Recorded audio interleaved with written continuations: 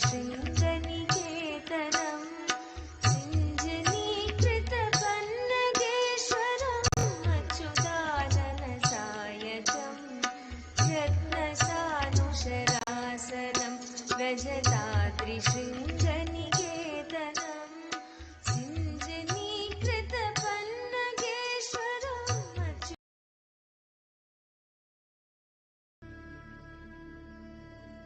The whole Arunachala hill, all the plants, bush, shrubs, trees, everything.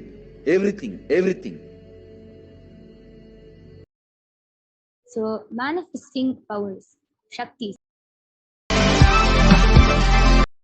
Literally. I request you to unmute yourself, Ma.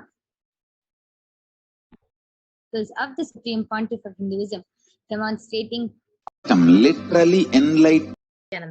So we'll be entering into the manifestation of the power, ready to manifest the extraordinary Shaktis.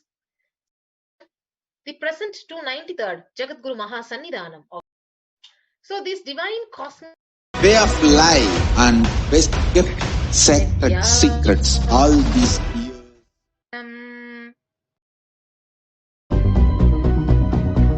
Enlightenment, power manifestation, Paramashiva, everything serve to you without you even moving up. Diksha and Darshan of Bhava.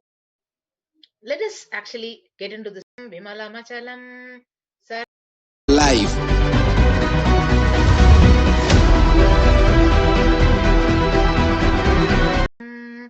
Tattvamasyadilaksham ekam nityam vimalamachalam sarvadi sakshi bhutam bhavatitam trigunarahitam sadgurum tam namami. Nithyanandam. So welcome you all for this beautiful Bhagavan Lingodbhava Darshan on this most auspicious day. So let us actually get into this program where Bhagavan Lingodbhava is going to be manifesting through the Supreme Pontiff of Hinduism, Jagadguru Mahasannidhanam, His Divine Holiness Bhagavan Nithyananda Paramashivam. So what are we going to learn today in this program is, who is Bhagavan Lingodbhava? The happening of Lingodbhava. What does Bhagavan Lingodbhava signify? Powerful cognitions to empower yourself. Diksha and Darshan of Bhagavan Lingodbhava, manifesting through the Supreme Pontiff, Jagadguru Mahasannidhanam, His Divine Holiness Bhagavan Nithyananda Paramashivam. Yes. So how will you achieve it? By listening, by internalizing, by manifesting the powerful cognitions, and through Diksha and Darshan. So before we get ready to receive the Darshan, we are going to be having a beautiful introduction to who is Bhagavan Lingodbhava. So Lingodbhava is the incarnation of Paramashiva as a light shaft happened to liberate Brahma and Vishnu from the delusion. Mahadeva, Bhagavan Paramashiva, appeared in front of Vishnu and Brahma, gave darshan to both of them and removed their ego, blessed both of them and revealed the ultimate truth.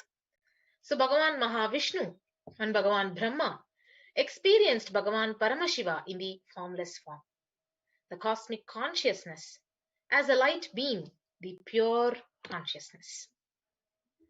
So the place, the happening of Lingodbhava, the place where this exactly happened is the Arunachala. So this is the Avatara Kshetra of the Supreme Pontiff of Hinduism and the Tiruvannamalai, the Arunachala. So today we are going to be having the most auspicious darshan.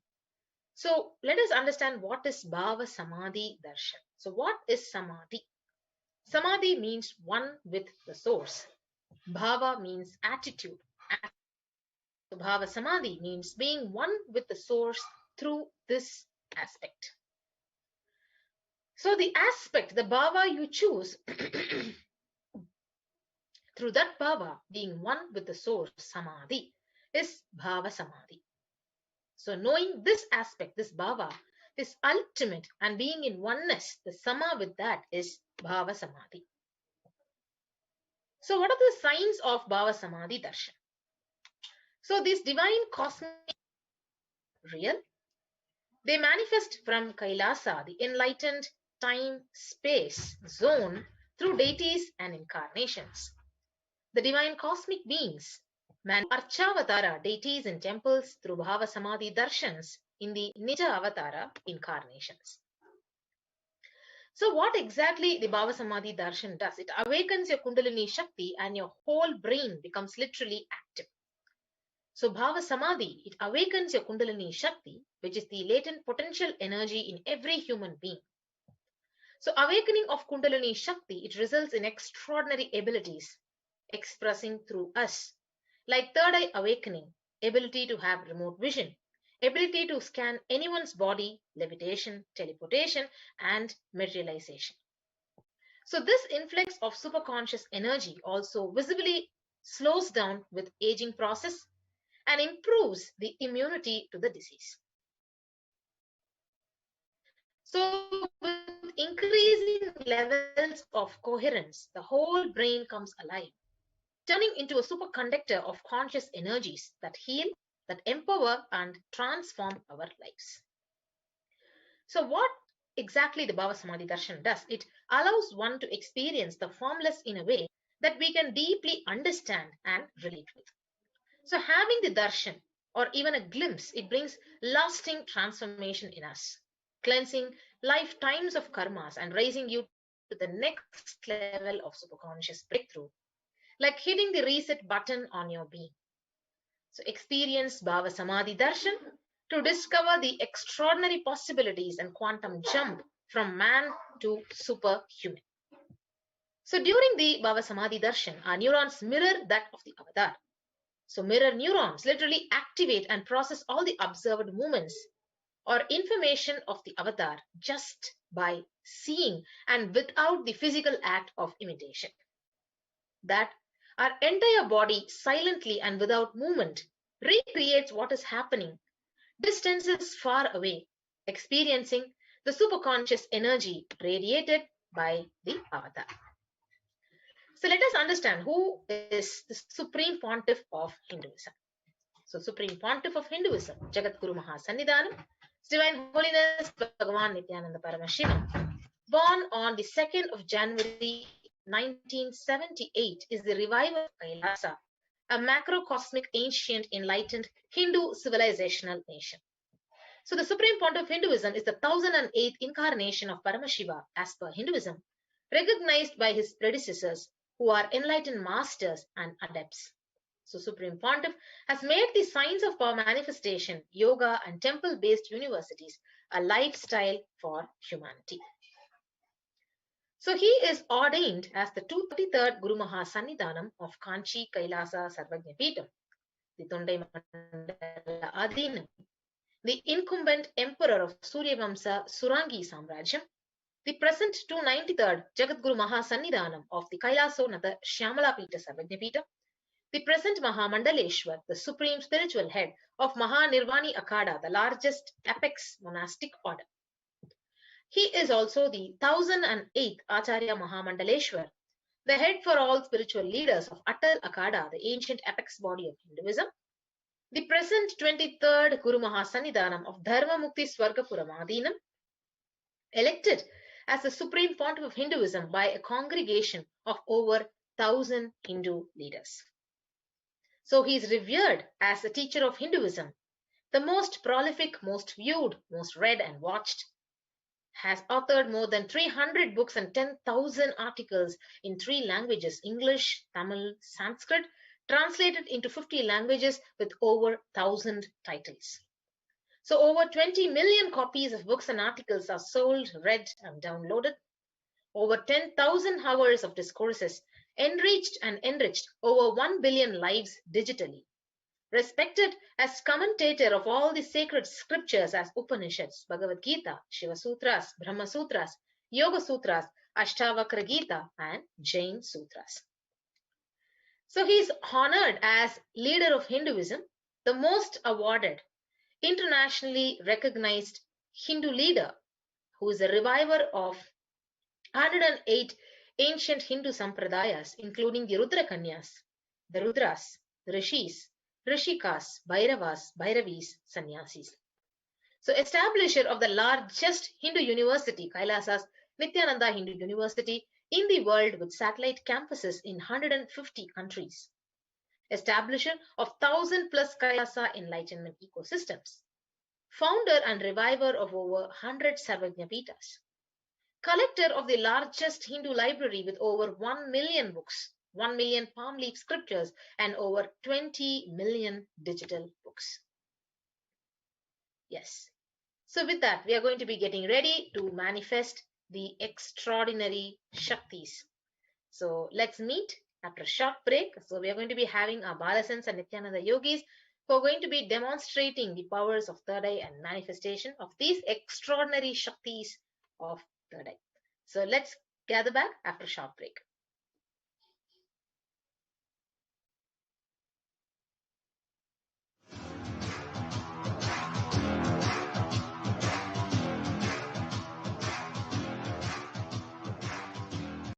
About life, we can help you with everything. Powers of third eye and powers of third eye. Today, And demonstration of the power. yes. Yes. Thank you so much, Ma. Today, all of you will be witnessing the Balasans, the Nithyananda Yogis, the initiated disciples of the Supreme Pontiff of Hinduism, demonstrating all the different various powers of third eye and sharing with all the experiences and the results of the extraordinary manifestation of the divine Shaktis being awakened in us through Diksha, initiation.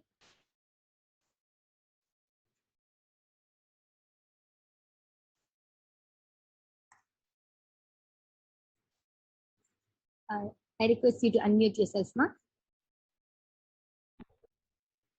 So in today's Bhava Samadhi Darshan, so all of us will be receiving the initiation into third eye awakening and various other powers with the blessings of the grace of Supreme Pontiff of Hinduism. And we will be manifesting the following powers. The power of third eye, seeing with your eyes blindfolded. Third eye is a cosmic browsing center located between your brows, which upon initiation, one can effortlessly express these powers and see through third eye just as how you would see with your two eyes.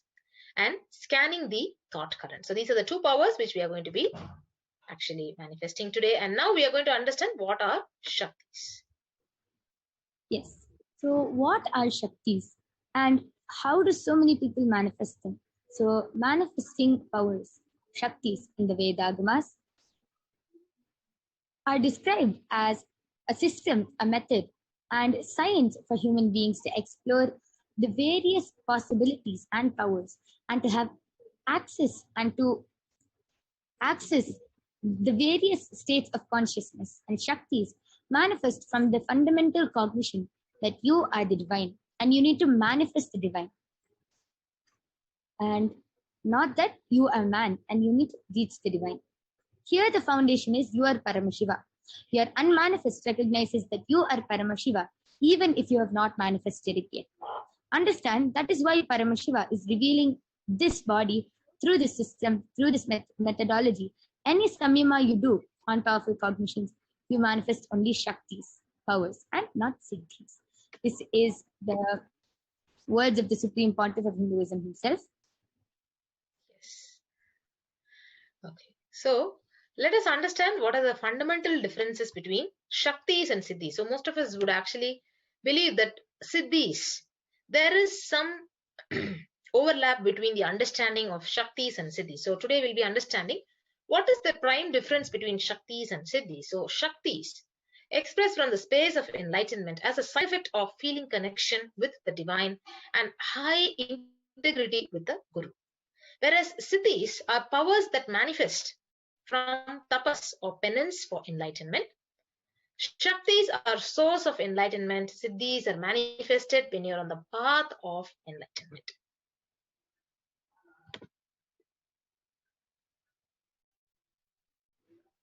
And Shaktis manifest through ordinary human beings in extraordinary ways after the initiation from the avatar. And Shaktis are permanent. So these whereas are not permanent and may divert you from enlightenment. So who is the source of all these Shaktis? Where do these Shaktis come from? Who is the source of this?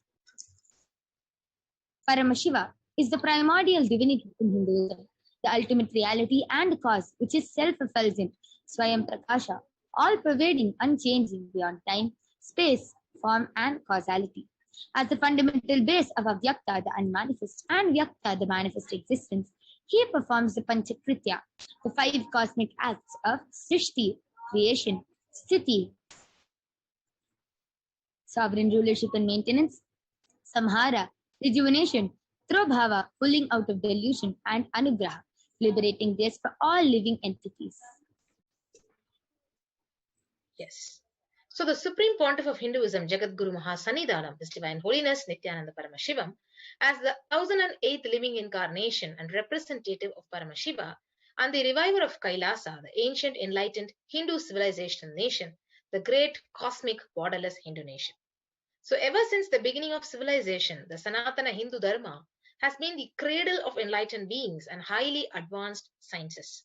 So it was where the science of enlightenment and Shaktis, powers, was lived and taught as a lifestyle. So for the first time in the modern day, Supreme Pontiff is reviving these yogic sciences and transmitting it to the world at a record-breaking, never accomplished before.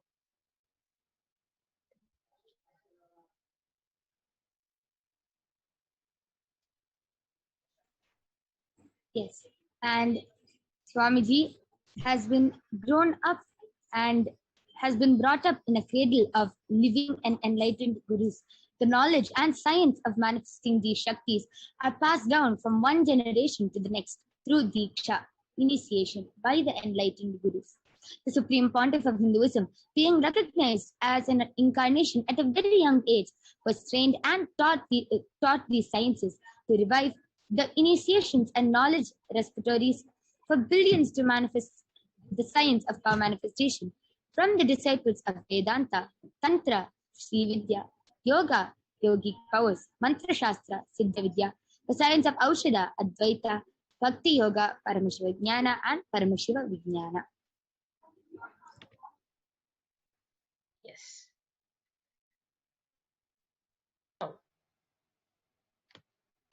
How do we awaken the divine Shaktis in us?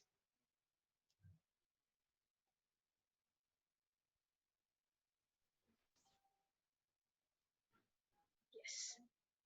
So every jnana, yes ma, go ahead. Every ultimate truth, jnana, mapped into your consciousness, prajna, manifests as a possibility and a power of every being, prajnana.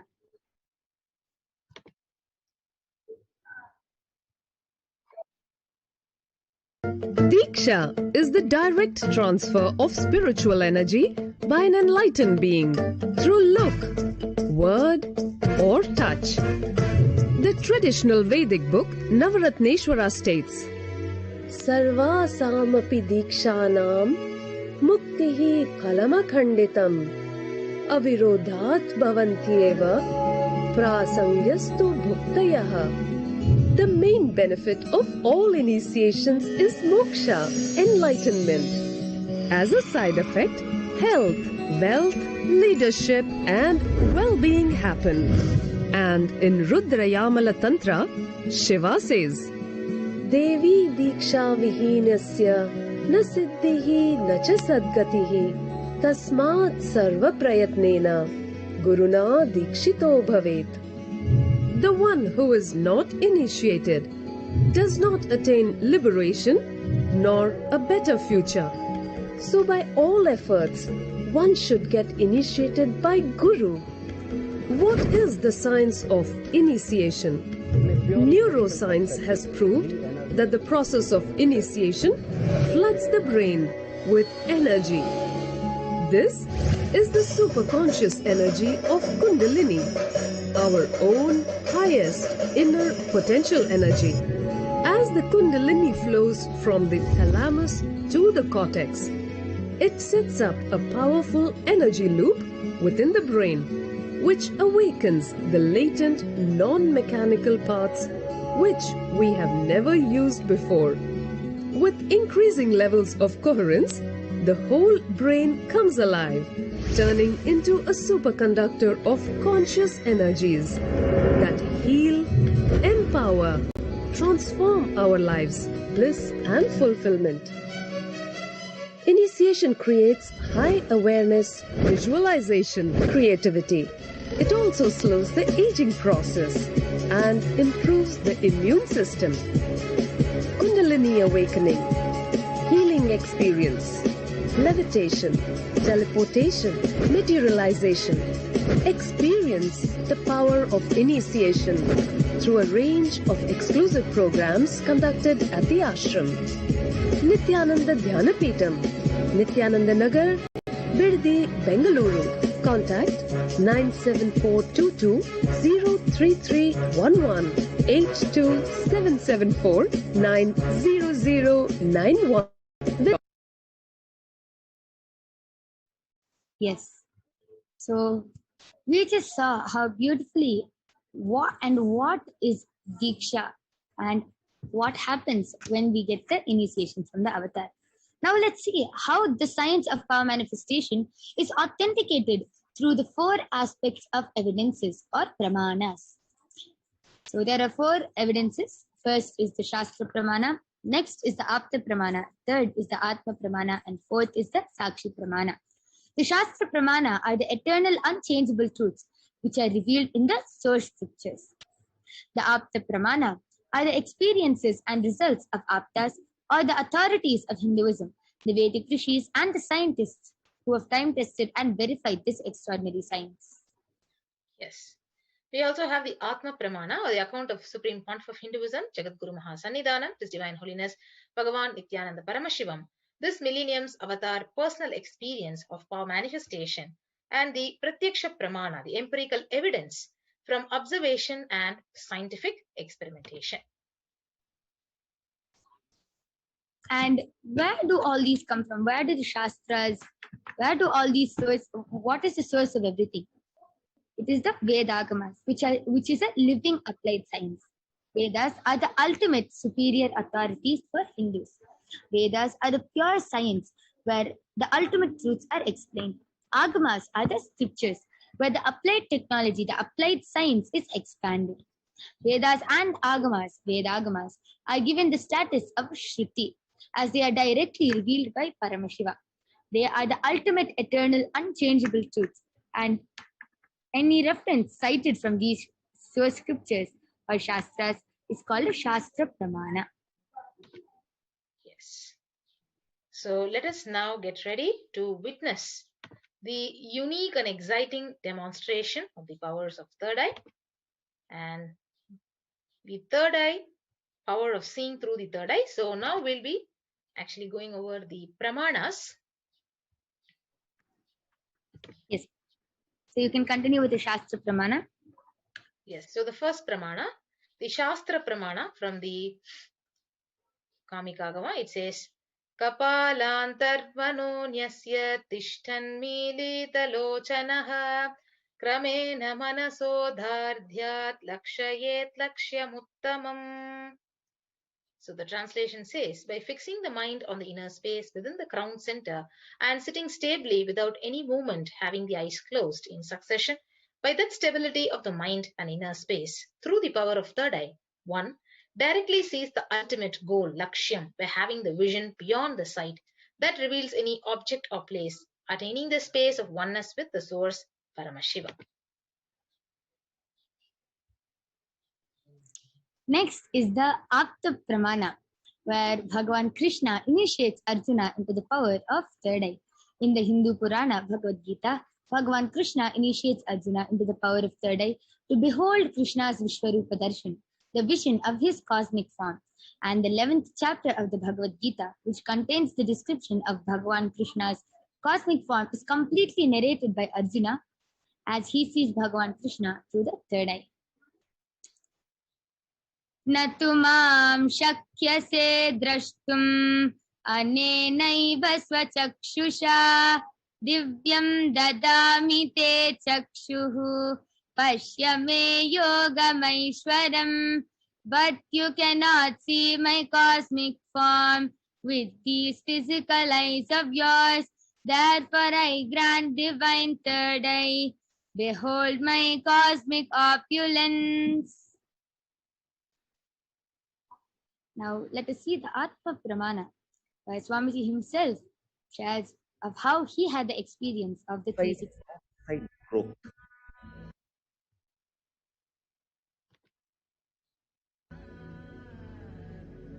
The first experience is that I was able to see everything around me, above me, the whole 360 degree, 10 direction, below me, everything. I realized not only I was able to see, I was able to feel, experience. I felt that the skin of sitting on the skin of this body both carry me equally. In both I exist equally. The setting sun, rising moon, the whole Arunachala hill, all the plants, bush, shrubs, trees, everything, everything, everything. Just became so alive. The idea, something is inside.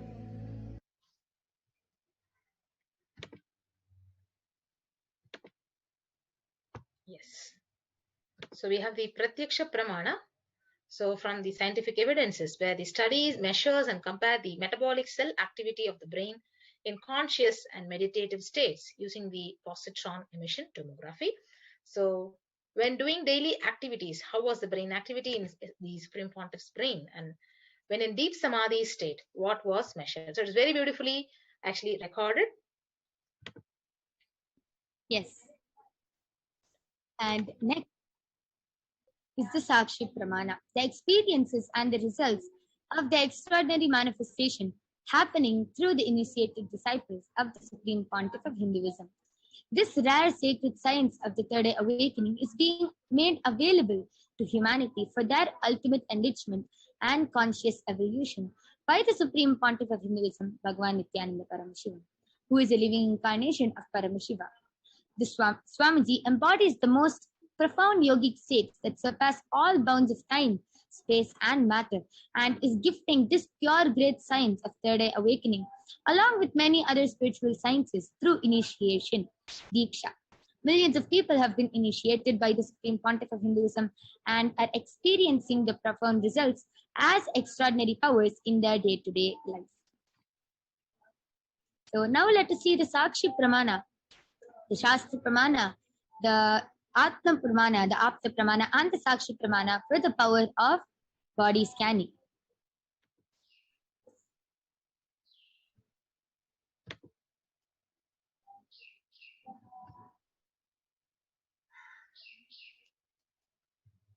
So we'll be moving on to the next power in a few minutes after a short break.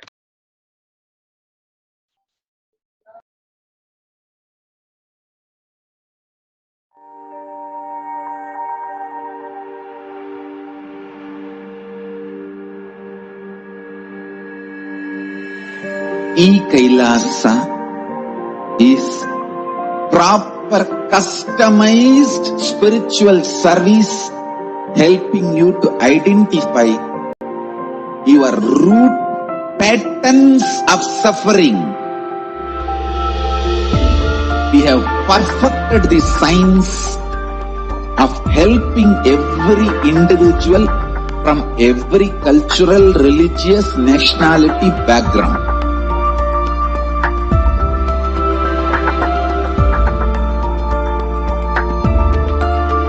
have lowest reactionary assumptions, highest awakened response, alive response for life continuous.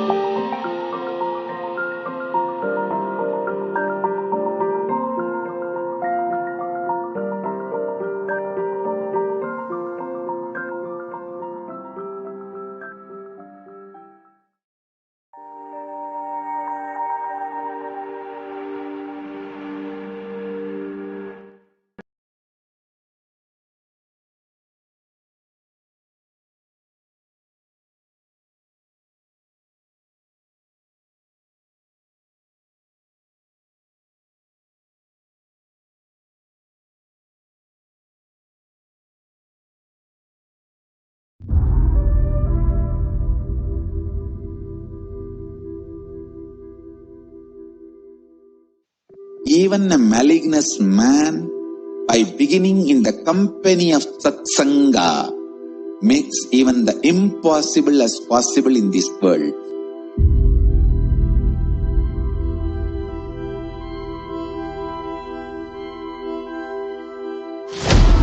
Kailasa is the message from Paramashiva to have superconscious breakthrough.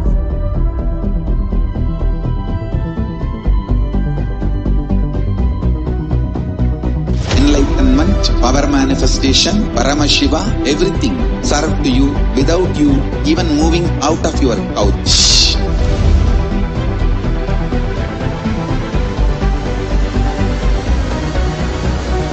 We have perfected the science of helping every individual from every cultural, religious, nationality background.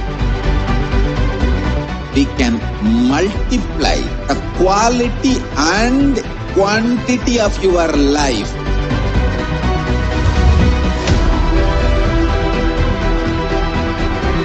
The most ancient, best way of life and best kept sacred secrets all these years handed over only from guru to disciple, guru to disciple, guru to disciple. Secrets kept inside the Siddha Paramparas, Siddha tradition.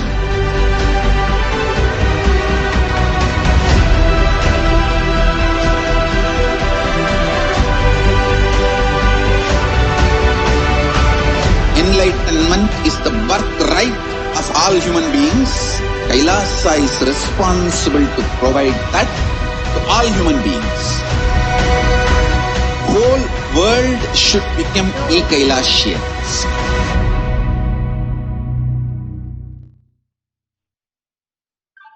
Yes. So now let's enter into the next power, and we'll be actually understanding the various pramanas of the power of body scanning before we get into the power manifestation. Yes. So the Shastra Pramana, the scriptural reference for the power of body scanning, is from the Vijnana Bhairava Tantra. Swadehe jagato vapi sukshma sukshmatarani cha tattvani yani nilayam dhyatvante vyajyate para. Bhagavan Paramashiva beautifully says, cognize deeply that from the subtle to the subtlest constitutive principles of your whole body, Swadeha, or of the whole universe, simultaneously consist of the essential reality. They are being absorbed in their source cause, Paramashiva. By the experience of such restful awareness, one becomes complete from all thoughts, and the ultimate universal divine power, Paradevi, Adi Shakti, is revealed, and the supreme power manifestation happens.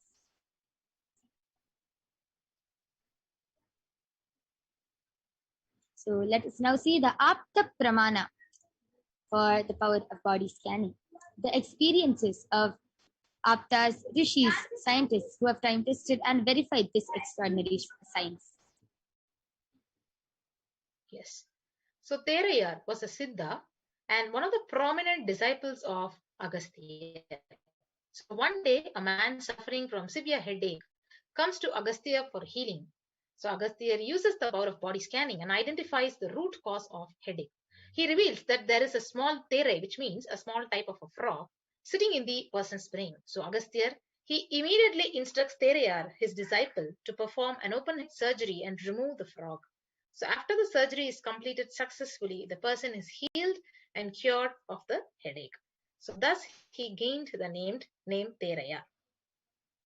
And it's not only so amazing that they were able to manifest the power of body scanning. Remember that this is like God knows, maybe 5,000 years ago, and Teriyar was able to successfully do the open head surgery for the man, and the man was completely cured from that permanently, and he never got that headache again. And think this was 5,000 years ago, and our ancestors have been able to do this have been able to manifest this extraordinary science. Next, let's see the Atma Pramana, the accounts of the Supreme Pontiff of Hinduism, who has time-tested and authenticated this science. On the 22nd of December 2019, the Supreme Pontiff of Hinduism revealed how he used the power of body scanning. Paraphrasing Swamiji's words, only when I had a multiple compound hand fracture, I was forced to go for surgery and therefore for medical checkups related to that. At that time, they detected heavy metal quantity in different organs of mine, and it was revealed that I had been poisoned without our knowledge. I immediately used diagnostic methods instead of medical facilities to study the body condition due to the poisoning. Through body scanning, I found out what the problems, imbalances had happened, and where the balances had to be done. I used allopathy as a second opinion to just verify my findings. So you can see how beautifully Swamiji has manifested the power of Shushada, going beyond pain, and the power of body scanning, where Swamiji scanned his body and was able to see where the imbalances had happened.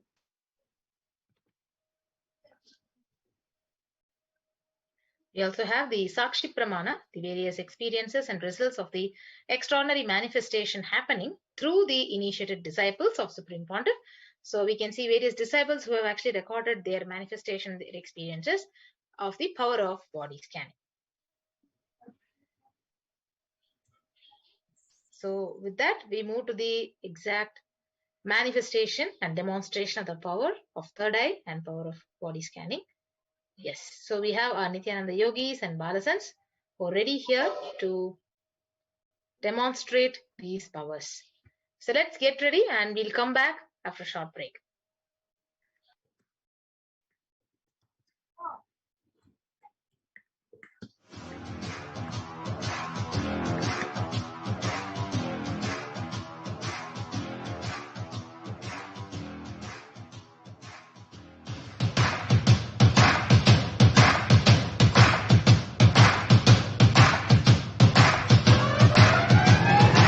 I welcome all of you, the whole world, to come and celebrate, enjoy not only the enlightenment ecosystem, the beauty of how it is getting revived.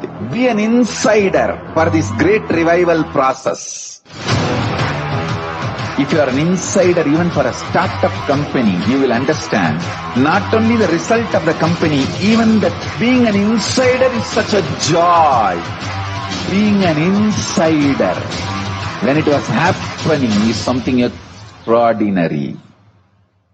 So, I welcome all of you to come and be part of an insider of this revival of Kailasa, the enlightenment ecosystem, sovereign order of Kailasa, Kailasa nation itself. I request and welcome, invite all of you to become e-Kailasian, get your free passport and make billions receive this free passport.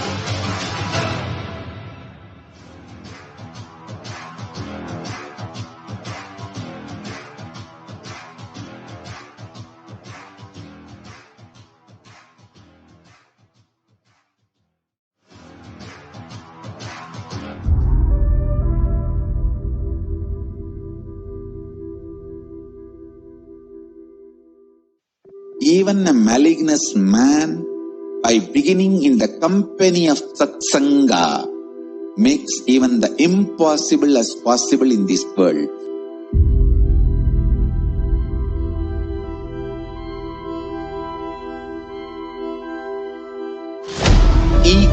Kailasa is the message from Paramashiva to have superconscious breakthrough.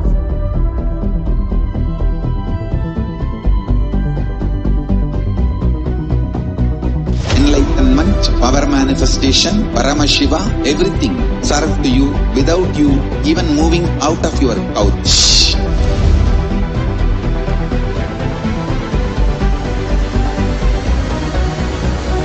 We have perfected the science of helping every individual from every cultural, religious, nationality background. We can multiply the quality and quantity of your life.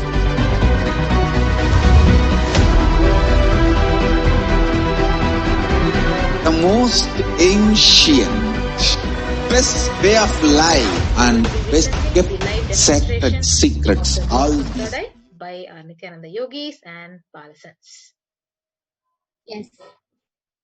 Yes. Thank you, Ma. And Nithyanandam, welcome all of you back for this extraordinary manifestation of the power of third eye. Now you will be witnessing the extraordinary manifestation of the power of blindfold reading. So along with me here, I have Manitya Kaladharananda and Manitya Virijananda.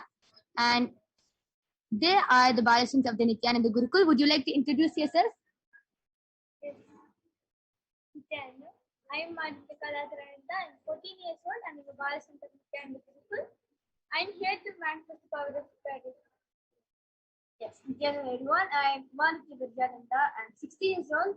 And I'm here to manifest the demonstrate the power of the life for all. Yes, amazing. And along with me here, I have two eye bands, as all of you can see. In front is a complete opaque sheet, and behind is a thick sponge with two holes where the eyes can comfortably fit. And there is sponge covering from all around. And this is an ophthalmologist certified eye band, tested by one of the top 10 hospitals of India, and no light can pass through this. This is actually used for people who have insomnia and find it hard to sleep. So it is completely proven that no light can enter through these eye bands, even with your eyes open. So this is the eye band that we'll be placing on Ma Virija's and Ma Kaladhara's eyes.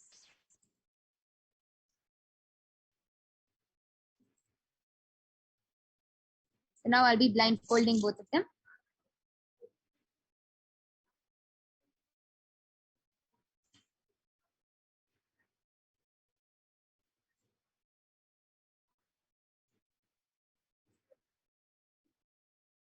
Yes, are you comfortable, Ma Virija? Yeah.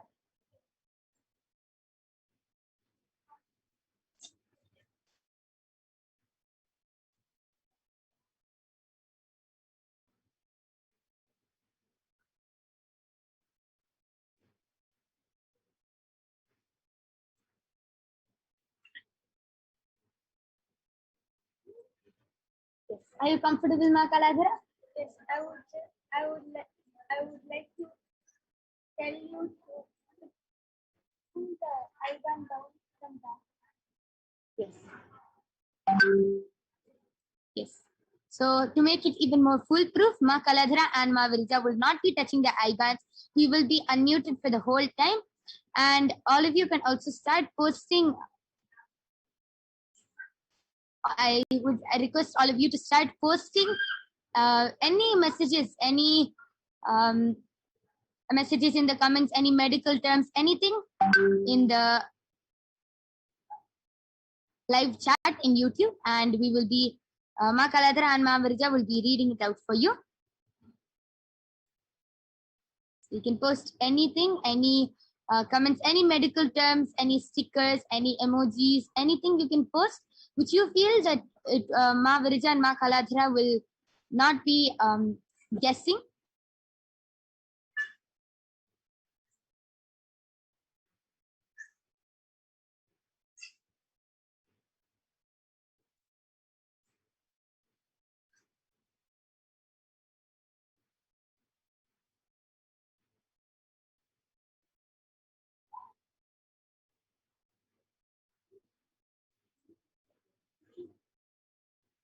Yes. Yes. So I request the NTV operator to kindly project the comments, the YouTube comments also on the screen.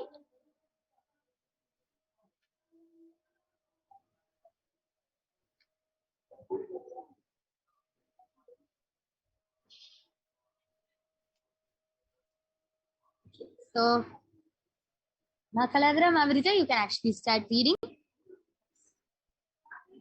Antariksha Ananda has posted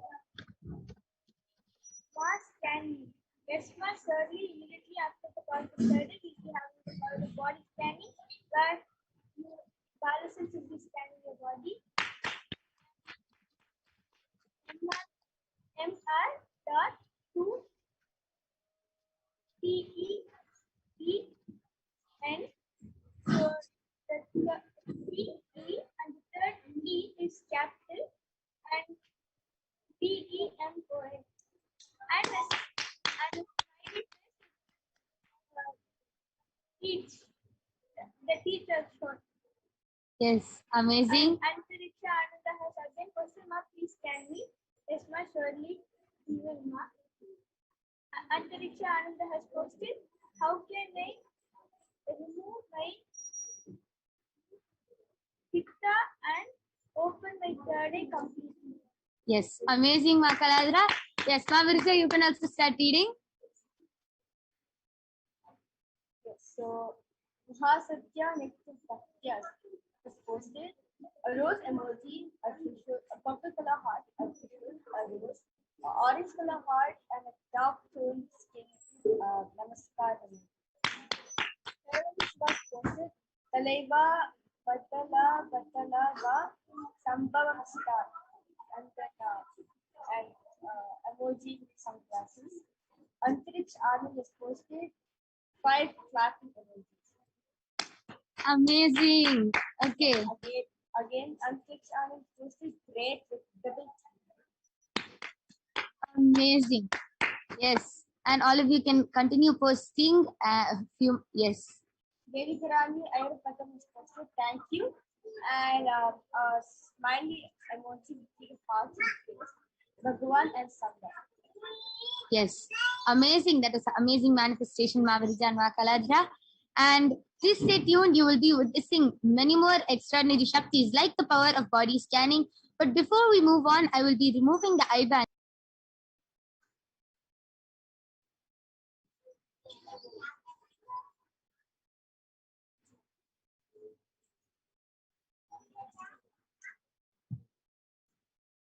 Yes. So you can see that the IBAN is intact and is the same. There's no difference.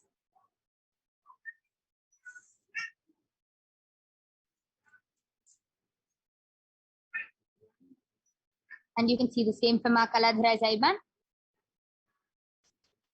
Yes. So now all of you can start posting comments for body scanning, and we will be having many more Balasins and the Nithyananda Yogis of Kailasa joining us and doing this scanning for all of you. So we'll be joining after, we'll be moving on to the next power after a short break.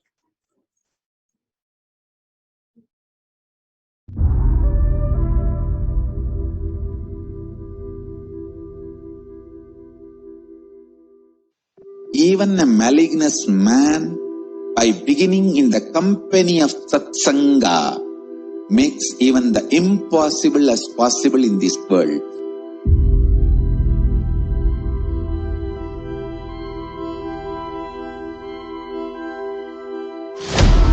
Kailasa is the message from Paramashiva to have superconscious breakthrough.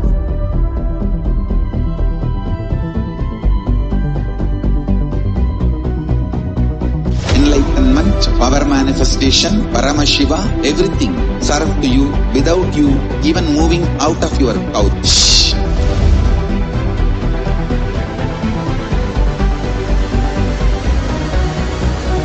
We have perfected the science of helping every individual from every cultural, religious, nationality background. We can multiply the quality and quantity of your life.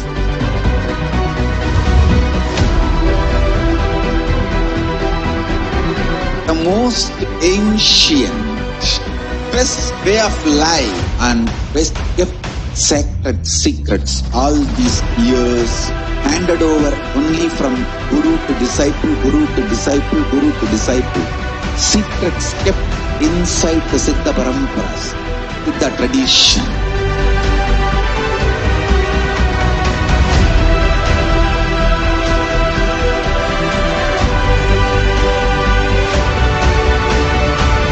Enlightenment is the birthright of all human beings. Kailasa is responsible to provide that to all human beings. Whole world should become e-Kailasians.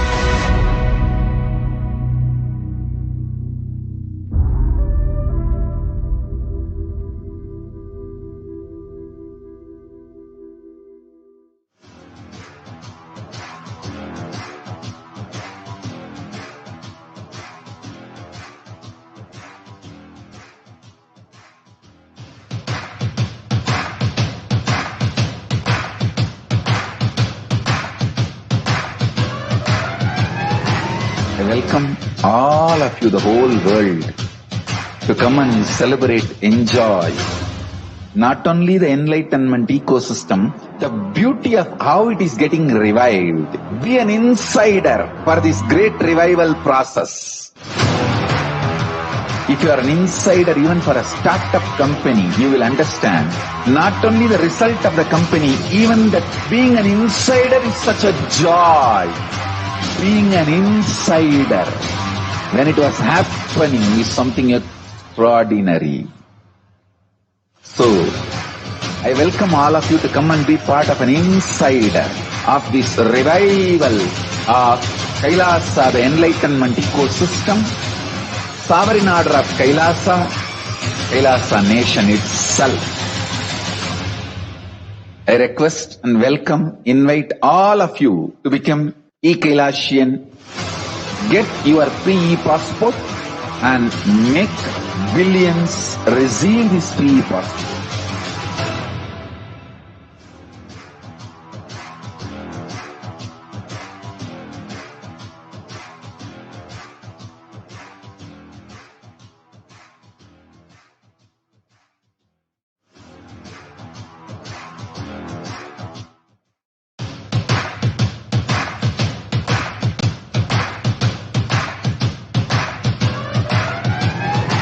I welcome all of you, the whole world, to come and celebrate, enjoy not only the enlightenment ecosystem, the beauty of how it is getting revived. Be an insider for this great revival process.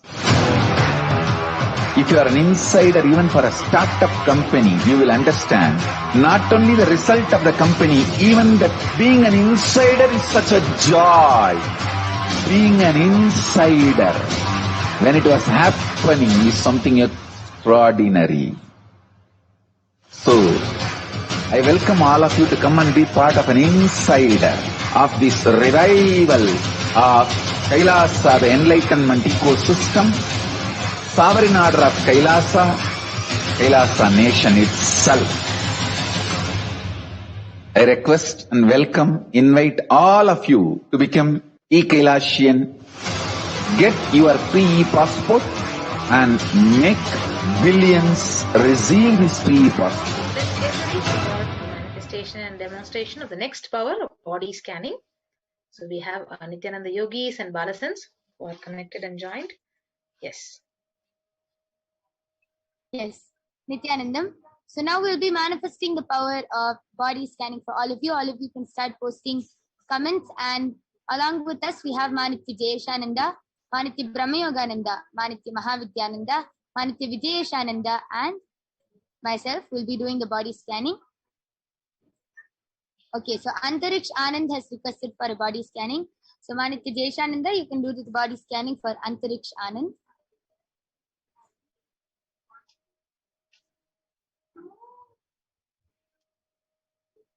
Okay, so Edson Monterio has also requested for a body scanning. So Manitya Brahmayogananda, you can do the body scanning for Edson Monterio.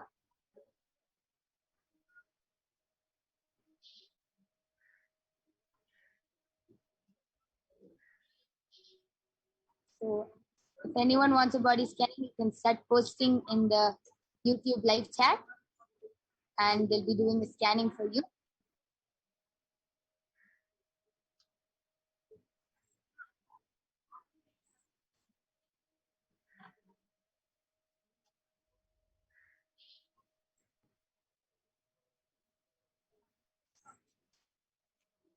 Okay, so Samantha Tatpurusha Shivashakti has requested for body scanning, and specifically she has also requested for a scanning for her thyroid disease. So Maniti Mahavidyananda, you can do the body scanning from Samantha Tatpurusha Shivashakti.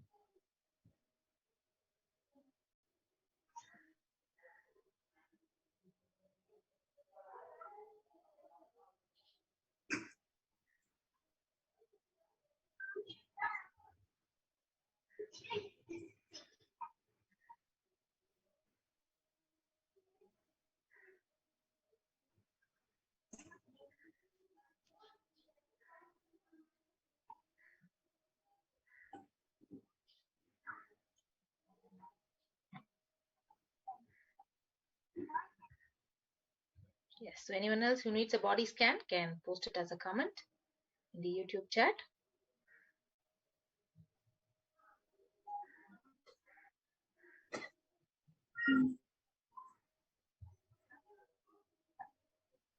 Yes, Maniti Jaishananda, are you ready?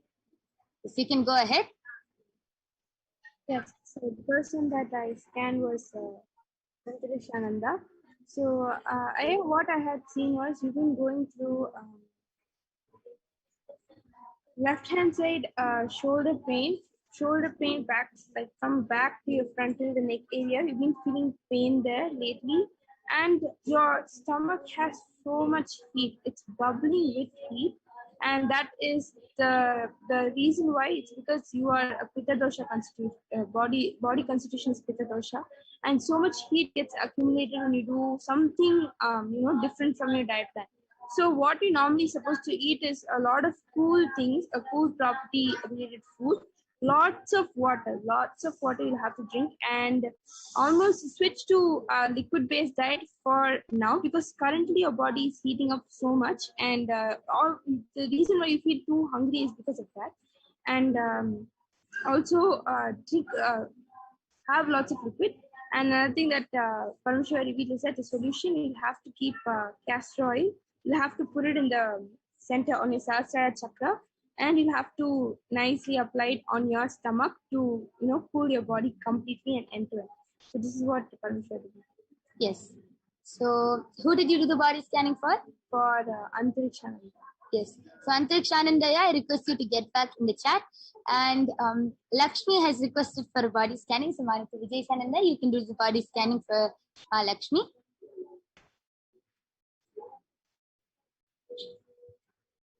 Yes. So Maniti Brahmayogananda, you can also go ahead. Yes. So I did the body scanning for. Okay, so Ma Brahmayogananda, Edson Monterio. I did the body scanning for Edson Monterio, and Edson Monterio, what Parameshwar revealed to me is that you're eating a lot of chemicalized food. The food which you're eating has a lot of chemicals in it, and just because of that, you're having on both sides of your stomach, it always hurts on both the sides of your stomach, and also the body always feels. Sorry to interrupt you. Antariksh Anandaya has gotten back to us telling, thank you, it was fully correct, thank you. Amazing, Manita Jaishananda. And so, Aya, Antariksh Anandaya, you can follow the solution which Paramashiva has revealed for you, and you will be completely healed of your problem. Yes. Madhuramayogananda, you can continue. Yes, so at Ontario, what Parameshwar revealed is they're having a lot of chemicalized food, and because of that, on both sides of your stomach, it hurts a lot, and also your body is feeling really stiff, and that's because your muscles are always stiff, and You don't feel active throughout the day. And all of this is happening only because of the food you're eating. The food you're eating has a lot of chemicals in it, and it's not healthy for you. This will also, if you continue to eat this, you will also see that you soon start becoming fat. So Paramashiva revealed that immediately to change the food you're eating, and also to heal the sickness and the pain you're having in your stomach, you should eat a lot of oranges. And also, Paramashiva revealed that you're having a lot of heat in your body. So for that, you should start wearing rudrakshas. At least one rudrakshmala should always be there on you. And this will really help you to heal and reduce the heat in your body. Yes.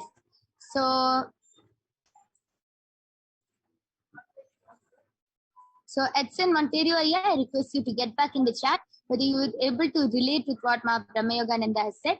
And yes, Ma Mahavidyananda, are you ready? Yes. So this is a body scan for Ma Samantha.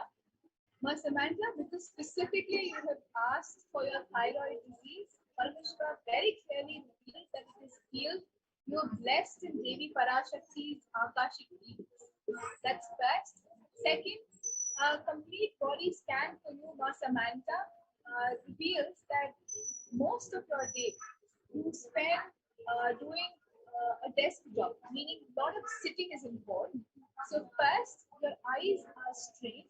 So please use an eye cup. If you don't have an eye cup, what all you need to do is take some water in your palms, in your hands like that, and have it in your hand. Have some water.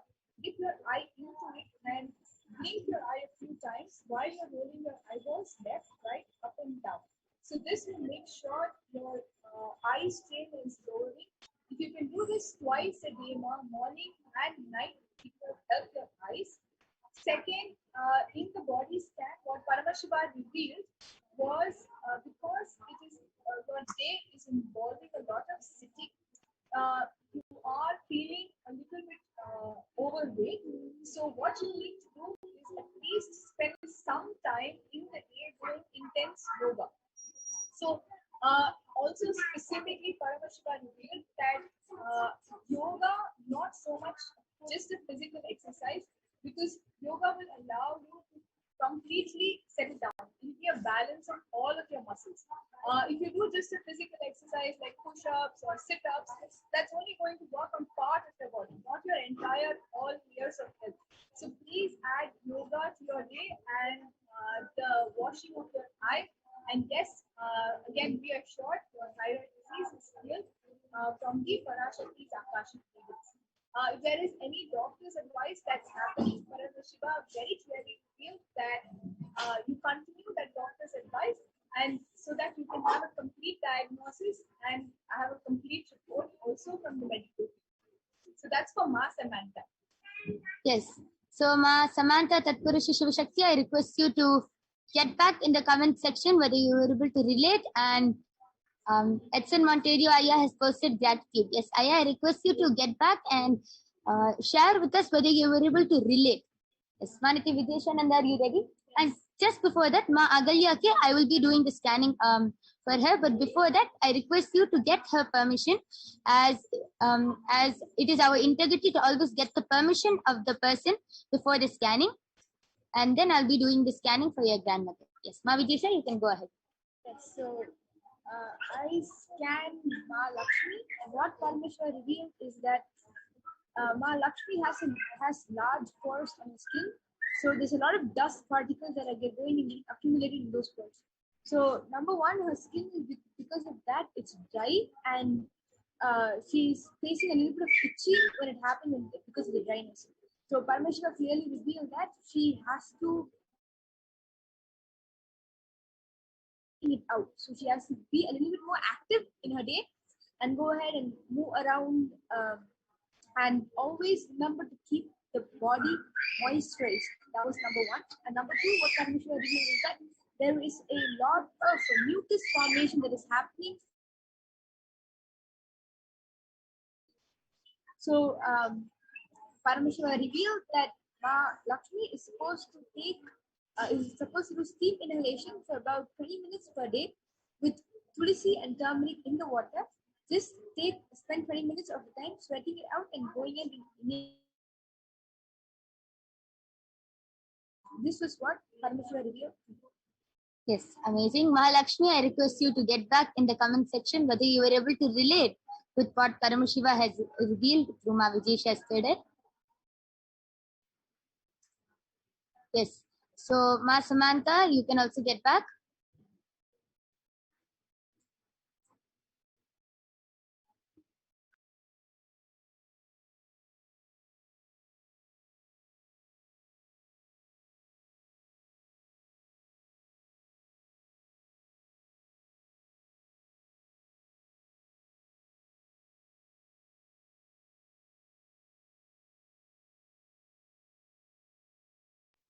Okay.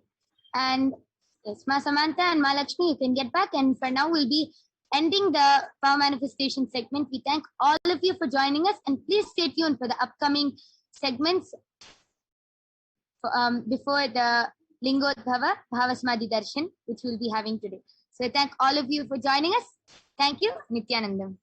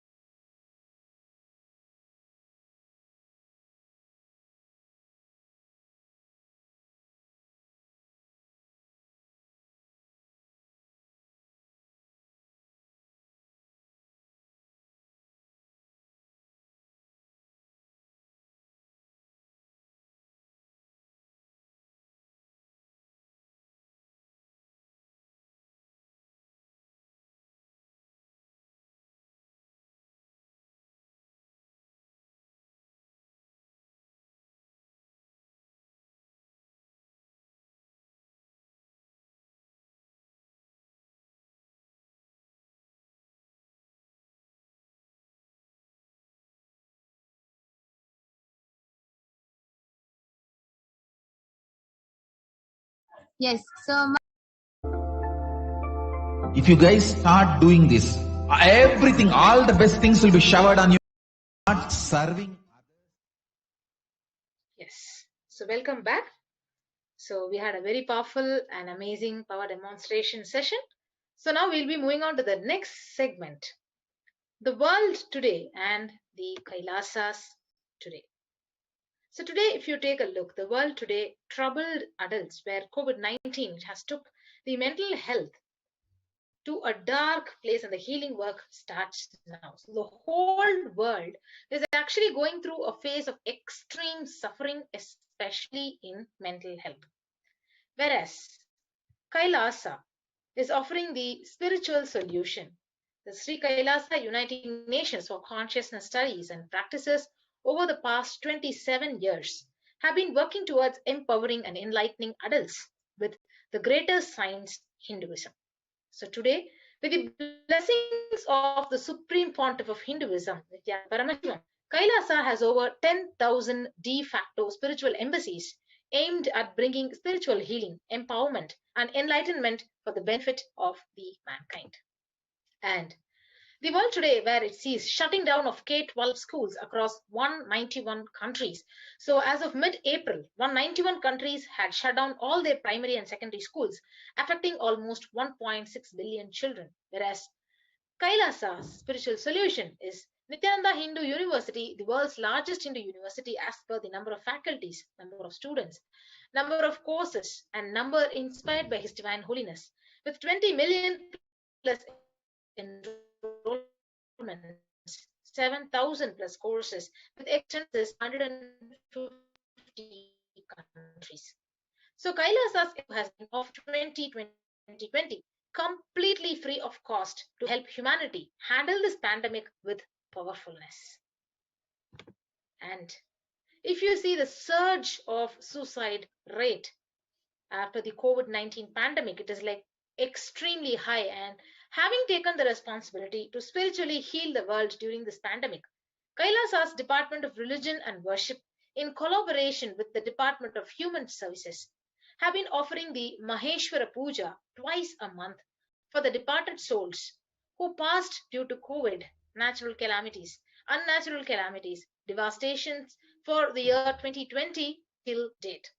So through the Maheshwara Puja, the departed souls are offered completion and liberation through sacred rituals offered at the feet of the 1008th living incarnation of Paramashiva, the supreme pot of Hinduism, Nithyananda Paramashivam.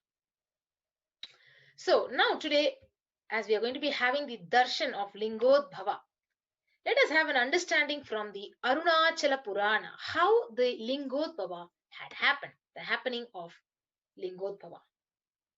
So Brahma is the creator. He is the creation principle. So he was created and manifested from the creation principle of Paramashiva. So Paramashiva's 5 heads, from one head, the creation principle manifests as Brahma, and from Brahma, the creation happens. Same way, Vishnu had manifested for maintenance.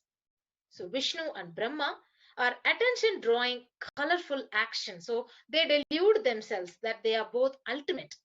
And between them, they start fighting as to who is greater. So Brahma represents knowledge and Vishnu represents wealth.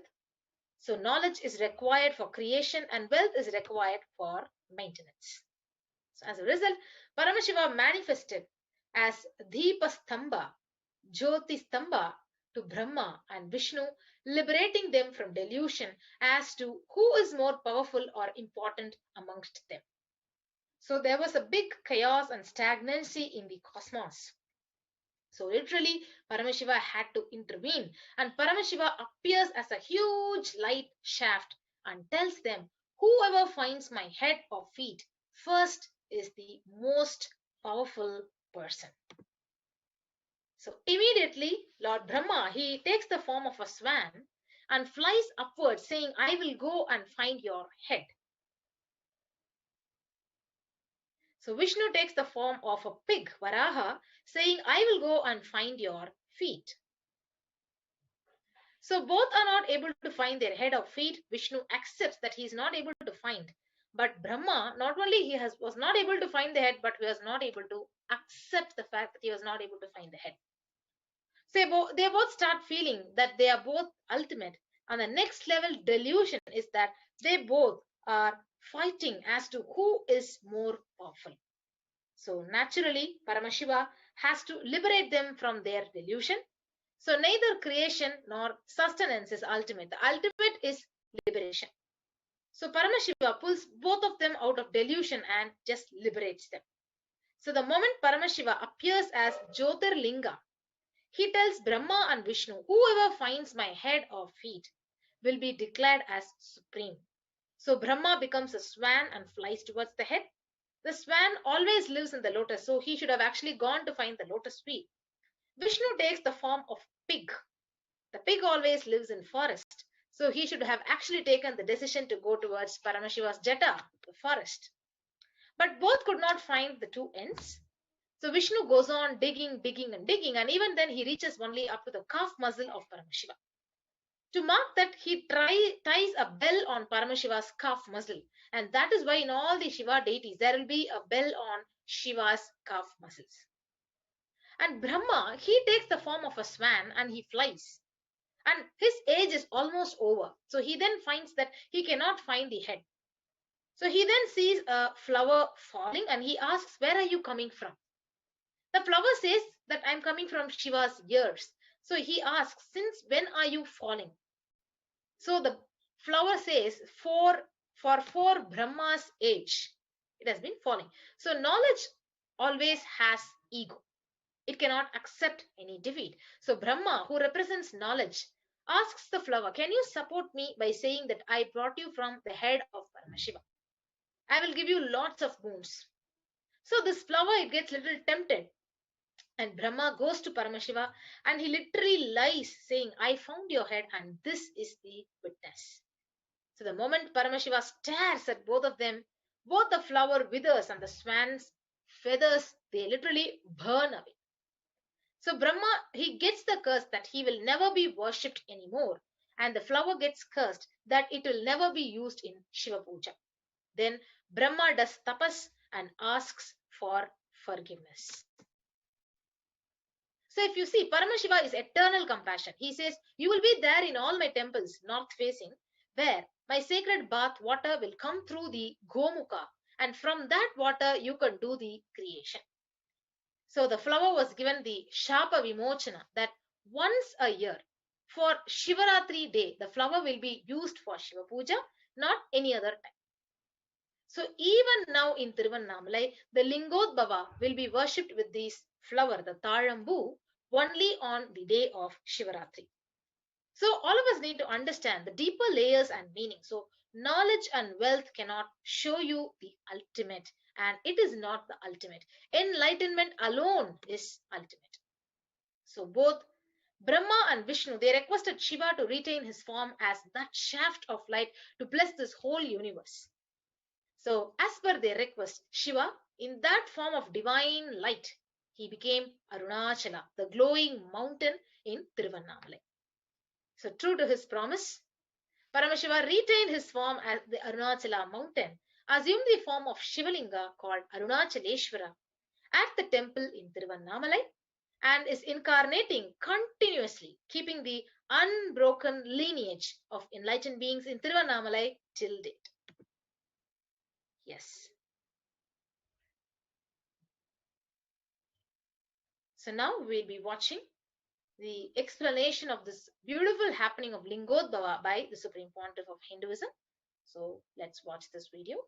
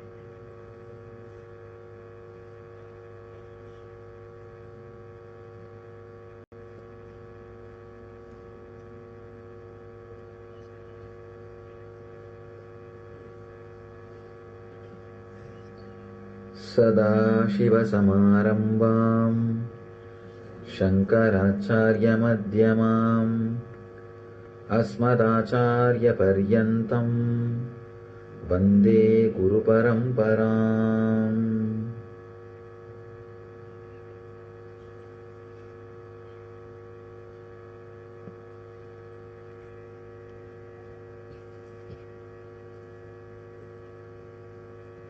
I welcome you all with my love and respects.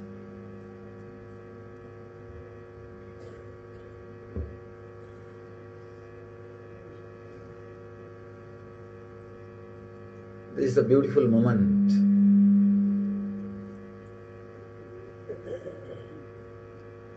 The auspicious Lingodbhava time, the time in which Mahadeva, Shiva, appeared in front of Vishnu and Brahma, gave darshan to both of them and removed their ego, blessed both of them and gave them the ultimate truth. This is the same moment, same time, the Ardha Jama. This is the same time Vishnu and Brahma experienced Mahadeva in the formless form, the cosmic consciousness.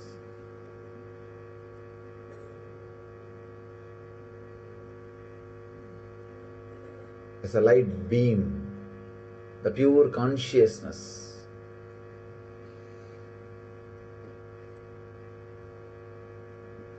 We need to understand the story a little deeply. Brahma is the representation of intellect, Saraswati's husband. Vishnu is the representation of money, Lakshmi's husband. Through this story, Brahma and Vishnu is not able to find Mahadeva, Shiva. An important truth is revealed. Money and intellect cannot find enlightenment.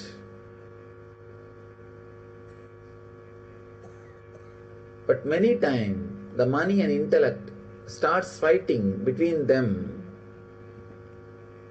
Who is great? From time immemorial, intellectuals and politicians were fighting. From time immemorial, people with wealth and people with intellect are constantly fighting. That fight is only represented through this story. That fight is only presented through this story. That Brahma and Vishnu started fighting. Who is big guy? Who is a great guy? Whether intellect or money. The problem is both of them don't understand an important fact. Both of them can't lead you to the ultimate truth or the ultimate happiness. If you know the story of Brahma and Vishnu seeking the Shiva's feet and the head, you will understand what I am saying. It's a beautiful story with a tremendous metaphysical meaning in it.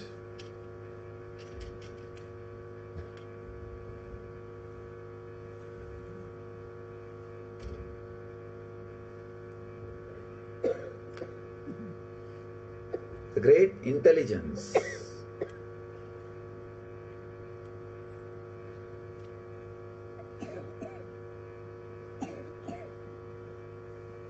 we need to understand this story a little deeply. Only then the true meaning of the story will be revealed to our being. The true meaning of the story will be understood. The story says Brahma and Vishnu were fighting with each other, trying to find who is big guy. Then suddenly Shiva appeared. Shiva said, any one of you try to find my feet or head. Whoever finds my feet or head will be declared as the greatest person. And Brahma tries to find the head. Vishnu tries to find the feet. Unfortunately, not only they were not able to find, they realized nobody can find. Vishnu, the moment he realized, he surrendered, and Shiva blessed him.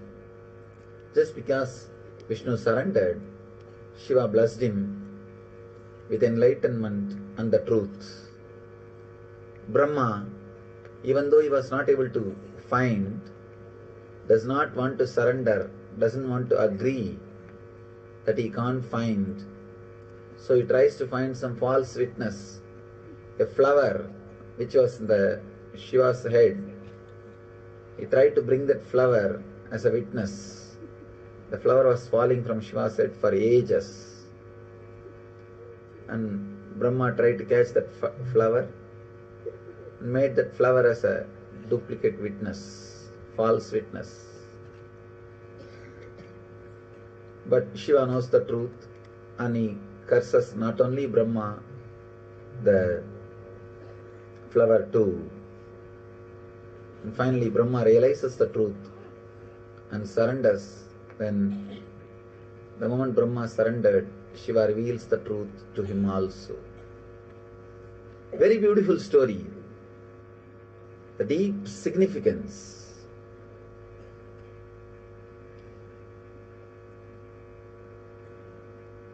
As I was telling, Brahma represents intellect. Vishnu represents money. Both of them constantly fight. Who's a big guy? Intellect and money.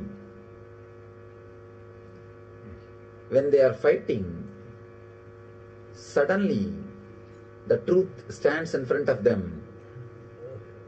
The life. Continuously, the intellect and money is fighting. Our ordinary life is nothing but the fight between intellect and money. Suddenly truth stands in front of us and tells the money and intellect, try to find my head or feet. Neither money nor intellect can find the beginning or end of life. Beginning or end of life cannot be controlled by intellect or money. Not only it cannot be controlled, it can't be altered, changed. When you can't do anything with your beginning and end, then you can't do anything in between also. Life is life. But neither the intellect nor the money is ready to surrender. Intellect tries to find the head. Brahma goes in the form of swan to find the head. Vishnu goes in the form of pig to find the feet. Both of them are trying their best. Vishnu goes. For ages he is digging. Finally he realizes the truth. He won't be successful. At one point, he just wants to mark the spot to which extent he travelled. He ties a bell. Still in all Shiva's murtis, Shiva's idols, you will see a bell near the calf. Near the calf muscle, you will see a bell that is tied by Vishnu. Vishnu was able to travel only to that distance. Whether in Nataraja or Dakshinamurti, in all Shiva Murtis, you will see that bell.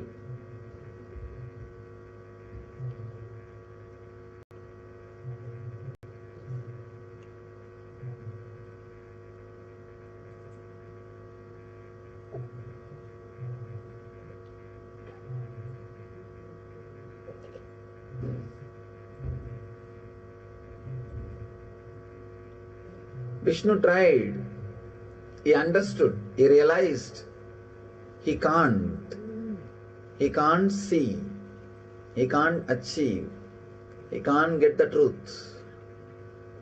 One important thing, truth is revealed in this. When you run behind the money to achieve the eternal happiness, Nithyananda, at one point you will realize the money can't give you that. That is what is meant by this line, by this story. Vishnu realizes he can't achieve, he can't find, he surrenders. If you travel, if you try to find through money, you will realize at one point it can't be achieved, you will surrender. The moment Vishnu surrendered, Shiva revealed the truth and gave him the ultimate experience. But Brahma, intellect, cannot surrender. That is the biggest problem. If you travel in the path of intellect and try to find the truth, not only you won't find, the big difficulty will be you will not be even having that humbleness to accept that you will not find or you have not found. You will not have that humbleness. You will not be able to surrender. You will not be able to relax. You will not be able to say that you have not found. Not only you won't be able to say you have not found, you will try to bring all false witnesses.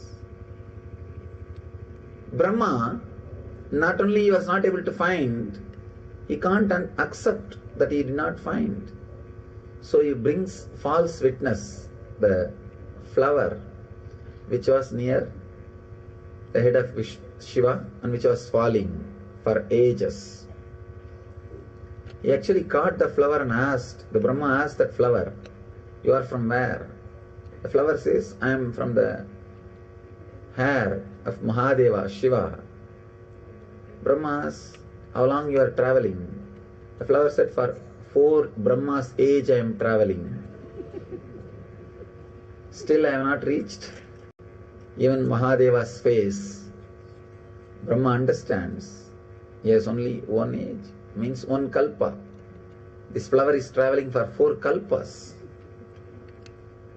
He understands he can't find, but he can't surrender.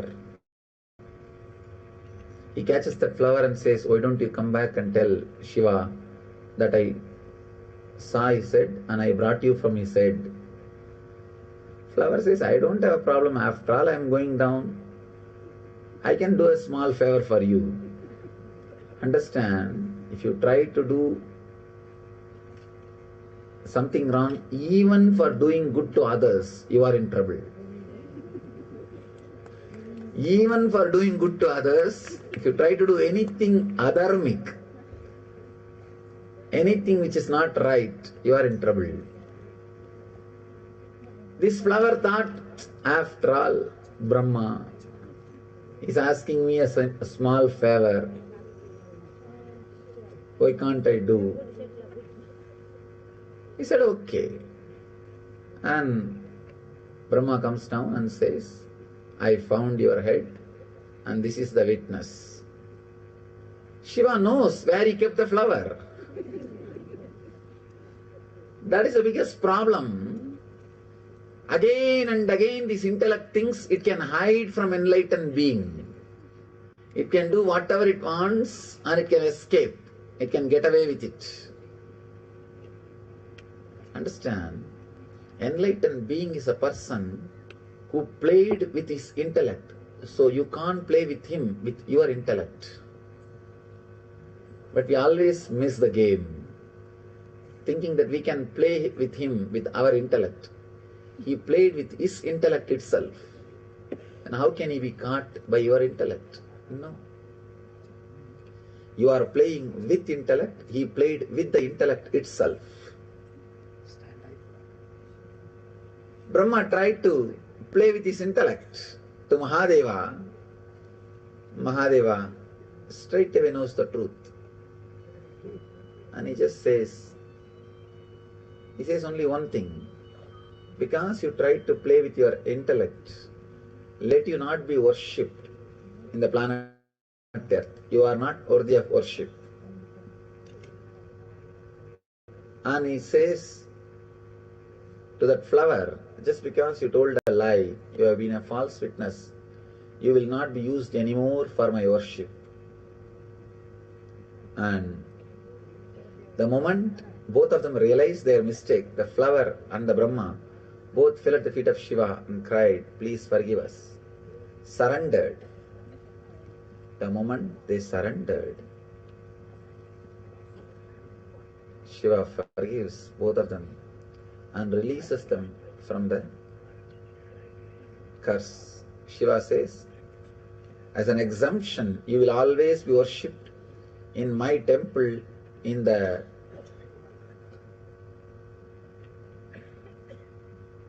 north side. In all Shiva temple, northern side, where the Tirtha, the holy water comes out, you will see Brahma's Murti standing there and continuously purifying himself by the Charanamrita, the holy water from Mahadeva's feet. The same way, the flower was also blessed. Mahadeva says, you will not be used for worship, but as an exemption, one day on Shivaratri day, you will be used for my worship. This is the very day Mahadeva expressed himself, appeared in front of Vishnu and Brahma and gave them enlightenment, the ultimate truth. This is the very day every year the same intense cosmic consciousness, intense Shiva energy falls on planet Earth, envelops the planet Earth, raises the whole collective consciousness of the planet Earth to a different frequency. You are all blessed to spend this beautiful time in the energy field, in the presence of an enlightened being. Do not waste your energy just running behind intellect or comfort. Intellect and comfort, both of them are utility in the life. It is needed for a certain level, but that is not life itself. Life is far beyond the currency and logic. Life is something to be intensely lived, loved, experienced beyond logic and currency. Vishnu represents the Mamakara, identity you carry within you and believe as you. Brahma represents the Ahankara, the identity which you project to the outer world.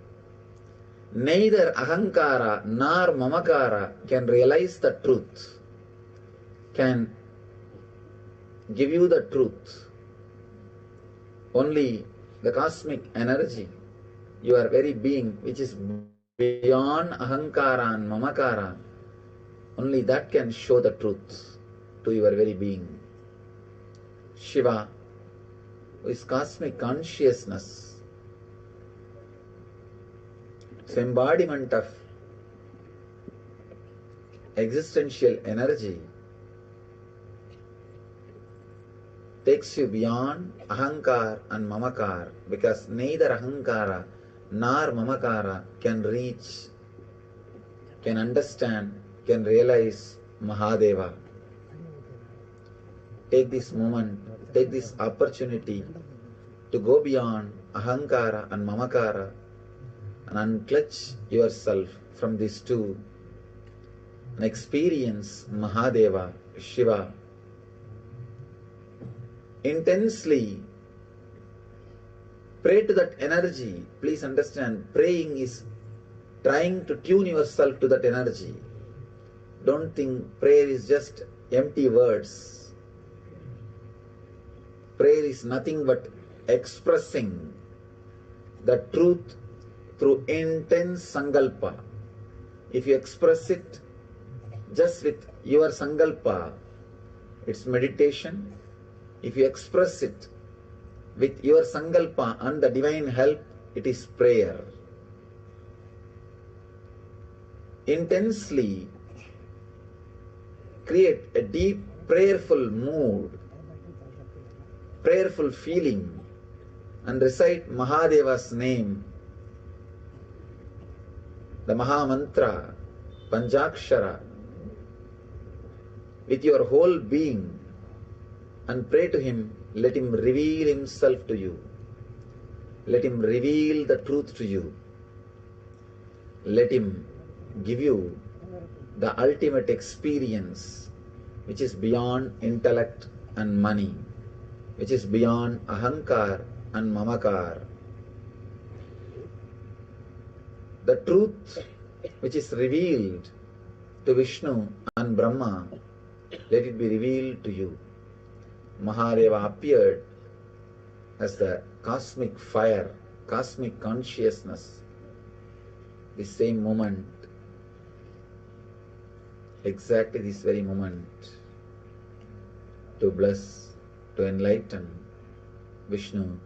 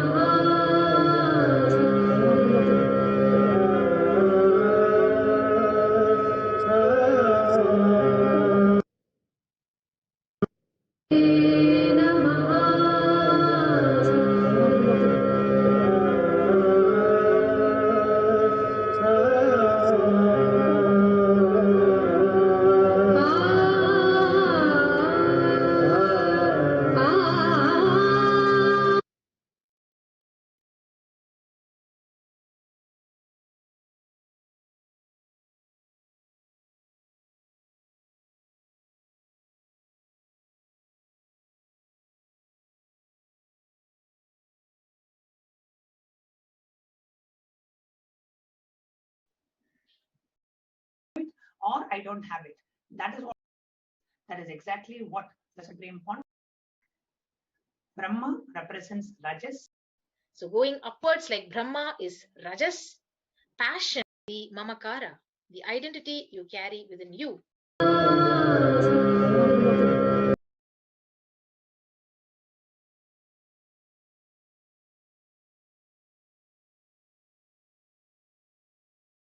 Takes you beyond Ahankara and Mamakara, because significance of this Lingodbhava story by the Supreme Pontiff of Hinduism. So Vishnu represents the Mamakara, the identity you carry within you and believe as you. Brahma represents the Ahamkara, the identity which you project to the outer world. Neither the Ahankara nor the Mamakara can realize the truth or give you the truth. So Paramashiva, who is the cosmic consciousness, is the embodiment of existential energy, takes you beyond Ahankara and Mamakara, because neither Ahankara nor Mamakara it can reach, understand and realize Mahadeva. So if you see, there is a great significance in this story. Takes you beyond Ahankara and Mamakara, because neither Ahankara nor Mamakara it can reach, understand and realize Mahadeva.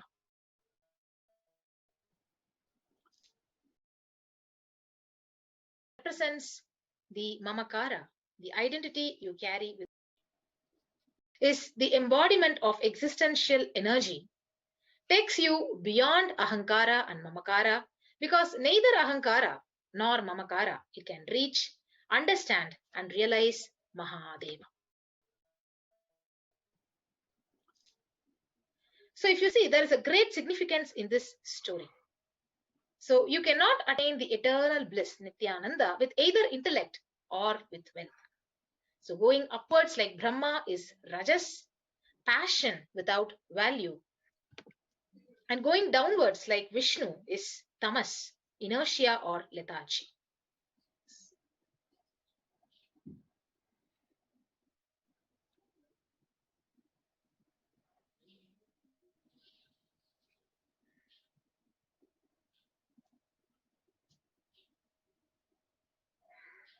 Ultimate truth or the ultimate bliss.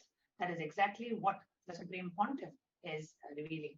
So here, the ultimate, when the Paramashiva manifested as Lingodbhava and again going to manifest today as Lingodbhava, he is telling us, teaching us, making us experience that neither intellect nor wealth can give us the ultimate experience.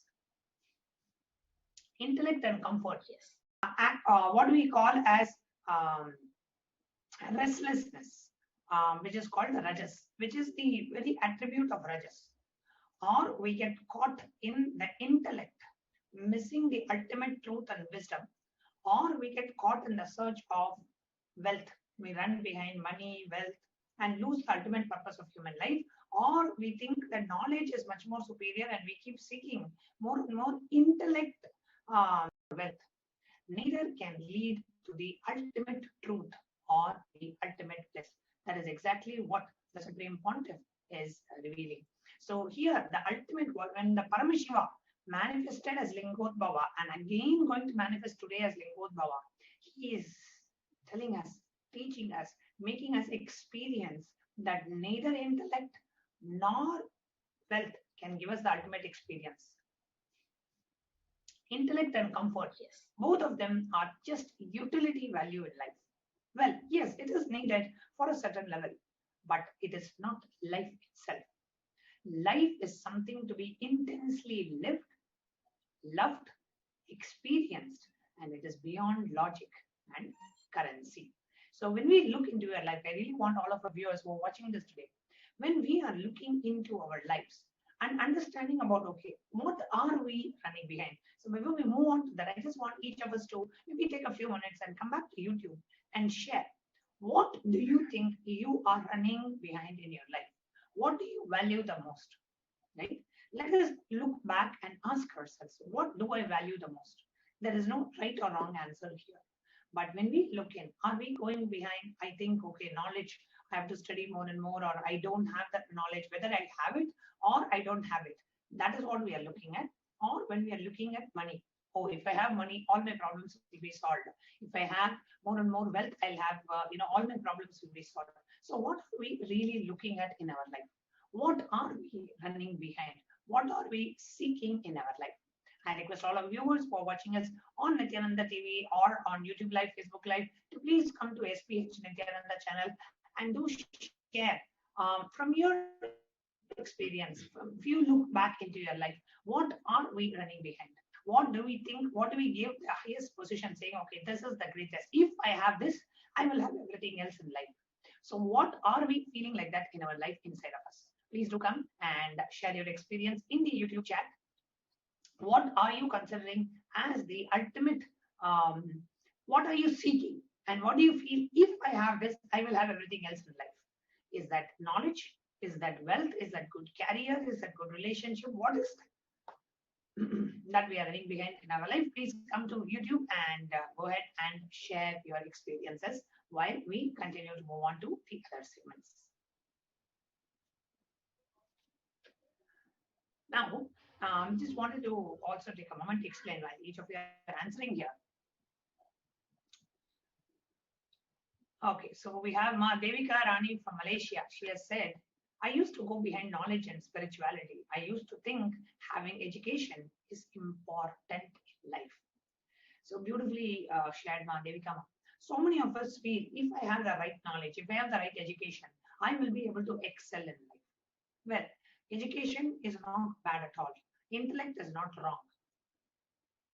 Yes, as you are saying, it is not the right context. See, education is not bad because all of us should get educated. We should have the right knowledge.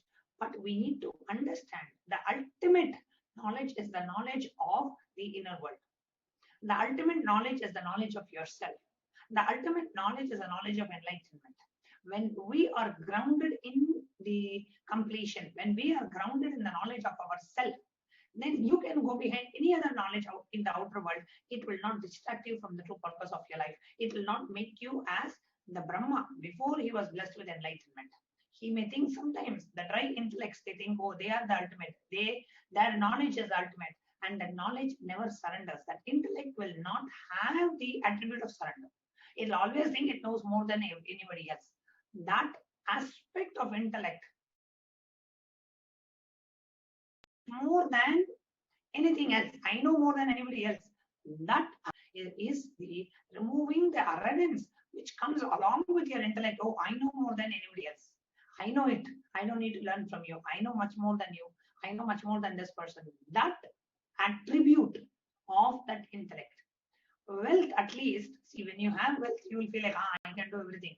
But suddenly when the wealth goes off, you have no other choice. Your foundation is collapsed. At that time, at least you will surrender.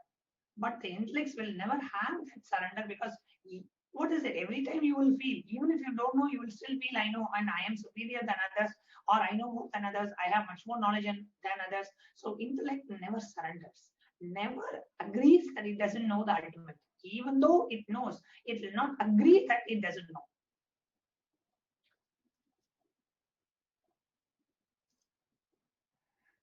So yes, there we come on. Beautifully you have answered. Practicing and embracing the lifestyle Bhagavan is offering daily is the most valuable, and that's the right knowledge that will awaken the ultimate wisdom in us. So beautifully explained. Yes. And we have YouTube, one of our participants asking, when can I join Kailasa? You can join Kailasa right away. And you can, all you have to go to do 90s Kids. I know what's your exact name, but you can go to the Kailasa website. You can go to kailasa.org/free-e-passport to join Kailasa and avail the free passport. And we have begun Chapagain saying, I was also used to believe that having a degree of electrical engineering, everyone will respect me. And you said you fooled yourself by thinking that the respect doesn't come from outside. The respect comes when we have respect for ourselves. So Bigyan Ji, you really need to look in and identify where you feel the self-doubt or self-hatred inside of you. When you complete that, you will realize nobody can give respect or disrespect you. You are beyond all of that. And really, if you attend the Paramashivoham program, it can really help you, where you will stop looking for respect from outside. You will start respecting yourself. That is the ultimate respect. Yes, Manoj Bala, Nithyananda, namaste. And Eva Anderson, thank you so much for your kind support and contribution to Kailasa. So thank you everyone. And if you have any more questions or insights on this aspect, this is the ultimate aspect that today Paramashiva is leading us through and giving us that experience that neither intellect nor the wealth is the ultimate for us. Yes, they are utility values in life. You can use them as utilities. Not that the intellect is not bad, wealth is not bad. But when you think that intellect alone is enough, wealth alone is enough, that is the highest and greatest, and you start worshipping something which is not the ultimate, that is when life teaches you and makes you realize. So the whole happening of Lingodbhava is the ultimate compassion of Paramashiva, when he makes us realize that neither intellect or wealth is ultimate. Enlightenment is the ultimate. So that is the very happening of Arunachala, and that very same happening is going to reoccur today in the very auspicious time of Pradosham. So that is why today the program timings are a little different, because the Darshan of Bhagavan Lingodbhava is going to happen during the Pradosham time today.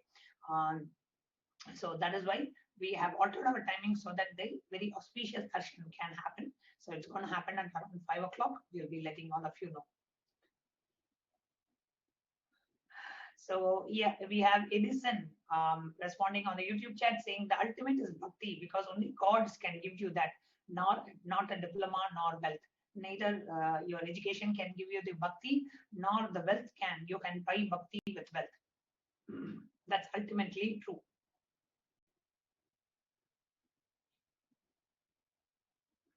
So wonderful. Edison, thank you so much for your comment. Okay, so the next segment that we are going to go is the very happening of Paramashiva, who happened as Lingodbhava. That was the very first incarnation, or I should say, incarnation of the formless consciousness in a formless form. The Lingodbhava happening, the very light shaft of Paramashiva, the fire column, the column of fire that Paramashiva appeared, was the first appearance of the superconsciousness in the pure superconsciousness appearing in a formless form. The superconsciousness by itself doesn't have any form. That superconsciousness appearing in a formless form is what is Lingodbhava. Now we are going to share with you the scriptural reference, the Shastra Pramana of how Bhagavan Paramashiva, when he appeared as Lingodbhava, he gave a threefold promise to humanity.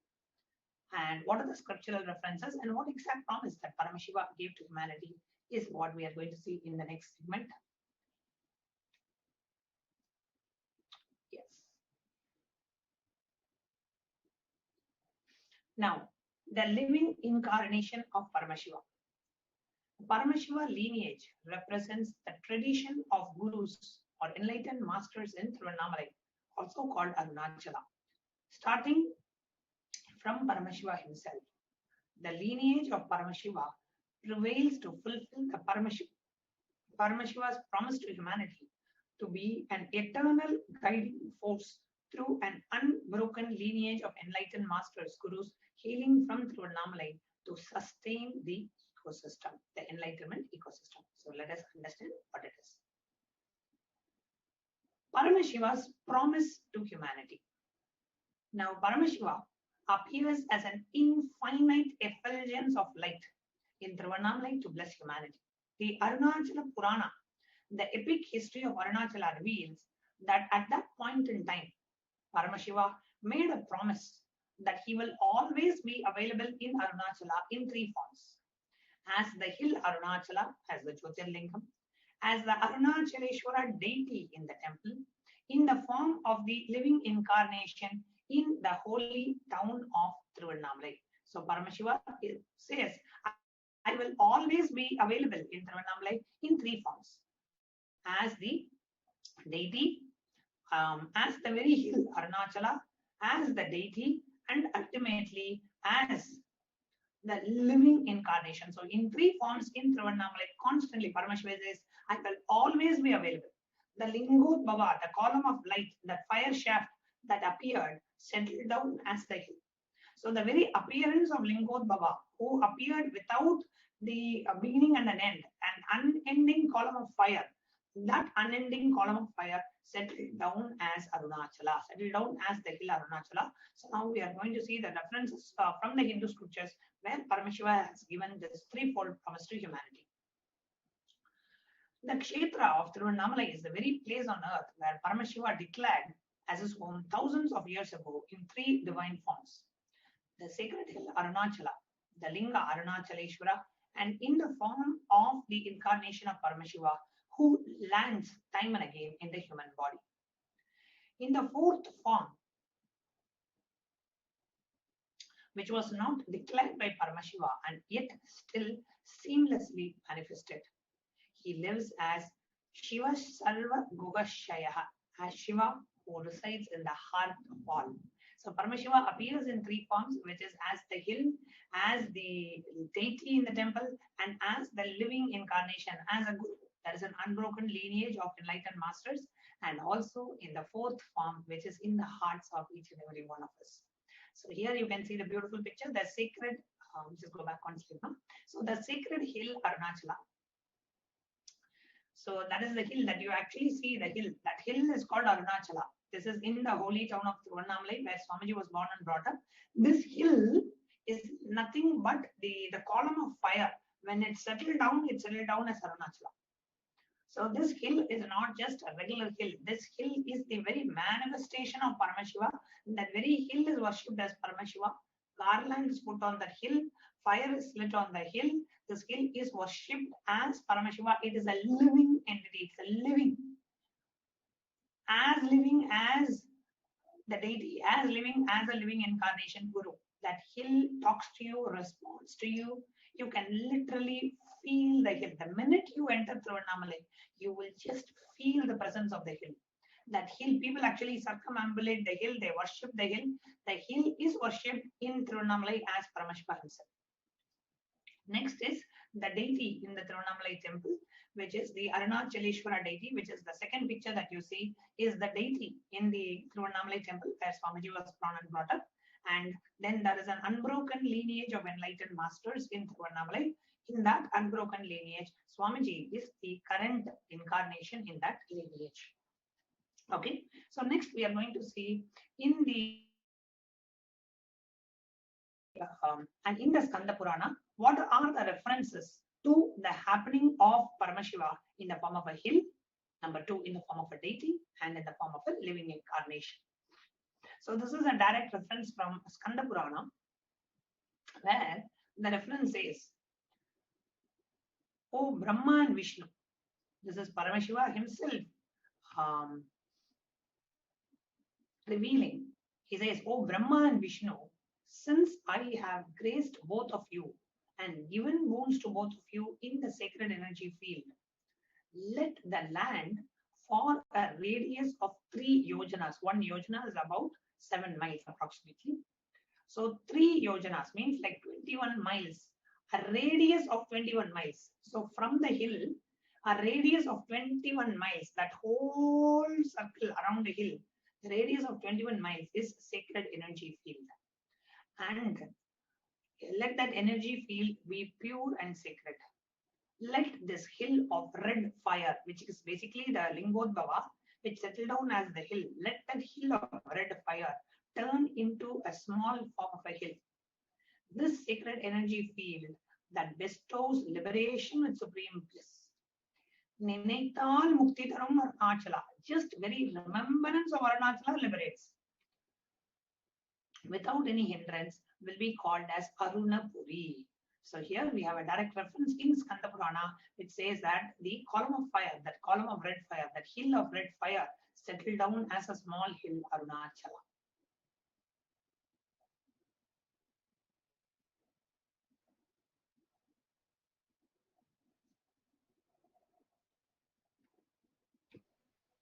Yes. So the same reference from the Skanda Purana, it says, "The Devas and the Devendra who were in suffering remembered me. I removed their suffering. Hence, I will remove the suffering of birth of whoever remembers this sthala, the sacred energy field." So this hill and this sacred energy field will have the features of not getting destroyed even during the time of pralaya, deluge. So it will lead all the moving and unmoving beings that are there within the periphery of the wind that has touched this hill to liberation.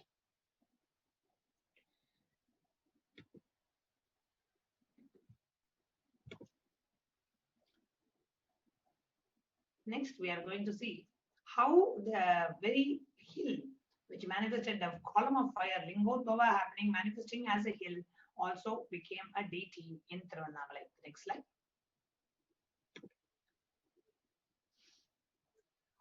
Now, the devotees are requesting Paramashiva to also manifest in the form of a deity. They are praying to Arunachalesha. Arunachala is the name of the hill. "O Arunachalesha, the one who has become the hill. People are used to fetching water and offering sacred bath to you, as against the rain that showers from the sky, to offering pearl garlands to you, as against the stars themselves to be pearl garlands, to bringing lamps and showing lamps to you, as against the sun's rays themselves to be a lamp. Hence, for their sake, doing worship to him with sacred bath, they prayed that he graces them by assuming the form of a linga below the hill." Because the devotees see the hill is so huge. So how do you worship the hill? Right? You want to touch and give a abhishekam, you want to offer flowers, you want to offer garlands, you want to do dupa, deepa, but the hill is so huge. So they are requesting Paramashiva, please, you appear in the form of a hill. Can you also appear in the form of a deity so we can worship you, we can connect with you, we can relate with you, we can do all the rituals to you. So then Paramashiva blesses and also appears in the form of a deity. Yes. So same reference where it says Arunachala is Arunagiri. So since this hill is a medicine to remove birth and death, this hill is called medicine. So since this hill is red in color, this hill is called Arunagiri. So when Shiva, the blue-necked, blessed to those who utter this name once in this planet Earth, to them it is equal to uttering the Panchakshara 30 million times. The Panchakshara is a Namah Shivaya mantra. So Brahma and Vishnu, they became happy and bowed down to the Lord and said, I am becoming Linga. Worship me with bhakti. So saying so, he disappeared into the hill, and there appeared a Linga that is adorable by the whole world. And they saw that Linga and worshipped it, sang in praise of it, showered flowers on it, became ecstatic, happy, and danced in bliss, and called the divine sculptor called Mayan, and made him construct the temple tower, halls, and beautiful compound walls that cannot be compared with literally anything.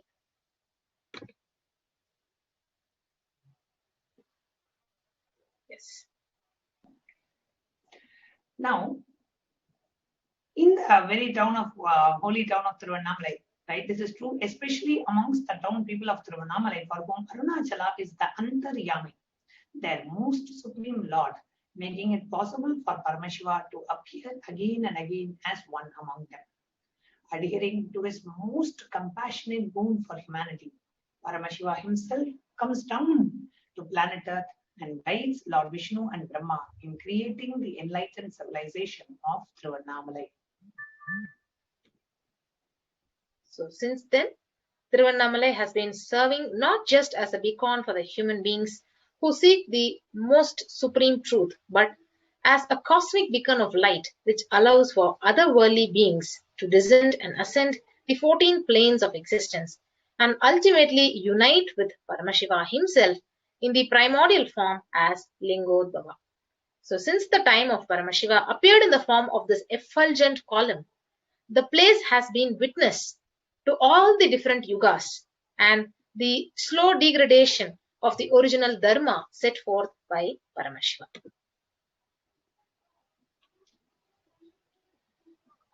In Kali Yuga, it is said that the mortal beings become dull-witted, unlucky, voracious, destitute of wealth, wanton and unchaste.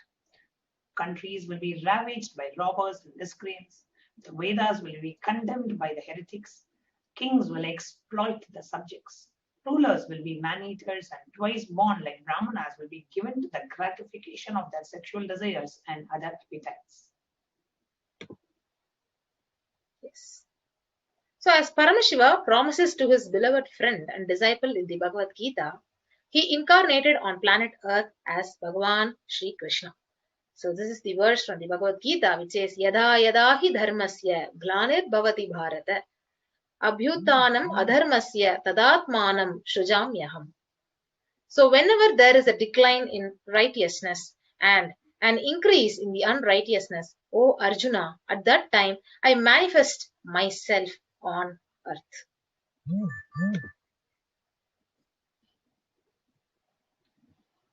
Being cognizant of the fear caused by the asuras who were rampaging the planet Earth, Paramashiva decided it was time for Paramashiva to come down and protect those who love him.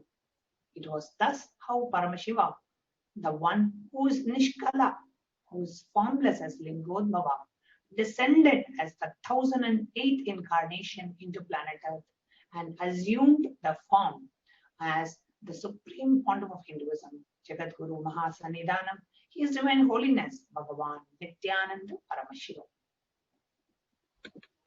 Yes. So the Arunachala Mahatmyam, it actually speaks about the happening of Lingodbhava, the chapter 1, 55th verse, where the Arunachala is described as Tejastamba Sthula Lingabham Shaivam Teja Surarchitam means the shaft of effulgence, the Tejas Stambam, which manifested such that it was perceived as a linga, and this effulgence of Paramashiva is worshipped by all the gods, Surarchitam. The very happening of the Supreme Pontiff of Hinduism as Lingodbhava.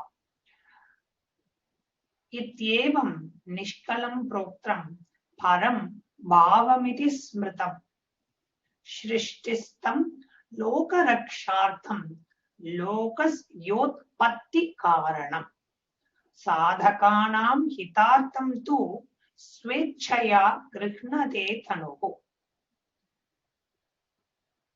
Sadhakanam hitartham tu swechaya grihnate tanuhu. So in this way, Paramashiva, who is Nishkala, without any body and parts, who is the ultimate supreme being, who is established in the creation, who is the cause of the creation of the universe, assumes a body out of his free will for the protection of the universe and for the welfare of the spiritual seekers and devotees. So, Lingodbhava, the advent of time. So, Kartika Deepam is the time, the day, when Paramashiva stood as the infinite light shaft, and from Kartika Deepam to Shivaratri, the Brahma and Vishnu were searching for the 4 yugas. So, on the Shivaratri day, they come back and surrender and declare their inability, and it is on this day Paramashiva blesses and liberates Vishnu and punishes and liberates Brahma. So, Kartika Deepam is the celebration in memory of this big bang. As per the Vedic calendar, the day of the Kartika Deepam is the first day. The constellation is the oldest constellation. They are able to push their intelligence. Beyond this, they are not able to push. Their calculation method is failing. So in a way, a concept of time, the Big Bang happened on the day of Kartika Deepam. The concept of time did not exist before the day Paramashiva manifested as Lingodbhava. That is why Kartika Deepam is considered the oldest festival. Because in the Vedic, as per the Vedic astrology, beyond the day of the Kartika Deepam, beyond that day where Lingodbhava, the super consciousness manifested in a formless form of Lingodbhava, beyond that date, when that happened, they are not able to trace back the Vedic astrology or the calendar. Their calculations are not matching. So only on that day, from where Paramashiva manifested in the formless form of a huge column of fire called Lingodbhava, only from that manifestation, the Vedic astrology begins. So this is the first day of the Vedic calendar. So the consciousness, when it stood as a light beam and created time, matter, everything, we call the Big Bang. And that is why the Vedic rishis are also able to predict the constellation, the star setup, only till the day of Kartika Deepam. Now the sun that we know is junior to Lingodbhava, the infinite shaft of light of Arunachala, the Big Bang. After sun, which was born 20 galactic years back, Earth cooled to support life, and this happened 17 galactic years back. And that is when the Ananda Gandha, the core of the Big Bang, cooled and appeared as Arunachala on the planet Earth, which we are in now, and where this body, very body of the Supreme Pontiff manifested on the hill. First it appeared on the hill Arunachala. So here first the happening of Lingodbhava happened. After the happening of Lingodbhava happened, then the sun happened. After the sun, the current sun manifested, then the planet Earth happened. After the planet Earth manifested, the column of fire, which was there as Lingodbhava, settled down in the planet Earth as Arunachala, the hill Arunachala. Yes. So it was neither dark nor light filled, an indeterminate color covered planet Earth, a world where darkness covered darkness, and I saw the cosmos. Suddenly, a bright light appeared from a region which I now see as southern India. At that time, I did not know where it was. The borders are what we draw, and where is there border in the cosmos? I entered into that light in the form of a brilliant meteor. The very next sight that I perceived with my inner eye was Arunachala, and I knew that I had assumed the body once more. I had entered the womb of my mother. The reflection on the planet Earth happened, and it was conscious birth. So this is how the Supreme Pontiff explains how he landed on this planet Earth consciously. Genesis of Nitya Yuga, the happening of the Supreme Pontiff, has promised. When there was a big chaos, the statements in the cosmos, due to Brahma and Vishnu's delusion, Paramashiva descended on the planet Earth, caused the Big Bang as Lingodbhava, manifesting the universe. To save humanity from the delusion of Kali Yuga, Paramashiva as Lingodbhava descended onto planet Earth as the Supreme Pontiff of Hinduism, Jagadguru Mahasannidhan, His Divine Holiness Bhagavan Nithyananda Paramashivam, to create a new Yuga, a Big Bang, the Nitya Yuga, in the very same Thiruvannamai. And before we move on to the next segment of today's program, let's take a short break.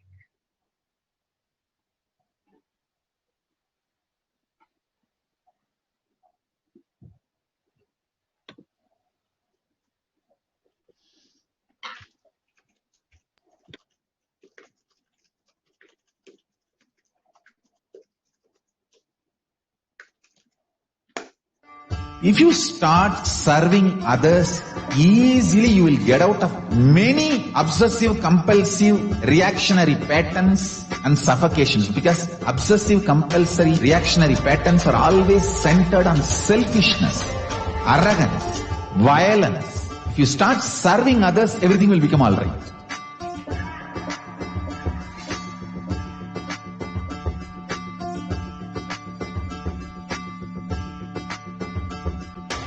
All over the world, they want the Rathotsava to happen. From Guru Purnima to Navaratri. I want all Annalayas to be open to people. Give free food with the free library. Food for stomach and food for consciousness. Both. One book, my Bhagavad Gita, will be gift. Go from house to house, door to door. Collect what.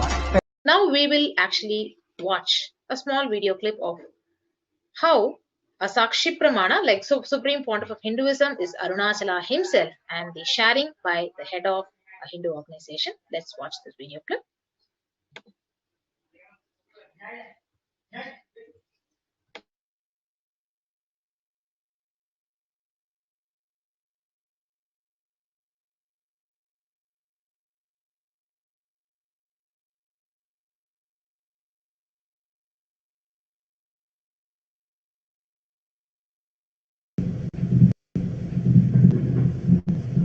Our Arunachala Shiva, Dharma Puja, Paramaham, Nithyananda Swami, and all our revered guests pronounce. Sri Sachidananda Sadguru Sai Maharaj Ki Jai. Hearing everyone, I am a layperson to speak the truth. But let me say a few things about our Swami, which I heard, which I believe. Our Swami is no one else but Arunachala Shiva.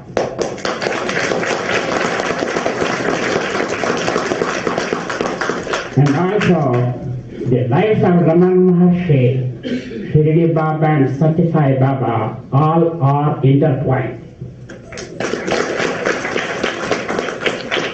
The moment Raman Maharshi Ji left his physical frame, Satya Sai Baba was delivering the lecture. At that very split second, he stopped the lecture and told, he has measured in me or measured in the divine light.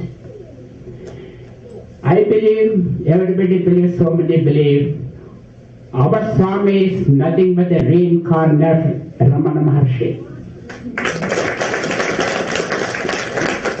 And Satya Sai Baba has said that he is there for the transformation of the humanity, not to eliminate the humanity in war. The transformation comes to the transformation of the human heart. We cannot win a war. We cannot change the terrorism or anything. but we can change and bring peace by following teachings of our Swamiji, transformation of the human heart. That's what Satyasai said. And here is Columbus is a very, very blessed place that all the spiritual centers are here. We need the leadership of Swami in the transformation of not only Columbus, the entire Ohio, together. All of us put together, all the organizations will not only rock Ohio, but we are going to rock the United States and rock the entire world. Now, I will be very brief. We got our Sri Sai Baba Temple Society of Ohio. We got our temporary mandir. We have over 300 members plus maybe 300 to 400. We got 2 page. We do regular bhajans and regular services and everything. Well, I don't want to take anybody's time, so I'm going to be very brief. With humbly, we request you to visit our mandir and bless all of us. We belong to your army. You are in the forefront. Lead us.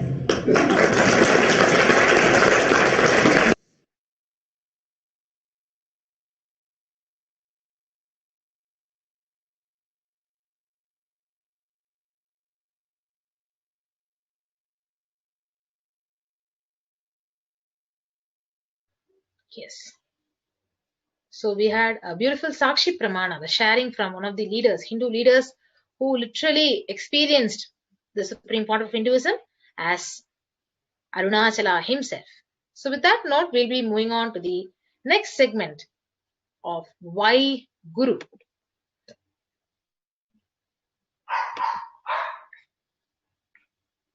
The Shastra Pramana, it says, Ananyas Chintayanto Mam Sulabam Paramam Padam Tasmat Sarva Prayatnena Guror Rara Dhanam Kuru. The supreme state is easily attained by those who think of nothing else but me. Therefore, strive to the utmost to propitiate the Guru. So, who is a Guru? Guru or master is not a Vyakti, a person as you imagine. He is a Tattva, a principle. So, he is simply a physical representation of the divine. So, in Vedic tradition, the spiritual teacher, the Guru or the master, is said to be more important than God. So, God is always and everywhere, but it is the Guru who opens the disciples' eyes to the existence of God. The master is the doorway to one's own experience of the divine.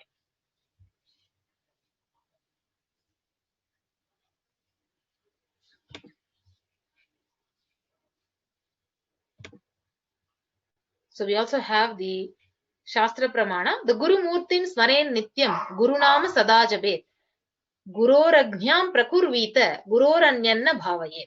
Always remember the Guru's form. Constantly repeat the divine name given by the Guru. Always follow the Guru's commands. Think of nothing other than the Guru. Sarva Papa Vishuddhatma Shri Guru Pada Sevana Dehi Brahma Bhaved Yasmat Tvat Kripartam Badhamite. So out of compassion for you, I shall tell you how the embodied soul becomes Brahman, having been purified of all the sins by serving the feet of Sri Guru. So let us watch this small video clip of how Bhagavan says, just make yourself available.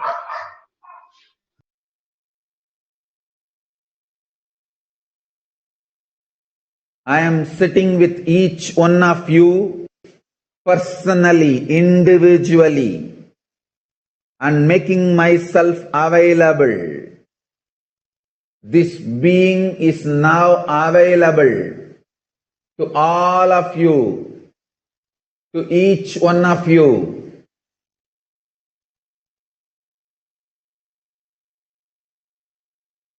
I am making myself available to each one of you.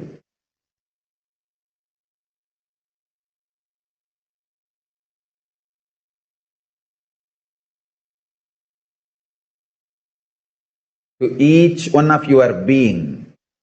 Now the relationship is absolutely between you and me. It is absolutely absolutely you and me. Allow me to fill you. Allow my being inside you.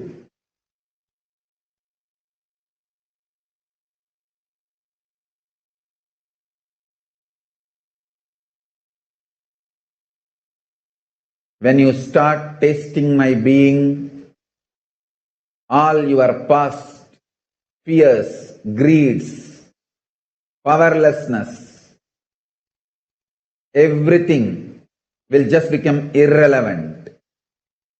You will be showered with the boons you aspired for and you can never even imagine. You will understand the highest, ultimate dimensions of the life and universe.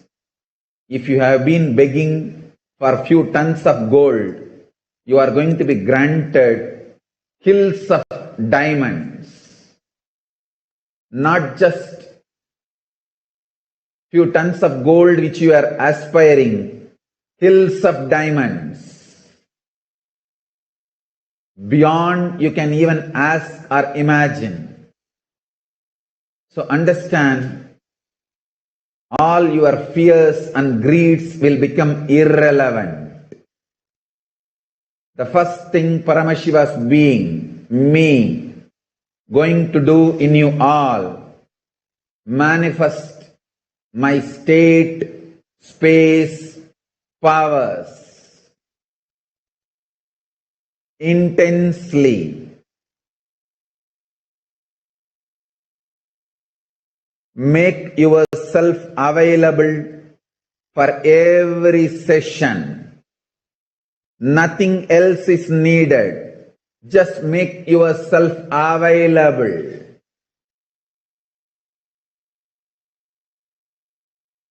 Anyone makes yourself available. I'll make myself available to you. All the words I am uttering are mantra. I am not going to give you any teaching. I am not going to give you any technique.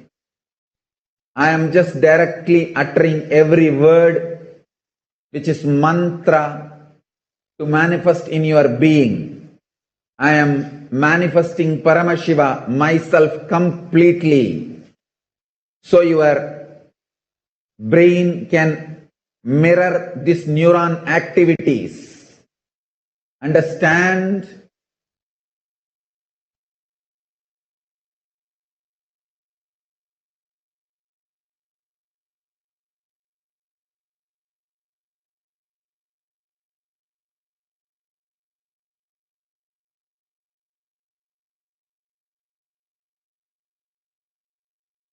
I am sitting with each one.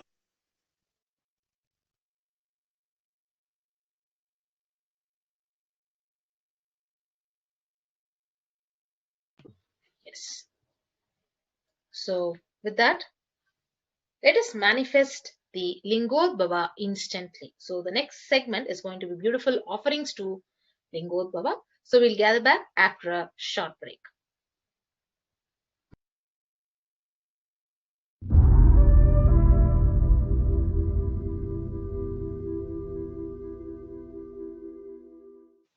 Even a malignous man, by beginning in the company of satsanga, makes even the impossible as possible in this world.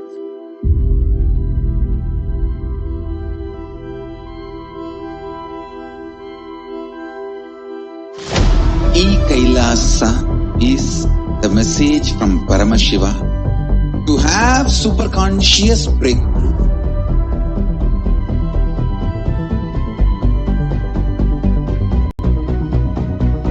Enlightenment, power manifestation, Paramashiva, everything served to you without you even moving out of your couch.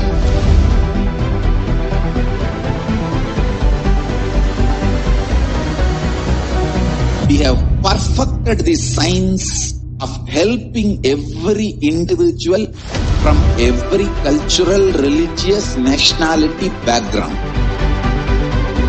We can multiply the quality and quantity of your life.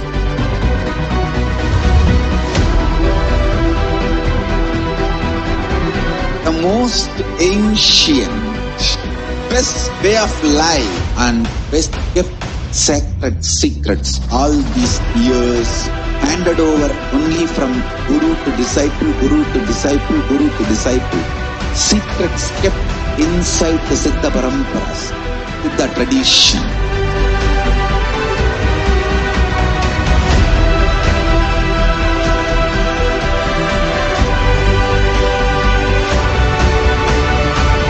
Enlightenment is the birthright of all human beings. Kailasa is responsible to provide that to all human beings.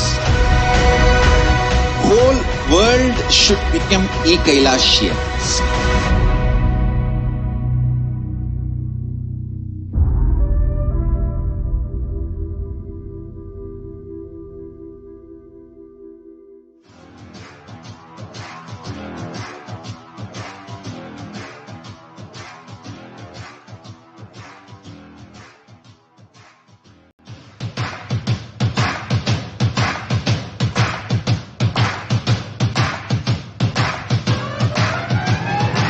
I welcome all of you, the whole world, to come and celebrate, enjoy not only the enlightenment ecosystem, the beauty of how it is getting revived. Be an insider for this great revival process. If you are an insider even for a startup company, you will understand not only the result of the company, even that being an insider is such a joy.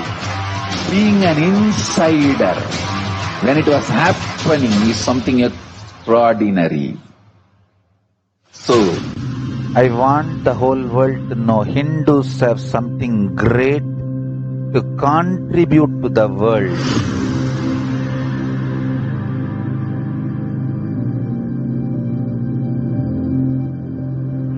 We have something great to contribute to the world. Let us do that.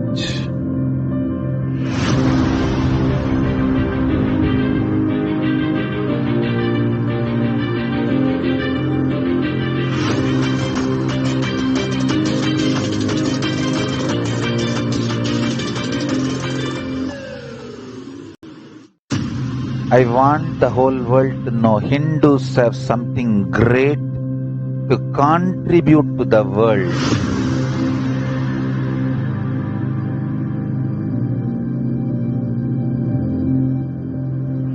We have something great to contribute to the world. Let us do that.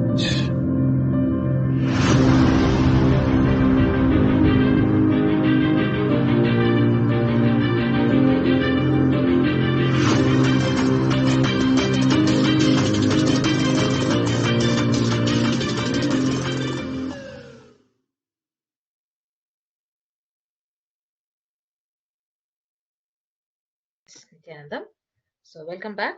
So now we will be moving on to the next segment of where we'll be seeing the various offerings on this auspicious occasion of Pradosham to Bhagavan Paramashiva himself, who is manifesting as Bhagavan Lingodbhava. So before that, let us understand what is the significance of offering. So offering anything to the lotus feet of Paramashiva is giving off a divine gift of pure love, devotion and oneness, and it consists of two parts. One is giving, number two is accepting. So only when the divine accepts what one offers, the offering itself becomes complete. So offering is not made out of fear nor out of greed. So when an avatar lands, the offerings are purely part of the grand Leela played out for the only purpose of enlightenment. So with that, we'll be moving on to the offerings to Bhagavan Lingodbhava. So first offering is the offering of Sankalpa. So the Shiva Sankalpa Suktam, verse number 2 from Rig Veda, it says, Yena karman yapaso manishino yaje krinvanti vidateshu dhiraha yada purvam yakshmant prajanam tanme mana Shiva Sankalpam astu.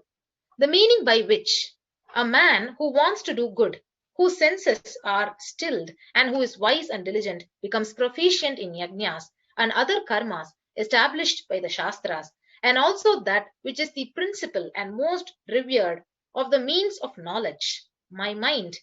May you have good intentions.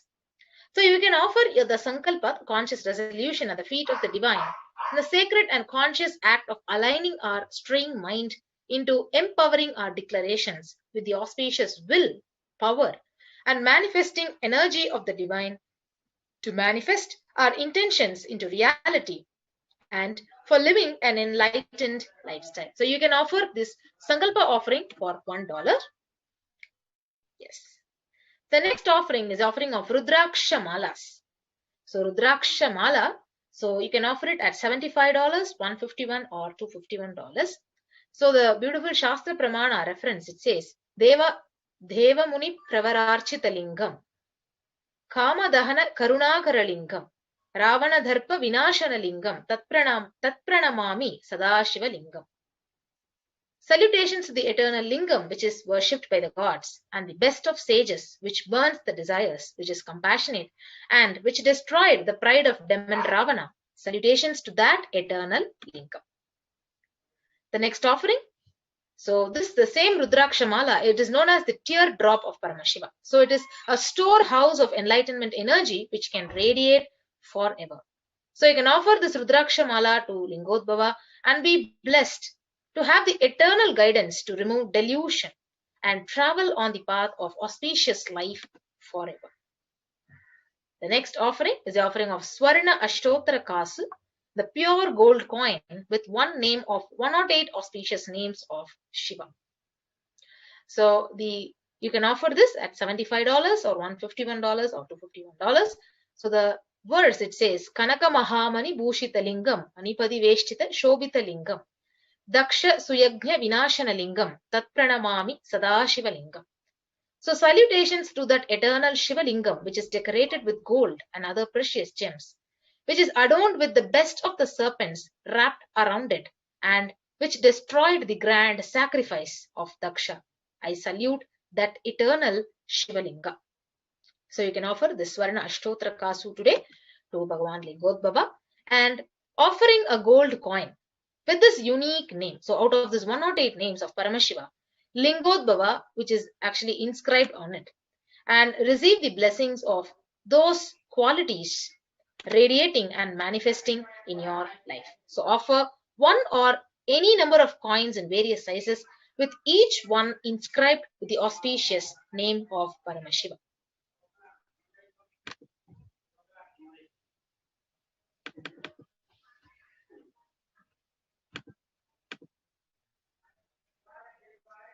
The next offering is the offering of Swarna Mrityunjaya Mantra Kasu, the pure gold coin with Mrityunjaya Mantra. So the verse from Rig Veda, it says, Om Trayambagam Yajamahe Sugandhim Pushtivardhanam Uruvarukamiva Bandhanat Mrityor Mukshiya Mamritat. Salutations to that fragrant Shiva of three eyes, the one who nourishes all the living entities. May he help us sever our bondage with samsara by making us realize that we are never separated from our immortal nature. So you can offer this gold coin to be protected from untimely deaths, accidents, and untoward incidents. So receive blessings to have the protection of Paramashiva for yourself and your family at $600. Next is the offering of Pratyakshapada Puja. So the translation of this verse beautifully says from the Guru Ashtakam, wife, wealth, sons, grandsons, and all such home and kindred, all these things may be there. Yet, if one's mind be not centered upon the lotus feet of Guru, what then, what then, what then? So the beautiful opportunity to offer this Pratyakshapada Puja to Guru's feet and receive auspicious blessings for a strong and intense Guru-disciple relationship at $1,008. The next offering is the offering of Jata Alankara Seva. So the Jata Alankara Seva is an offering of pure love and devotion to the Guru, who manifests to protect and guide the disciples' journey or path to enlightenment. So you can offer this Jata Alankara Seva at $1,008. And we also have the Vastra Alankara Seva. The Vastra Alankara Seva, the beautiful reference which says, the Guru should beautify the linga with 3-stranded sacred thread, upper garment and waistband. He should adorn the linga with golden cloth and golden belt. So traditionally, this Vastra Alankara Seva is offered for better physical and mental well-being and healing from any kind of illnesses. So you can offer this Vastra Alankara Seva at $1,008. So now let us understand what is the significance of the divine element gold. So the Atharva Veda beautifully says, triply born by birth is this gold. From the atoms of Agni is one, and it becomes dearest to Agni. One fell away from the Soma when it was heard. One, they call the seed of virtuous and powerful Apa. Let that triple gold be for your long life. So as gold is a divine element. So it purifies anything it touches, and it is an element of spiritual significance and great spiritual power of healing and enlightenment. The vibration of gold has the power to infuse sattva energy and positive thought currents in anyone who wears it and anyone who sees or operates in its vicinity. So gold is a permanent and the most auspicious gift for eternal transformation of not only the one who wears or the one who breathes the air around it, but more importantly for the one who gives gold. So it's a beautiful reference.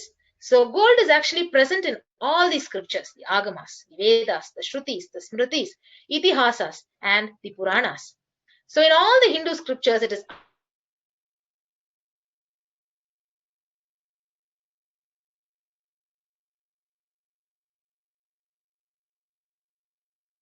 built in gold was offered as a ritual offering.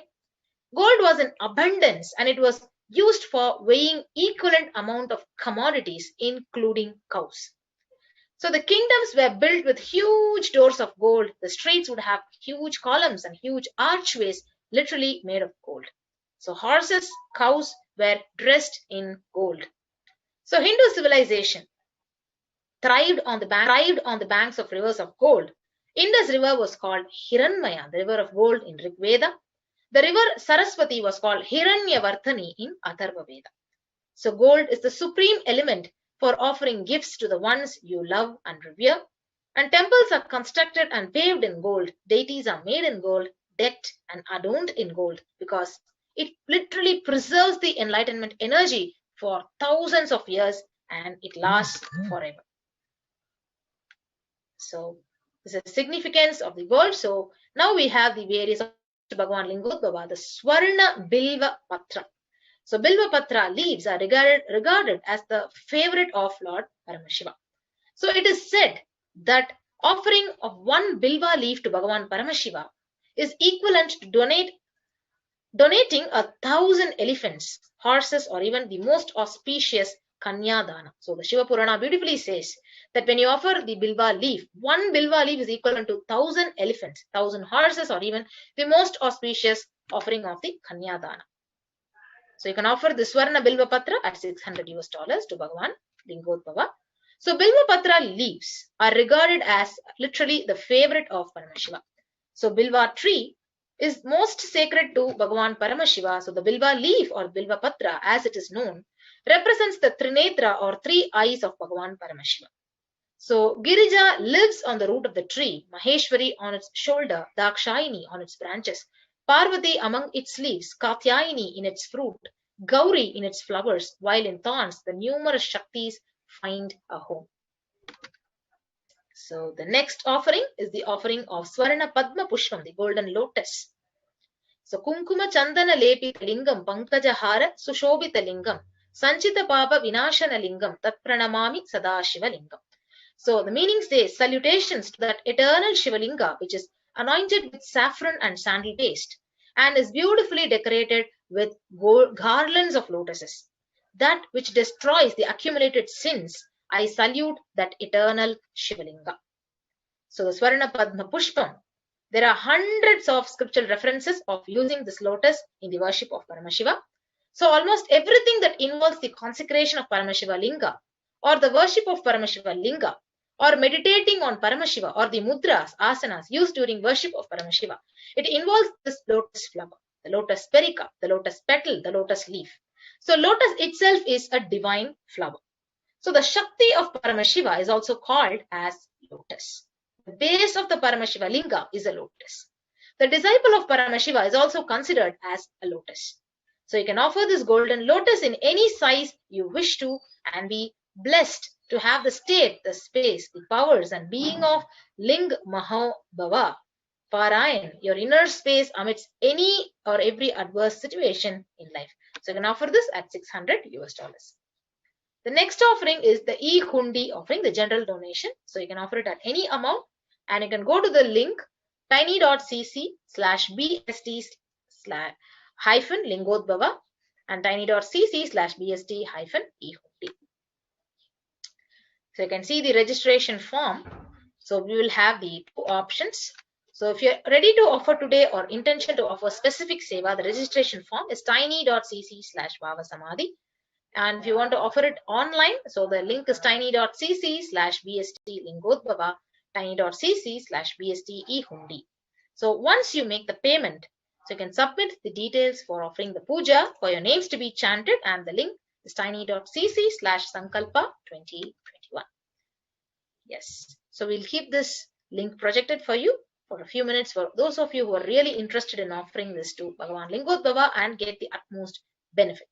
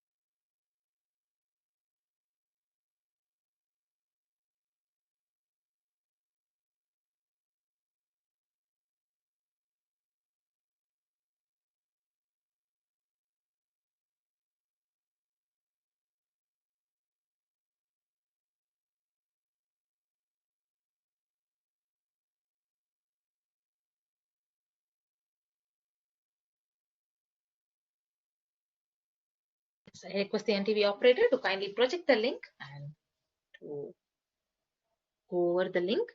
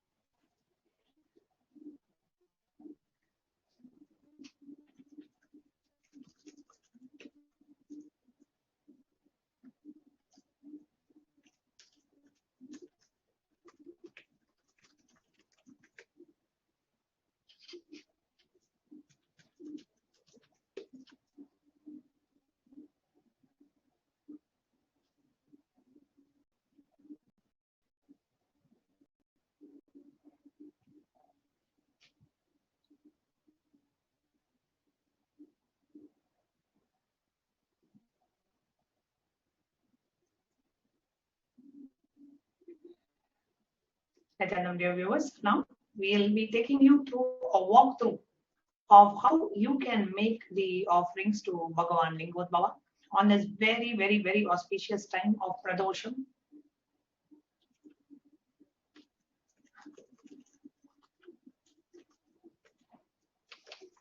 On this very auspicious time of Pradosham, we will be now taking you through a walkthrough on how you can make your offerings and experience the deep feeling connection with Bhagavan Lingodbhava.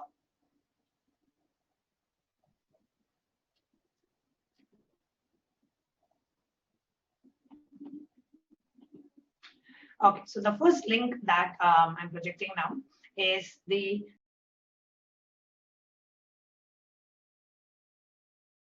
to Bhagavan Lingodbhava. You can choose Rudrakshamala and automatically the amount gets populated in the bottom of the seva. So the Rudrakshamala is in different sizes. So you can choose the $75 one, $151 one, or $251 one. As you know, Paramashiva really likes to wear Rudraksha beads. He loves Rudraksha beads, and actually Swamiji has a mala which has 1 lakh Rudraksha beads also. So Paramashiva loves Rudraksha.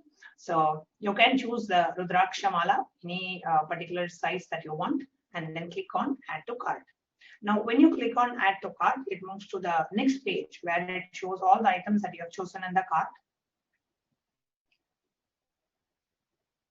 So here you can see Rudraksha mala 75.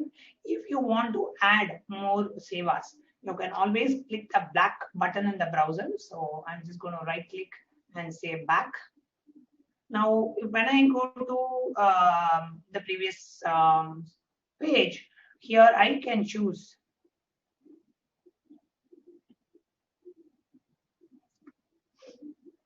any other offering. So let's say I'm also going to add a Sankalpa offering.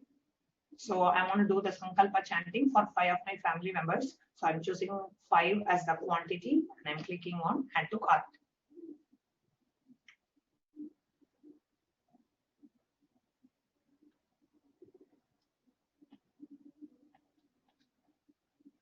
Okay. So now in this page, this is the cart where I see $75 mala and a $5 for Sankalpa. I scroll down and I click on Proceed to Checkout.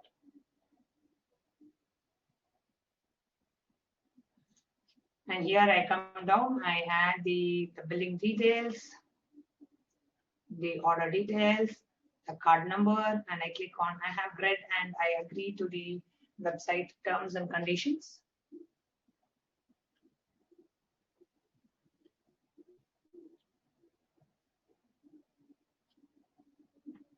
And then you can go ahead and click on place order.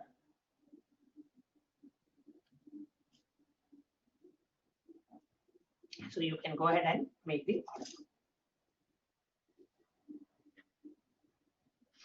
The next link that we have is tiny.cc/BSD-e-hundi. That is the e-hundi link that you have. So I'm going to tiny.cc/BSD-e-hundi. I'll go ahead and project that link. This is the e-hundi offering. So if you'd like to make any kind of an e-hundi offering, so you can go to this page.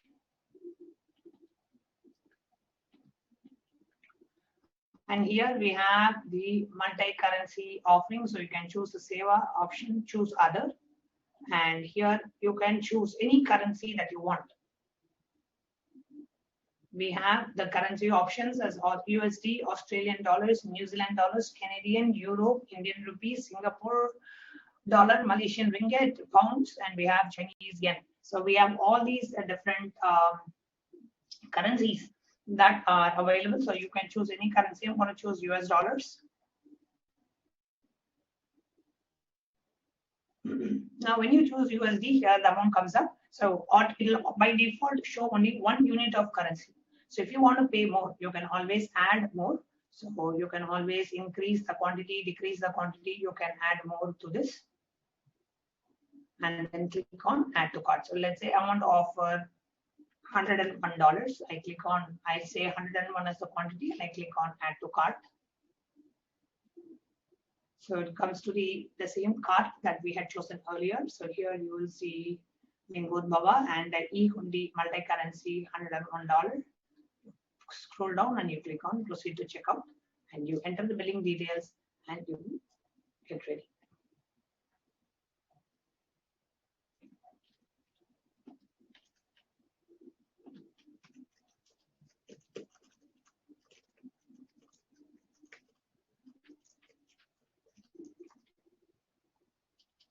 Next I will take you through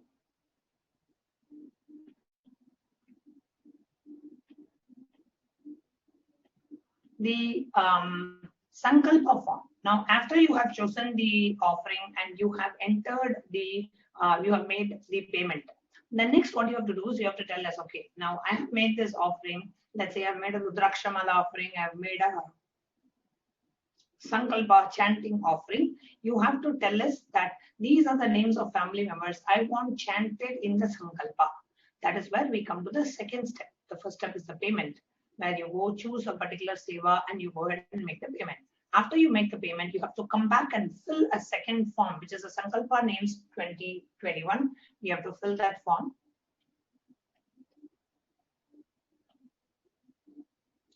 So click on next here.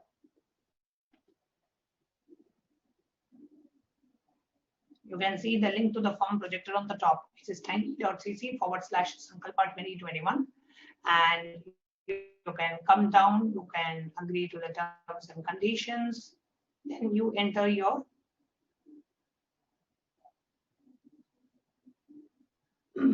payment order number, the payment amount, the payment date, pay details. And then here you can choose the offering for Lingodbhava. So the second option, it says Lingodbhava, so you can choose that and scroll down and you click on next. Okay, and then you follow the step-by-step procedure and you enter in the next step. When you enter the details and when you click on next, it will ask you for the names of your family members, what seva you're offering, whose name you want chanted in the Sankalpa. Then you can enter the names of your family members. Next, we will take you through the next step, which is a guide by step-by-step walkthrough of the YouTube offering. So if you're watching us on YouTube, okay, so if you're live on YouTube and if you're watching us on YouTube, on the right side of the YouTube screen, you will see the live chat option. And below the live chat option, you will see an emoji, which is a custom emoji option. And you will see a dollar symbol. Okay, so if you're seeing a dollar symbol, click on that. And in that, you will have three options: join, super chat, and super sticker option. So let's click on join. So when you click on join, you have different options, currency options, bronze, silver, gold, platinum, premium options. So you can choose any of these options and click on join.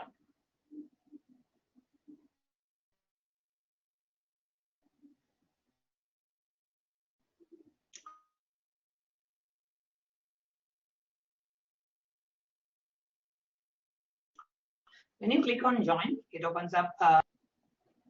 Sorry. Okay, I realize that you're not seeing the screen, so I'm going to go ahead and project this again.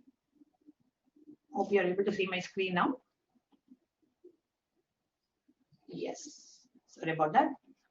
Okay, so here, this is the YouTube live streaming screen, and in that YouTube live streaming screen, you see the custom emoji in the bottom. Next to that, that is the dollar symbol. Now, if you hover over the dollar symbol, it says show your support for Kailasa's HDH Nithyananda. So click on that. You get three options: join, super chat, and super sticker. Now, if I click on join, here you have the various different offerings that you have: bronze, silver, gold, platinum, and premium options. Now, if I click on bronze, silver, or gold, so different membership options of the main channel, which is Swamiji's main official YouTube channel. And if you click on that, you can choose different membership options. The different membership options gives you access to different live streams and different contents, different events, different videos. So you can choose what is it that you would like to, how you want to join. So I'm just choosing gold, and you click click on join. Now, when you click on join, it opens up pop-up. Very simple. You just basically add your card to this, or you can, in some countries, it gives an option for you to pay via PayPal. So different countries, there are different payment options available. Definitely, you can pay with your debit or credit card, and you may have other options as well. So if you click on payment options,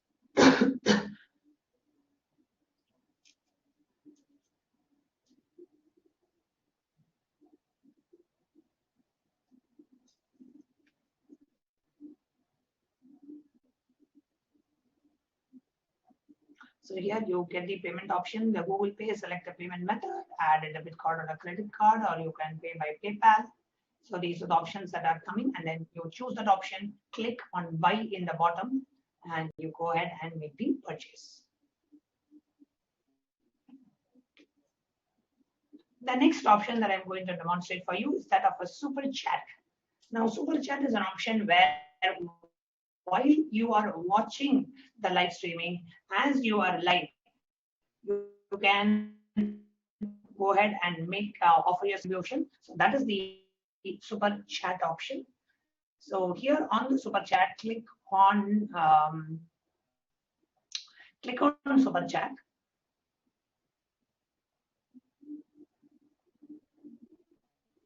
And you can choose any amount that you want to offer. So let's say I'm saying 51 Canadian dollars, and then you click on buy and send. And you can even type your message. For blessings, you can type here, or any message that you want to send along with it, and you can click on buy and send. When you click on buy and send, it again opens the same pop-up where you gets you to enter your card details, payment details, etc. And you can enter the details and make the payment. The third option that we have is that of the super sticker option, which is also very similar to super chat, but here along with your payment and your contribution, a certain amount or a certain animated sticker also gets sent along with it. So I'm going to go ahead and click on the dollar symbol again and choose on super sticker. And there are various stickers available with various denominations. So you can choose which sticker that you would like to offer, and you can offer that specific amount and a specific sticker. So that's the super sticker option. So you have two options to make the payment. And always in the Vedic tradition, we say, whenever you attend, always attend or connect to the Guru, especially today being the auspicious Pradosham time. The time is, typically it's 4 to 6:30, and around 6:30, all the temples at this time, they do the Abhishekam to Linga and to Nandi. And this is a very, very, very auspicious time to connect. So click on, you can make any kind of a contribution. It can be from $1 to $5 to $10 to $100 to $1,000, whatever you want. But always make some offering, choose some offering, and we have various sevas as well. Okay, so I request all of the viewers to utilize this opportunity.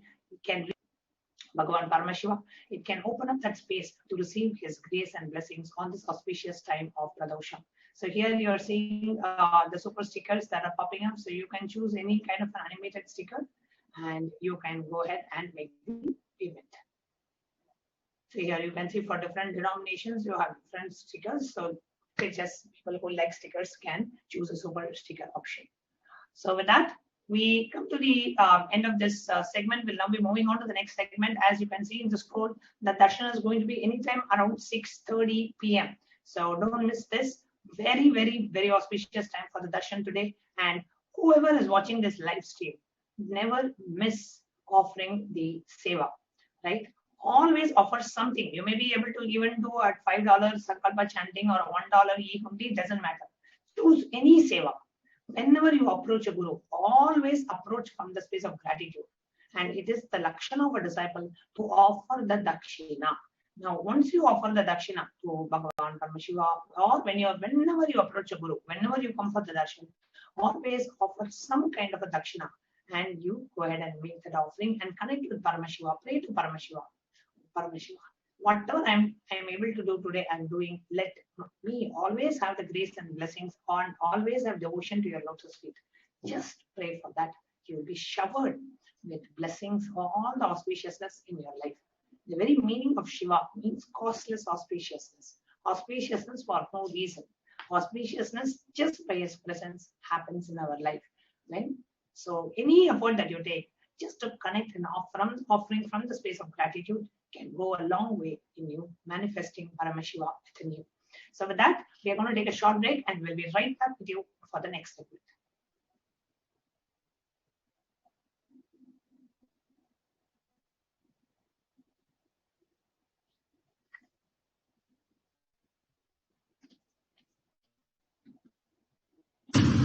I want the whole world to know Hindus have something great to contribute to the world.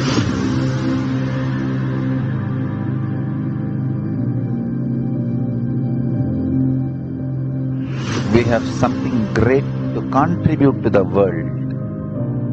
Let us do that.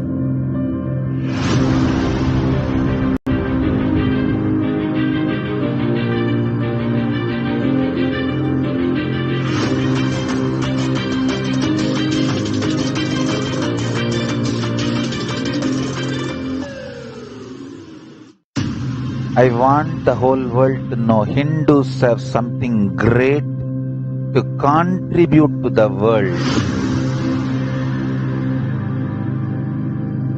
Intellect and material is beyond intellect and material. 1 kg vegetable. That is why we say, when a person becomes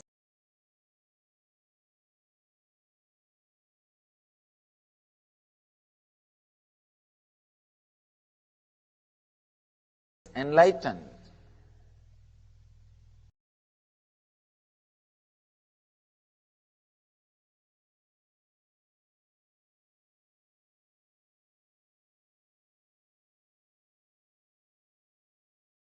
is beyond intellect and material.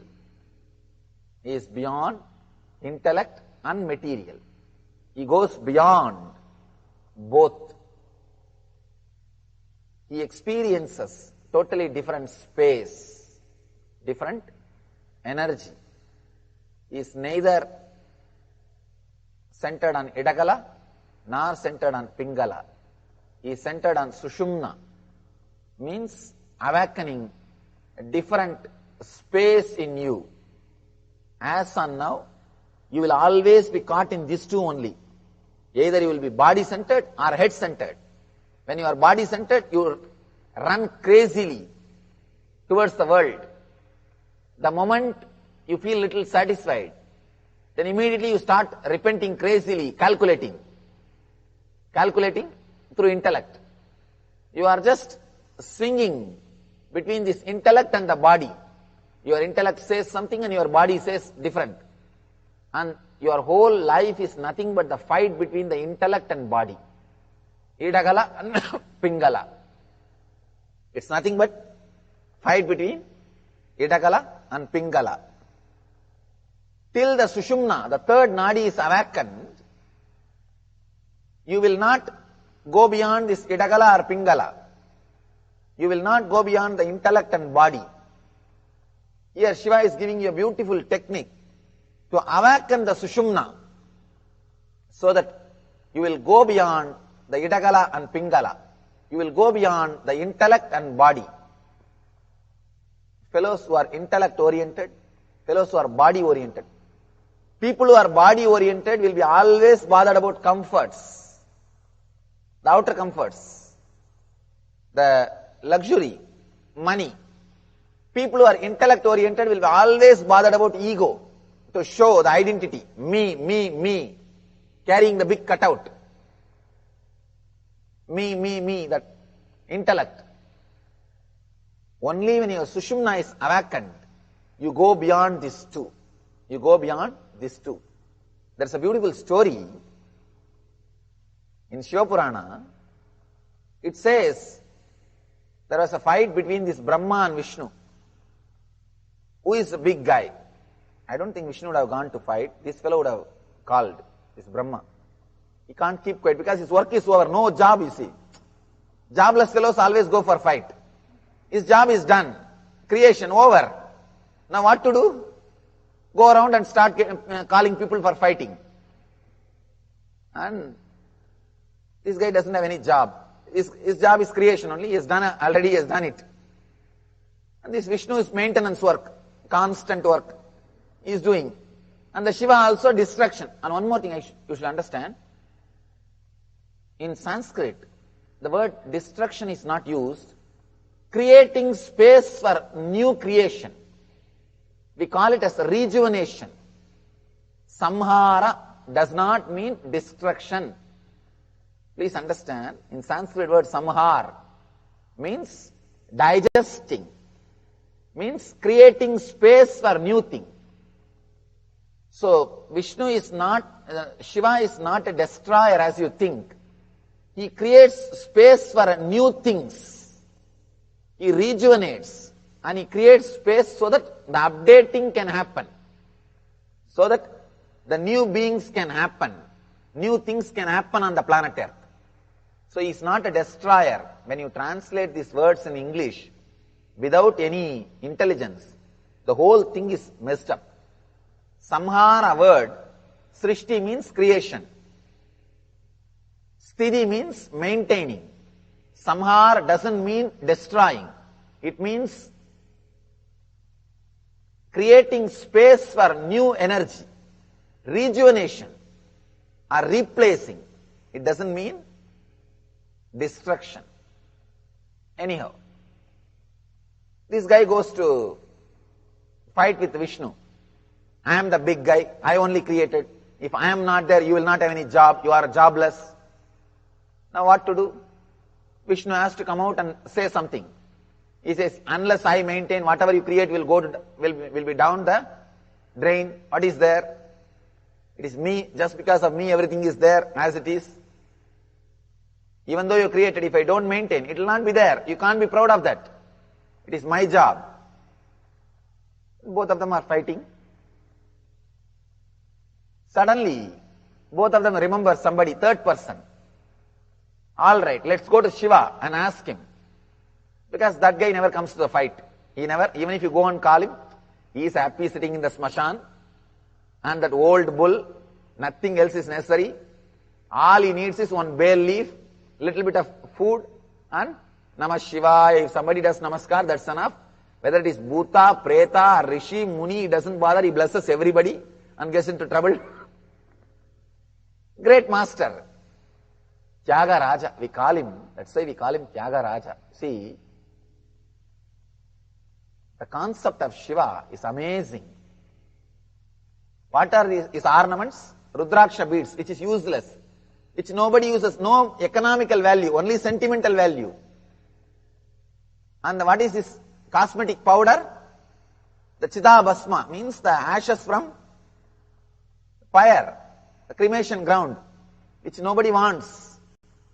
Where is the place to live? Burial ground. Where he stays? Burial ground. Where nobody wants to go. Cremation ground. That's the place where he lives. And see his car, old bull, which nobody wants to use. But Vishnu, you see, all royal things. All Shamantaka, the great jewel, and the beautiful lady Lakshmi, and the flight Garuda. All best things. But Shiva is always a Tyagaraja. He just gives. Anyhow, both of them go to the Shiva for judgment. They know they can trust Shiva. He is never biased. And moreover, he doesn't have vested interest. He doesn't have to prove he is a great guy. He never comes to the fight. So they go to him and ask, who is big guy? Shiva says, now a little difficult. Now it's a little difficult job. All right, I'll tell you one thing. Someone of you try to find, both of you try to find either my feet or head. Whoever discovers if you find my head or feet, you are a great guy. They say, what is that? That's not a big thing. Brahma takes a form of a swan and starts flying. Vishnu takes the form of pig and starts digging. He goes on and on and on and on and on. Suddenly, at one point, Vishnu decides, no, I think I can't do anymore. Enough. And he ties one bell at the feet of Shiva to mark the place, the distance to which he travelled. And he comes back. Still now in all Shiva statues, in the calf muscle, you will see a bell. There will be a bell in the calf muscle. Means that much only Vishnu was able to travel. Anyhow, he came back. And he said, Lord, I accept. I am not able to see your feet. Please forgive me. Now my ego is completely destroyed. I am not a big guy. I know you are the great person. Please forgive me. Then this Brahma goes. He goes on and on and on. This guy understood. We can't see. He says, he feels almost he's about to give up. But suddenly he sees a flower coming from the ears of Shiva. He catches that flower and asks, you are from where? I am coming from the ears of Shiva. I am going towards the Bhuloka to see Shiva. Because I am falling from his ears, I am going down. Brahma asks, how long it takes to reach the Shiva's ears? What is the distance? Just he wants to know, can he finish it off? Then the flower says, oh, I am just falling for 4 age of Brahma. 4 age of Brahma. Then Brahma understands, even if I die, I can't even reach the ears. Where is the question of head? But this guy, after all, intellectual. He plans. He comes up with a cunning idea. Can you tell Shiva that I brought you from his ears? The flower says, no, Shiva knows, I can't tell lie. No, after all, you are also going to go down. Why don't you do this small favor? Finally, this fellow agrees, because these intellectual guys can make anybody agree for anything. They can convince. They know the logic, how to convince. This guy, anyhow, convinced the flower. Both of them came down. And the flower says, yes, he brought me from the ears. And Brahma says, yes, I went to your ears and got this flower. Then Shiva says, you fellow, not only you did not go, you are lying. He curses the Brahma. You will not have temples anymore on the planet Earth. And the flower also he curses, you will not be worshipped for my puja. Now you should understand the meaning behind this beautiful story. Who is after all Brahma? The Lord of Saraswati, intellect. Who is after all Vishnu? The Lord of money, Lakshmi, money. The real meaning of the story is, neither money nor intellect can lead to ultimate bliss, can lead to God.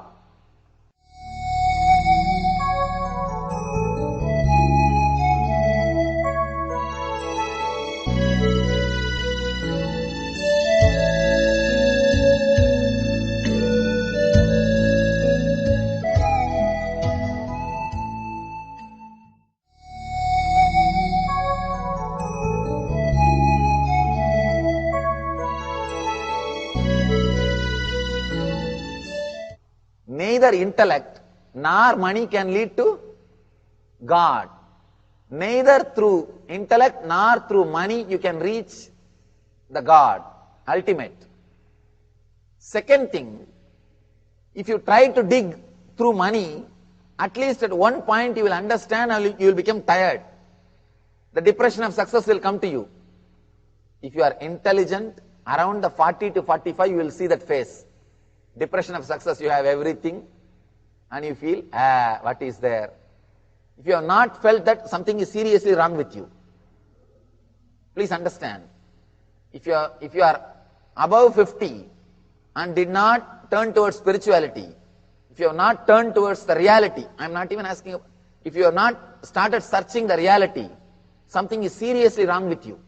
You need, I don't know what can be done to you. That's different. That is different. When you dig deep through money, around that age you will realize, this can't give you the ultimate. Your ego will disappear and you will surrender in front of the ultimate. You will start the right way of seeking. You will say, enough, I have seen God. Now it is time for me to surrender. You are the great thing. Please show me, let me start seeing you, seeking you. But if you travel through the intellect, the big danger, not only you won't see, you won't even be able to accept that you have not seen. Ego becomes so strong, not only you won't be able to see, you won't be able to accept that you have not seen. And bring the false arguments, that flowers are the false arguments to show that you have seen. The flower which Brahma brought is the false argument. You can see the so-called intellectual pandits who are well read, even if they have not experienced the truth, their words and the deed and everything, they will always bring some false things, arguments, to show that they have seen. When you travel in the line of intellect, the danger is not only you won't see, you will not even be able to accept in public that you have not seen. So you have to bring false evidence. Those flowers, just like how Brahma brought the flowers, you have to bring some false evidence.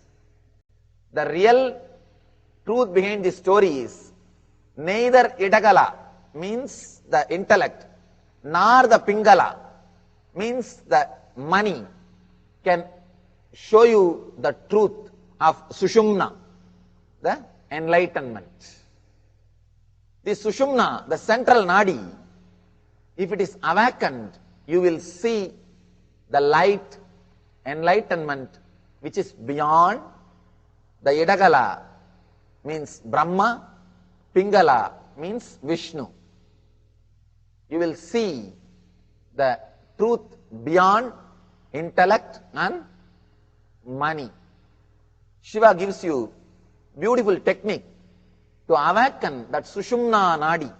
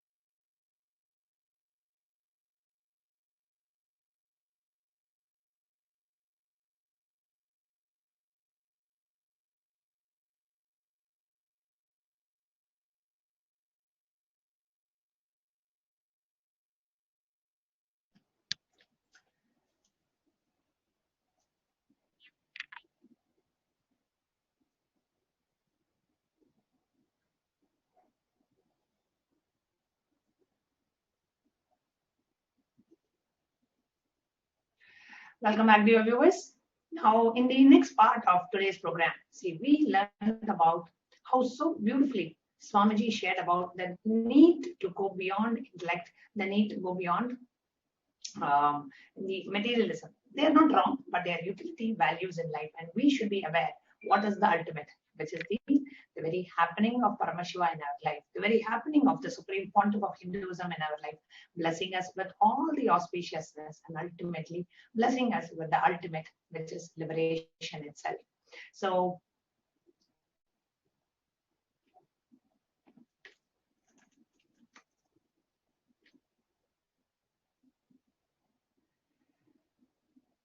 how did this happening of Paramashiva, who happened as Lingodbhava to bless Brahma and Vishnu with the experience of enlightenment, that very same happening is happening in front of all of us now as Lingodbhava, Bhava, Samadhi, Darshan, to bless enlightenment to each and every one of us here. Just having the Darshan of Lingodbhava is more than enough. So how Paramashiva, who manifested as the Lingodbhava and manifested as the deity in the temple in Tiruvannamalai, and is still continuing to manifest as the incarnations happening in Tiruvannamalai, unbroken lineage of incarnations and enlightened masters happening in Tiruvannamalai. In that unbroken lineage, currently we have the Supreme Pontiff of Hinduism, the 1008th incarnation of Paramashiva, blessing all of us today in the Lingodbhava Bhava Samadhi Darshan. So in the next part of the program, I wanted to share with you about how Swamiji was coronated as the 1008th incarnation of Bhagavan Paramashiva.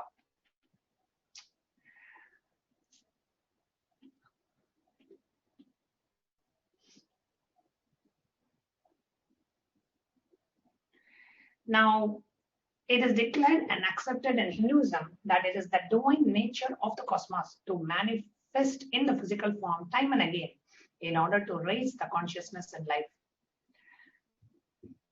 From time immemorial, Sanatana Hindu Dharma has recognized and recorded the happening of incarnations and the ultimate superconsciousness in the physical form on planet Earth. Through the ancient system of Guru Parampara, the Guru-disciple lineage, hundreds of incarnations or avatars have landed to teach, initiate, and give the breakthrough in consciousness for life on planet Earth.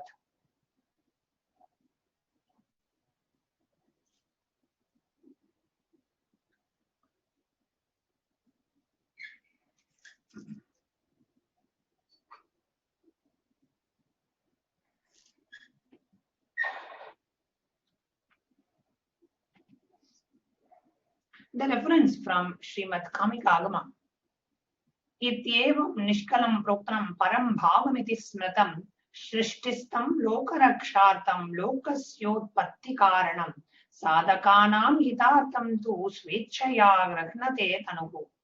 In this way, Paramashiva, who's Nishkala, without any body, and who's the ultimate supreme being, who's established in the creation, who's the cause of the creation of the universe, assumes a body out of his free will for the protection of the universe and for the welfare of the spiritual seekers and devotees. This is directly from Srimad Kamikagama Purva Bhaga, the 71st Patala. Now, there are countless intricate happenings which are orchestrated in the preparation of the advent of the avatar. Here we are seeing the Jiva Nadis are the timeless cosmic principles, prophecies revealed by the enlightened Rishi Agastya of ancient Kailasa, which continue to serve as 100% verifiable revelations till date. Now, in the Jiva Nadi revelations of the Supreme Pontiff of Hinduism, it is made known that a total of 210 million souls are destined to be a part of the grand revival of Kailasa, the macrocosmic and ancient enlightened Hindu civilization and nation for which the Supreme Pontiff incarnated.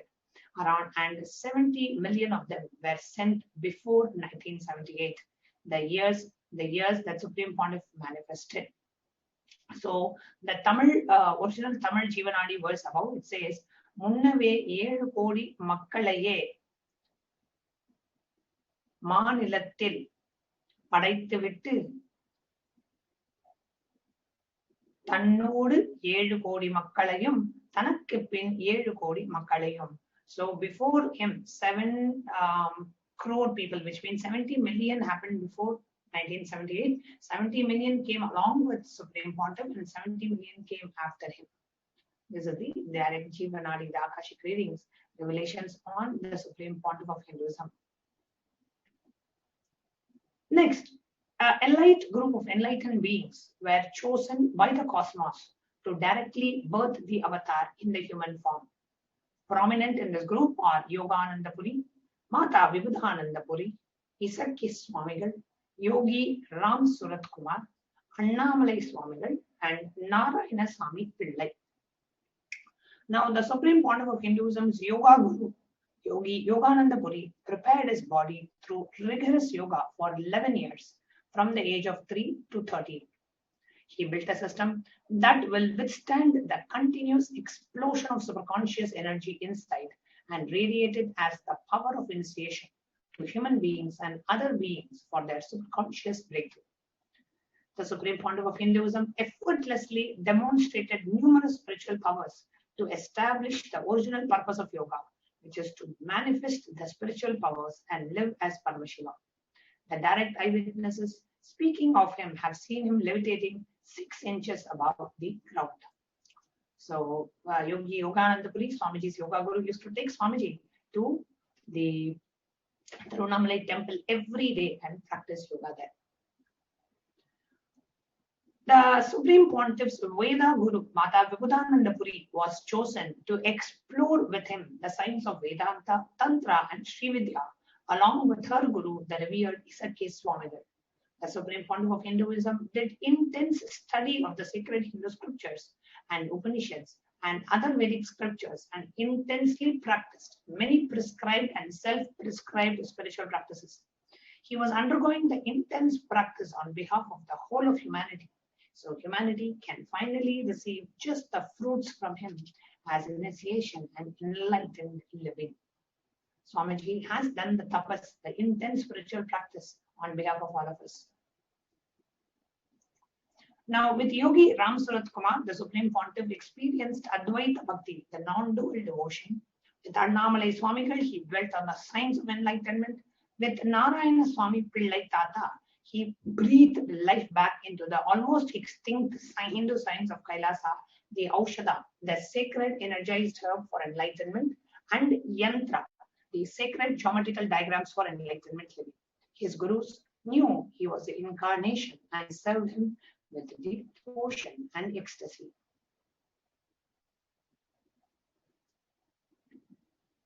Above all, none other than Aranagiri Yogeshwara, the primordial embodiment of Paramashiva, appeared for a period of 9 months as the Guru of His Divine Holiness in 1988-89, when the Supreme Pontiff was 10 years of age. This period assumes historical significance, being the ultimate Guru-disciple phenomena that happened on the planet. And Paramashiva himself plays the role of a Guru, embodied by Agnigiri Yogeshwara, and the disciple, the current incarnation of Paramashiva, the Supreme Pontiff both.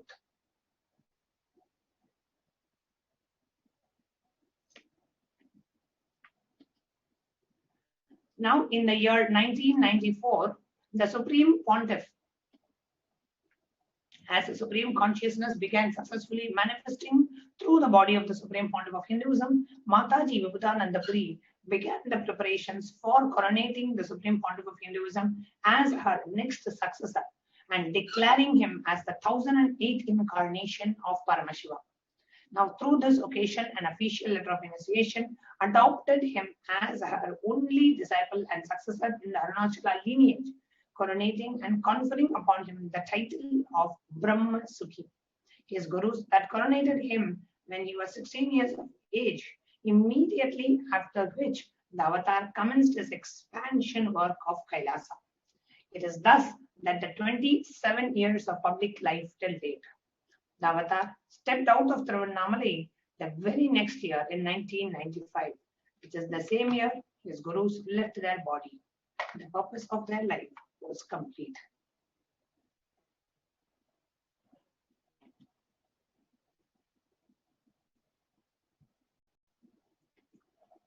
Here you can see the translation of the official coronation letter. Om Sat Gurave Tunai.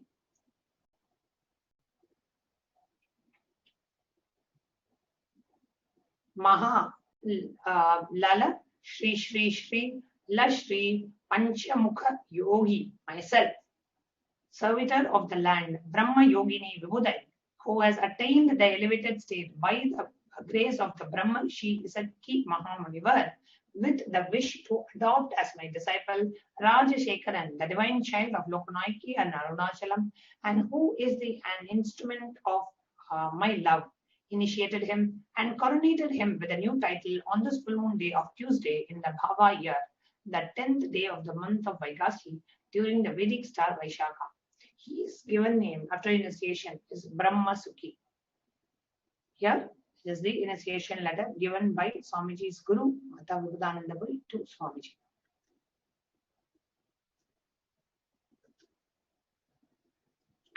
Now, this photograph of the avatar was organized to be taken by his Yoga Vedanta, his Vedanta Guru, Mata Vivekananda Puri, also known as Mata Chikoppamal.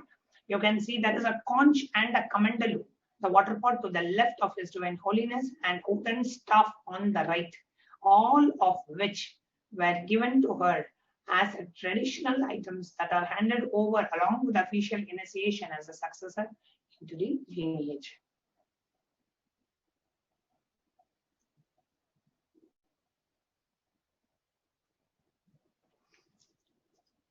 Now, what is the historic significance of Swamiji being coronated as the 1008 incarnation of Paramashiva? In October of year 1993, catastrophic floods devastated the Tamil Nadu states, killing hundreds and making thousands homeless. The avatar saw it was not just one seasonal typhoon that was causing suffering, but a falling economy of the world that threatened millions with poverty and starvation. He saw the unjust leaders and the dictators of the world who were misleading the masses into total hysteria and outrage.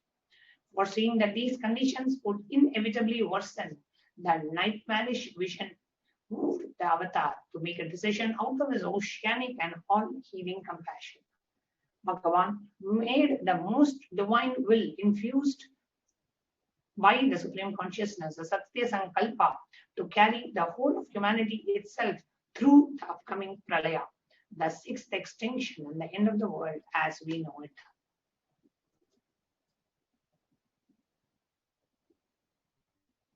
Actually, when I look back, I feel I have not changed at all. This description is the most apt description for me.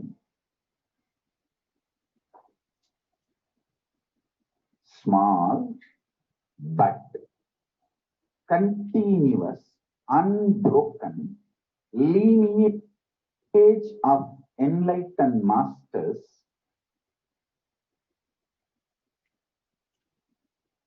from a remote South Indian village, Tiruvannamalai, gone right.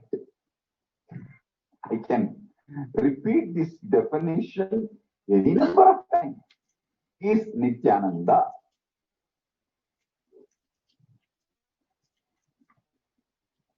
I don't feel I've changed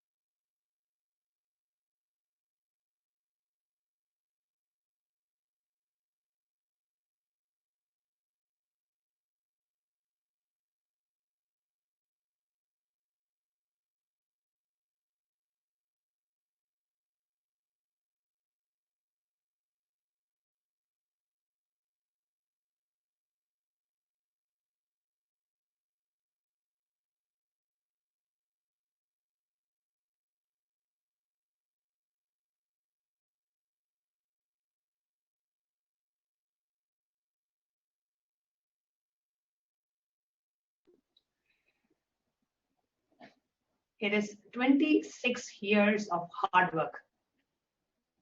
When I was a 16-year-old boy, my gurus have done the Yoga Pattabhishekam on me, to me, and put me on the Guru Pita. After the Yoga Pattabhishekam, they made me study whatever little education I have to go through, and then I started my work as per their order. I always tell you, when gurus ordain, they sustain. It's such a wonderful journey. The last 26 years of hard work have become a reality now. Now, the Kailasa nation has happened. So I wanted to thank each and every one of you and share this joy with all of you.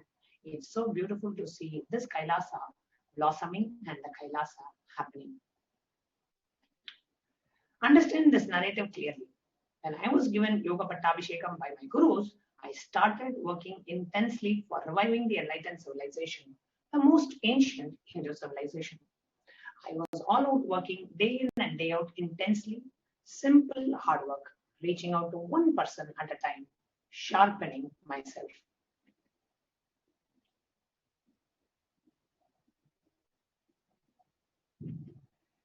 My gurus gave me tremendous spiritual knowledge, powers, but I need to start working on understanding the society. So they gave me the guidance. Go and spend some time in Ramakrishna Mission, spend time in Swami Narayan movement. They give some certain guidance. Study all these organizations and then start the work you need to do. So side by side, I was educating myself, reaching out to people to revive the ancient enlightened civilization. So please understand, all the focus is all about reviving the enlightened Hindu civilization and the basic powerful truths, powerful cognitions and powers, both of enlightened civilization, need to be revived.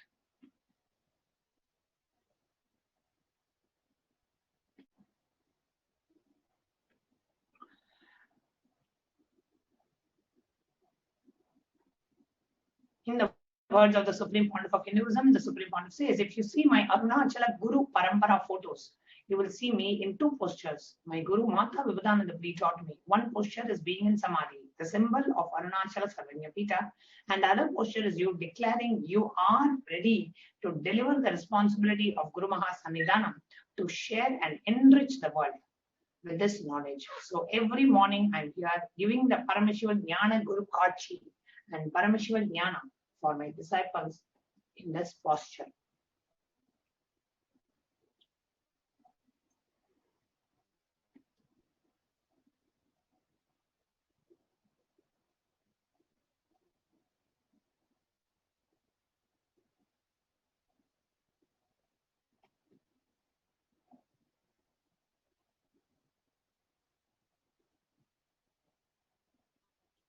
Here we are seeing the scriptural reference for the Yoga Pattabhishekam from the Shiva Mahapurana. How the Yoga Pattabhishekam is to be done as per the Hindu scriptures, the various scriptural references.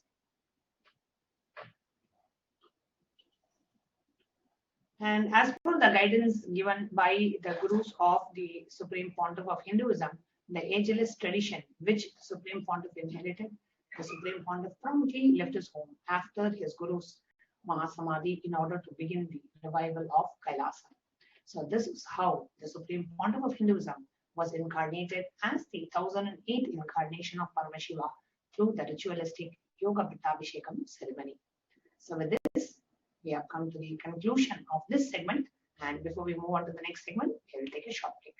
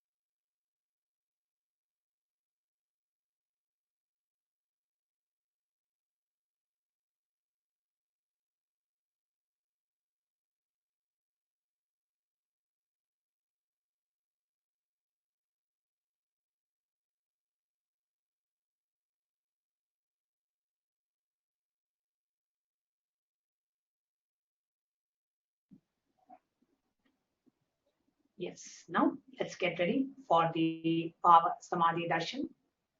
If you have any prayer request to submit to Bhagavan Lingodbhava, submit your prayer request to tiny.cc/BSD prayer request.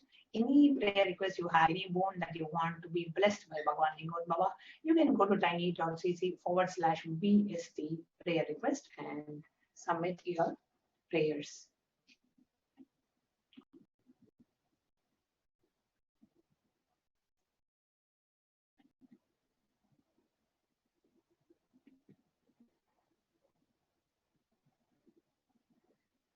Let us get ready for the Bhava Samadhi Darshan, manifesting Lingodbhava through the Supreme Founder of Hinduism, Jagadguru Mahasannidhanam, His Divine Holiness, Bhagavan Nithyananda Paramashivam. Now, Bhava Samadhi Darshan is not an event in space and time. Rather, Darshan happens at a moment when we are lifted out of time and space. Bhava is defined as directing and activating the emotional and spiritual energy that is created through the meditation on the avatar. During the Bhava Samadhi Darshan, our neurons mirror that of the avatar. Mirror neurons activate and process all the observed movements or information of the avatar just by seeing and without the physical act of imitation. That is, our entire body silently and without any movement recreates what is happening distances far away, experiencing the superconscious energy radiated by the avatar. The science of Bhava Samadhi Darshan knows no distance. Phenomena modern science is just discovering and terms as quantum tunneling. Our thoughts per second reduces significantly and we relax into a space beyond thoughts, becoming mentally at ease in coexisting dimensions beyond duality, unconditioned by the parameters of time and space. What is the science of Bhava Samadhi Darshan? Now, Bhagavan Sri Krishna describes the Bhava Samadhi Darshan. When Krishna once saw his own extraordinary sweetness reflected in a jeweled wall, he was amazed and said, "How unprecedented and astonishing is this deep and indescribable sweetness of mine. Alas, when I see it, even I become greedy to enjoy its sweetness, just like Radhika. When I see my own sweetness in the mirror, I become eager to taste it, but I can't. After due consideration, I find that the only way to relish the sweetness is through the constitution of Sri Radhika."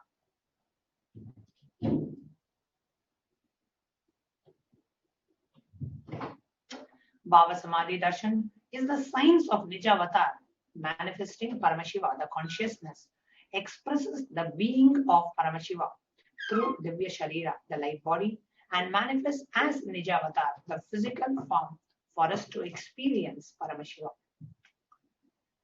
Devi Parashakti expresses through the being of Rajarajeshwari and manifests as the Nijavatara in the physical form of Devi Meenakshi. Bhagavan Paramashiva expresses through the being of Subramanya and manifests as the Nijavatara, the physical form of Bhagavan Muruga. Bhagavan Paramashiva expresses through the being of Arunagiri Yogeshwara and manifests as the Nijavatara in the physical form, the Supreme Pontiff of Hinduism, His Divine Holiness, Bhagavan Nithyananda Paramashivam. Bhagavan Parandama expresses the being of Mahavishnu and manifests as Nijavatara, the physical form of Bhagavan Krishna. Now, the Archavatara or the deity reflects the consciousness and the manifestation of the superconscious energy. But human beings are not mature enough to receive the higher level experiences directly from the Archavatara. The avatar, the physical embodied form, comes down to bridge the gap and create the experience of superconscious energy in all of us. Now, when we have the Bhava Samadhi Darshan of the Nija avatar, manifesting beings of various dimensions of Paramashiva, the auspicious components and the powerfulness of those dimensions are awakened in us. The dimension of Paramashiva manifesting in the Nija Avatara for us to experience the same is Bhava, Samadhi, Darshan. Now, Bhava Samadhi Darshan is the direct experience of causeless bliss. During the Bhava Samadhi Darshan, our being comes alive and celebrates with the energy wave of existence. Our very muscles learn to radiate and imbibe Paramashiva. Bhava Samadhi Darshan is like a window to the infinite expanse of consciousness, allowing us to glimpse the formless inner way we can understand. Now, even without much effort from our side, our very biomemory awakens to the space of Paramashiva, the ultimate consciousness, during the Bhava Samadhi Darshan. Now, to have a glimpse of having the darshan of the avatar cleanses the karmas of lifetimes and creates a deep and lasting transformation in us.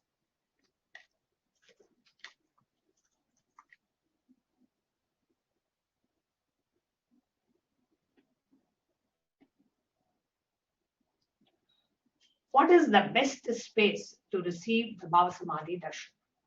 The best space to receive the darshan is the space of gratitude. Gratitude enables a reflection of consciousness on all levels, physical, psychological, and ultimately conscious level. Darshan meditation as a preparation helps us to fall into the space of gratitude. And it is during that time we drop the conscious resolution, the Satya Sankalpa of anything we want or need in our life.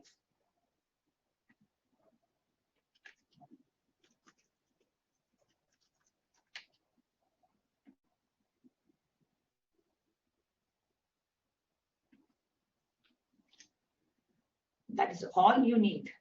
Be ready to reflect the consciousness of Paramashiva, because that is all you need to manifest the best for your life and lives of people around you. Now, what is the best space to receive the Bhava Samadhi Darshan? Knowing that we are the source of everything. I know you are the source of everything. You are everything, and you are in the embodied form of the Supreme Pontiff of Hinduism, Jagat Guru Mahasanidanam, His Divine Holiness Bhagavan Nithyananda Paramashivam, and you are in this body. You are the source for both. Let me connect with you. Let you reveal yourself to me. Let me be in the Bhava Samadhi of you. Now, let's take a few minutes to quickly set up for the Panchopachara Puja. Sandalwood paste, flowers, incense stick, lamp, and the food offering, the Naivedya.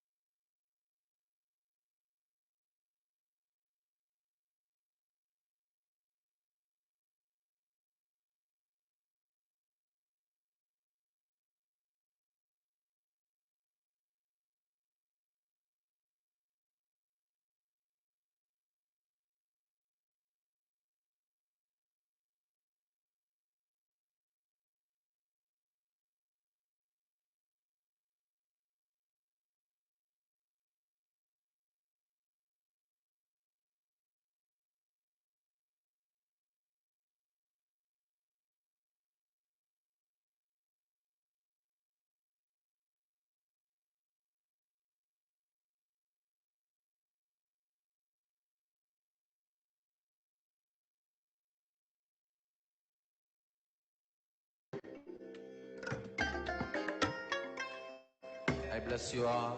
Let you all open all your three eyes and manifest the powers of Mahasadashiva. Om Nithyananda Paramashivoham. Om Nithyananda Paramashivoham. Om Nithyananda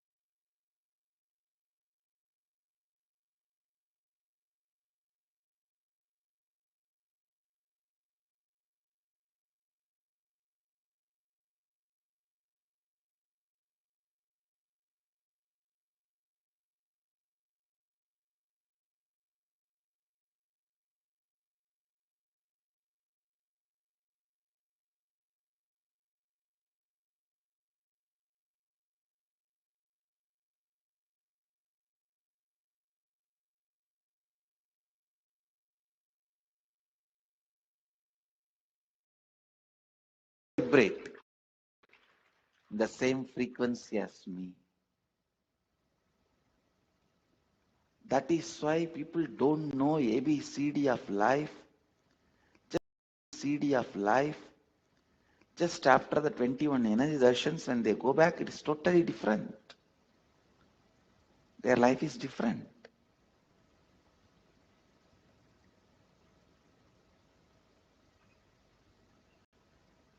In this level 4,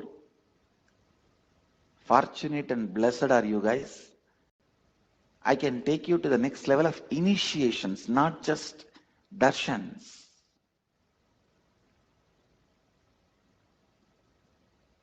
Because almost all of you have gone through the initiations, gone through the many initiations and darshans.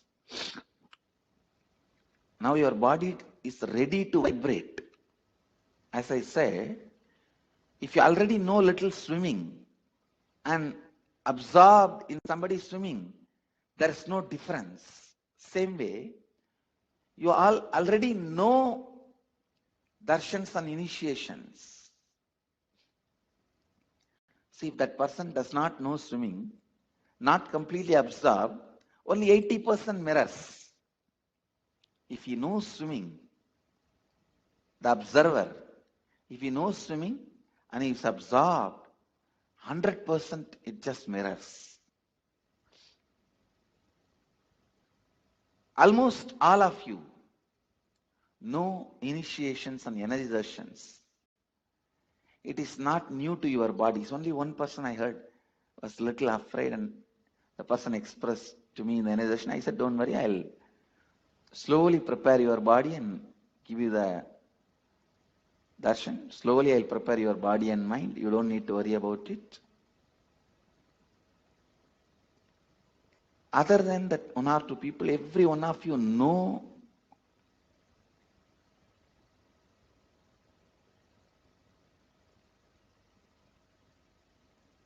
darshan, initiations.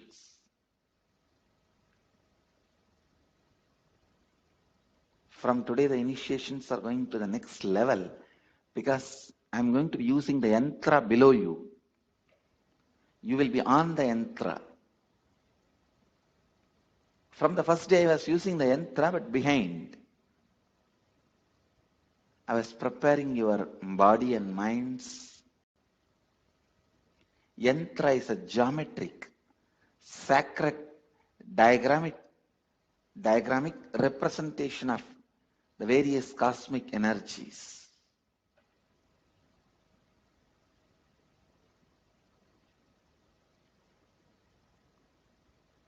The master's movements of the body movements are tantra.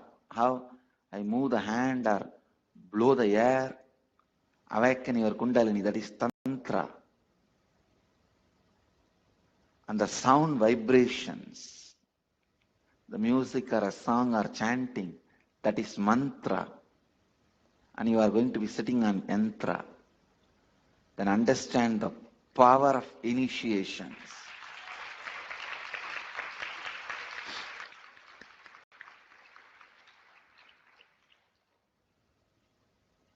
Initiation using the yantra is 1,000 times more powerful, but your body need to be prepared.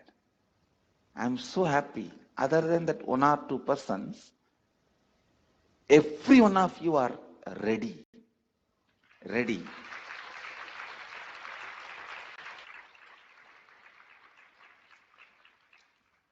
First 2-3 days, it will lead to sleepless, tireless nights.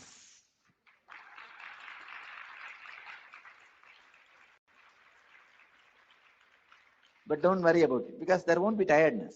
There won't be tiredness.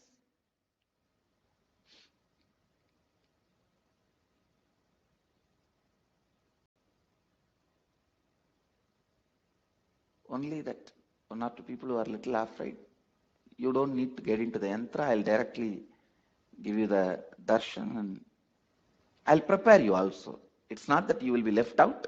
I'll prepare you for a few more days.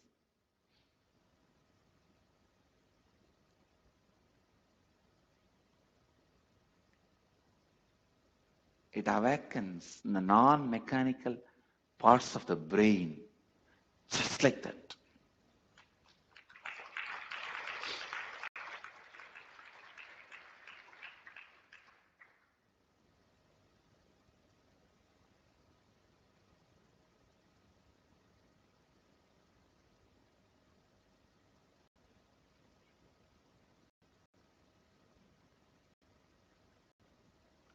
Very mystical and most powerful initiation.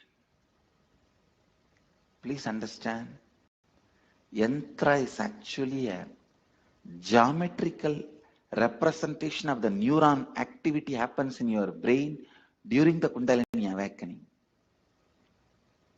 When your Kundalini is awakened, when you vibrate in the same space of me, when the neurons are mirrored in you, the geometry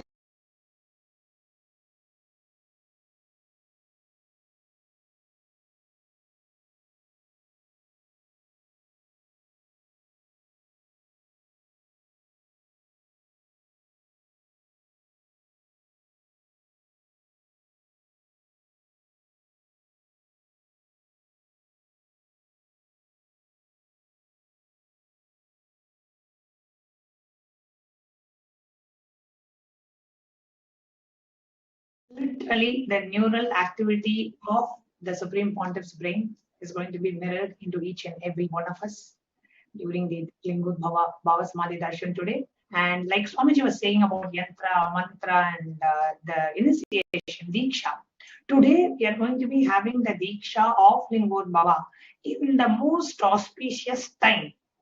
The time now is the exact time where Paramashiva is so easily available for us to connect with. The time of Pradosham, this happens 2 times in a month. And exactly in this time where the worship is done, this is the auspicious time for the worship of Paramashiva, which is called the Pradosham time, which is happening today. That is why today we are having this program. And exactly, we align the calendar. The reason why we had to have the darshan at around 6:30 is because the darshan time exactly matches with the ritual in the Tiruvannamalai temple when they actually do the Deeparadhana and the Aarti. So it will be during or after the Deeparadhana or Aarti being done in the Tiruvannamalai Arunachaleshwara temple. So that is why we had posted the darshan timing will be around 6:30 p.m. In the evening, because that's when the Aarti, around that time, Aarti will be done to Bhagavan Arunachaleshwara. And we are here to be having the darshan of the Nijavatar of Bhagavan Arunachaleshwara and Arunachala himself. So let's now get ready for the Paramashiva Dhyana Mantra. Now, the Supreme Pontiff of Hinduism has blessed the Paramashiva Dhyana Mantra as an initiation Diksha that transmits energy, experience, and powers in the form of the sacred mantras. Just like how the avatar transmits the Shaktis just by a look, Nayana, or by a touch, Sparsha. Similarly, the avatar births himself as the mantra, which encompasses all his Shaktis, energies, and transmits those Shaktis to the devotees. Anyone to whom this mantra is chanted from the space of oneness and deep blissful awareness, that person is bestowed with health, well-being, wealth, abundance, prosperity, love, and fulfilling relationships, enormous growth, success in business, job, and finances. A complete and a fulfilled life manifests without any types of doshas, sins, evil eyes, or obstacles, leading to a long, healthy, and blissful life.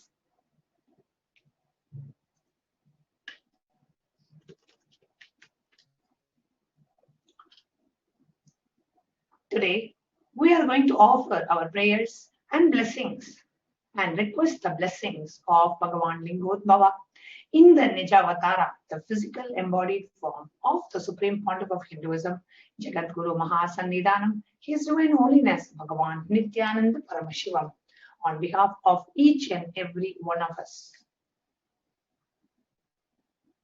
Today, we are going to offer our prayers and request the blessings of Bhagavan Lingodbhava to bless us with the ultimate purpose of human life, to bless us all with enlightenment.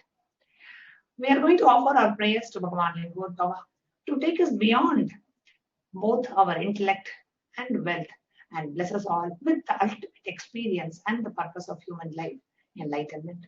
We are going to request the blessings of Bhagavan Lingodbhava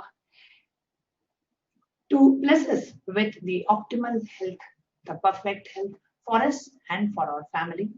Today, we are going to offer our prayers to Bhagavan Lingodbhava to bless us with the right relationships, to bless us with completion in the dimension of wealth, health, relationships. Today, we are going to offer our prayers to Bhagavan Lingodbhava to overcome all our restrictive patterns, incompletions.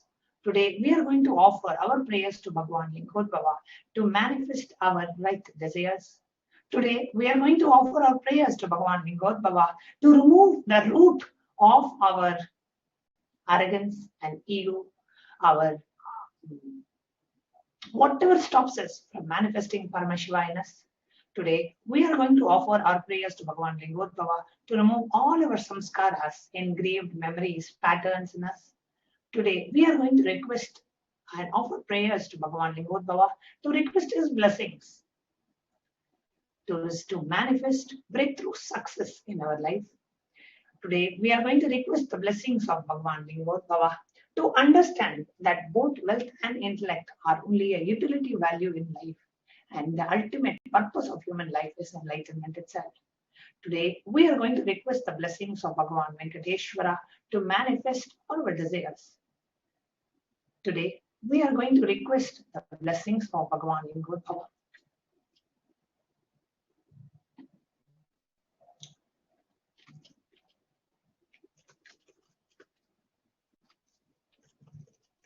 Today, we are going to request the blessings of Bhagavan Lingodbhava to manifest health, wealth, well-being. Today, we are going to request the blessings of Bhagavan Lingodbhava to help us and our families be protected from the COVID pandemic, to protect us all at this time. Now, let us enter into the Paramashiva Dhyana Mantra.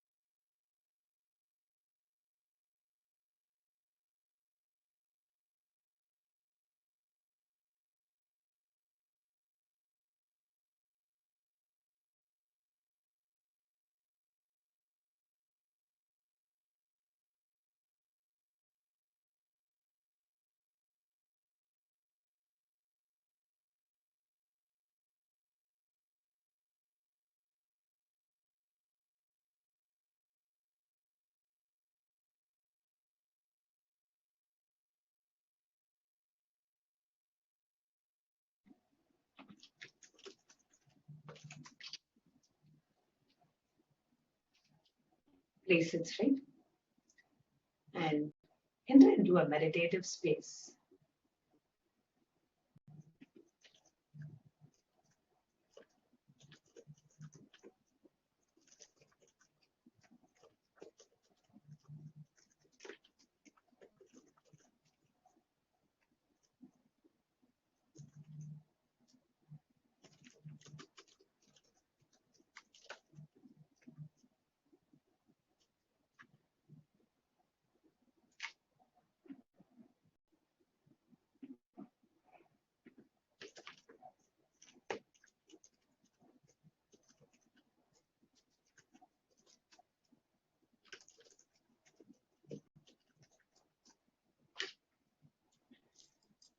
as we get ready to chant the Paramashiva Dhyana Mantra. Om Nithyananda Paramashivoham. Om Nithyananda Paramashivoham. Om Nithyananda Paramashivoham. Om Hrim Nithyanandaya Namaha. Om Ham Haum Shivaya Namaha.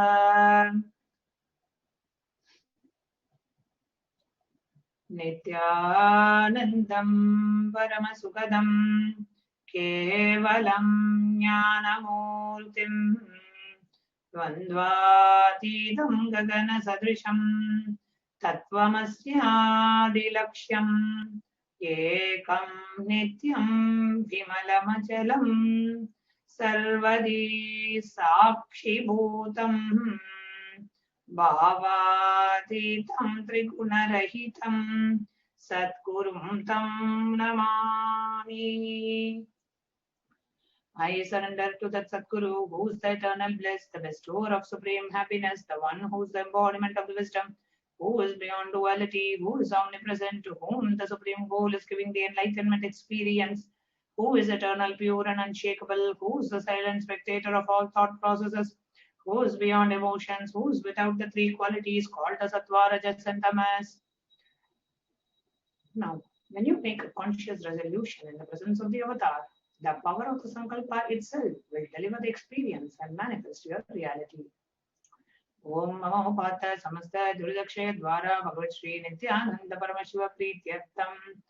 I am taking this conscious resolution today for destroying all my karmas and sins, and in order to please Bhagavan Shri Nithyananda Paramashivam.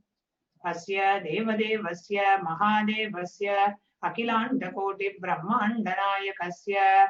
Who is the God of all gods? Who is the greatest of gods? The Lord of the universes and multiverses. Who is the Lord of the cosmos?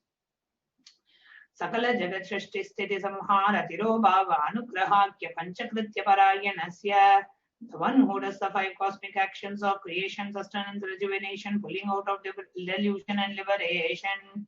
The Adimadhyantarhitasya Aprameya Parakramasya Tattvartha Gocharasya. The one who is the beginning, middle and end. The one who is immeasurable.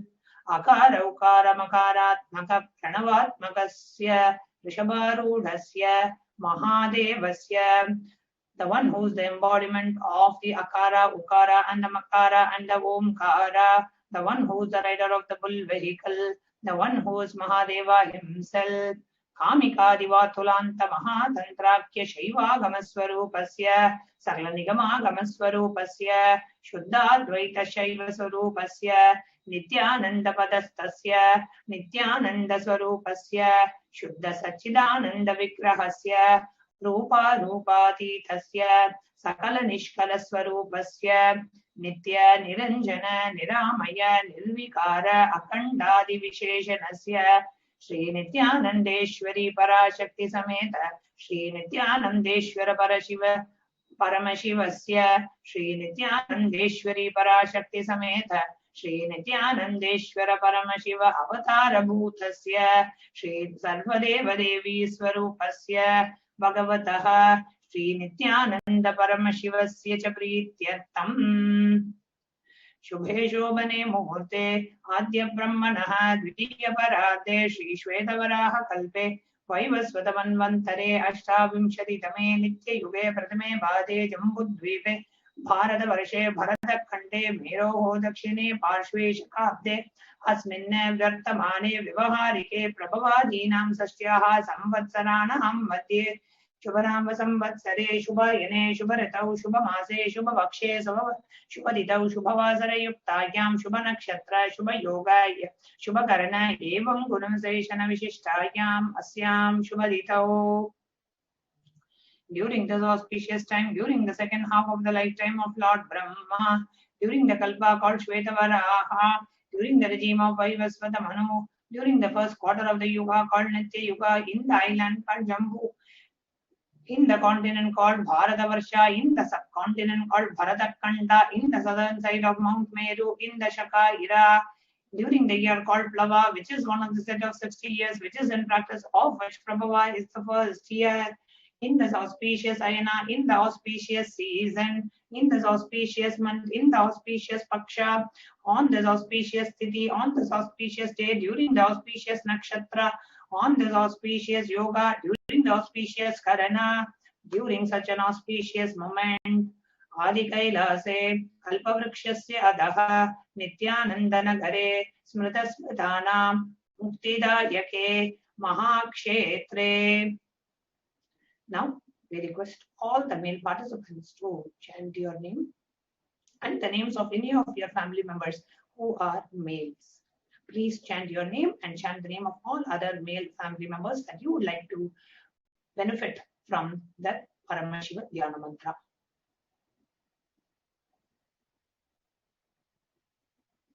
Namadheyasya. Now we request all the female participants to chant your names and the names of any of your female family members whom you want to be benefited through this Dhyana Mantra. Namnyahasya Yajamananam Avayoho Sahakudumbanam Bandhuvarganam Dayadivarganam Mitravarganam Sodaravarganam Samesham. For all those who are participants, hosts and me with their families, relatives, inheritors, friends, brothers, and everyone. Sarva Bhishta Siddhyartham Sarvam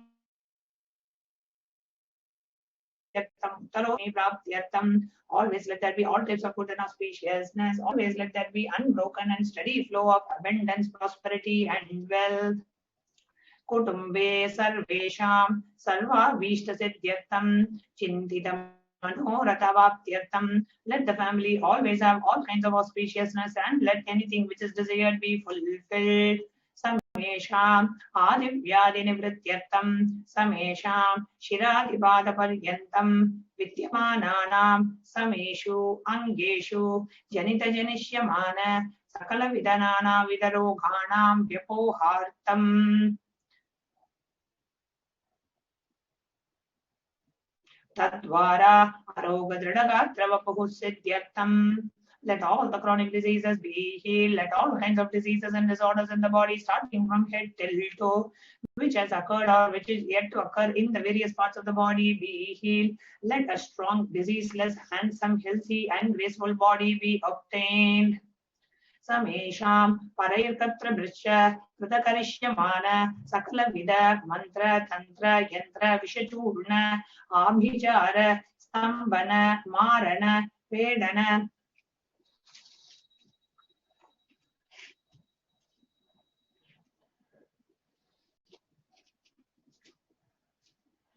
Uchadana Vidveshana Vashikaranadi Mantrika Prayogebhyaha Rakshana Praptyartham Tadvara Samesham Sarva Vishta Siddhyartham. Let the protection be obtained from all the evil effects of the acts performed by people either in the past or yet to be performed in the future through the use of mantras, yantras, tantras, poisonous spells, employing spells for malevolent purposes like making a person immobile, killing a person through vomiting and diarrhea, upsetting and ruining the health, poisoning, hypnotizing, etc. Apamrityu dosha nivrityartham kala mrityu akala mrityu durmrityu nivrityartham. Let all the doshas and ill effects related to death like destined death, unnatural death, fatal death be removed. Samesham antardrishti vahirdrishti kuladrishti Anukula drishti, pratikula drishti, ityadi, sakala vida drishta dosha nivrityartham. Let all the effects of the evil eyes from known and unknown sources, effects of cruelty filled eyes, evil eyes of business enemies, effects of evil eyes of people who may project as if they are our well-wishers, and the effects of evil eyes of people who are against our well-being be fulfilled, who are against our well-being be removed. Samesham antashatru, bahishatru, krura shatru, vyapara shatru, anukula shatru, pratikula shatru, ityadi sakala vida shatru bada nivrityaktam. That all the effects of the inner enemies and outer enemies, fierce enemies, business enemies, enemies who project themselves as good, and enemies who work against our well-being be removed. Samesham matrusha bari sakala vida shapanam yapohanartham. Let the effects of all the curses right from the mother be removed.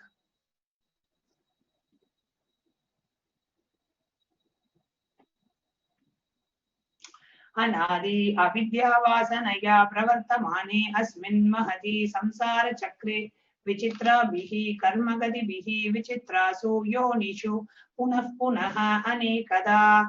From time immemorial, due to ignorance, we get caught in the vast cycle of birth and death. Due to the effects of our action, we take birth again and again in various bodies, which is quite strange. केनापि पुण्यकर्म विशेषेण भगवतः श्री नित्यानंद परमशिवस्य अपरिमृतया कृपया इदानीं तन मनुष्य जन्म प्राप्तवताम्.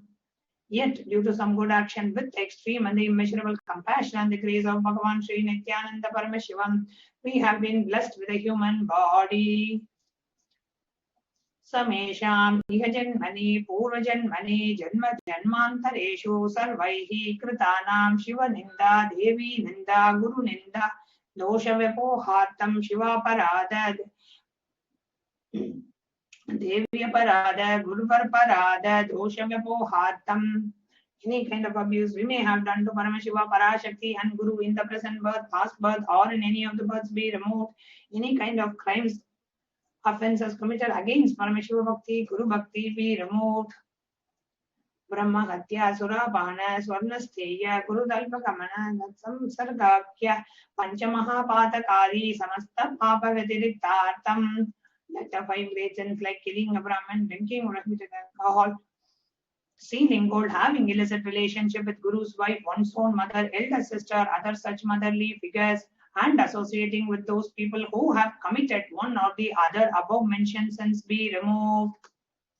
Apicha sarvai hi balye vayasi kaumare yauvane vardhakye cha. That all the karmic effects of the action done as a child, adolescent, youth, and as a old age person.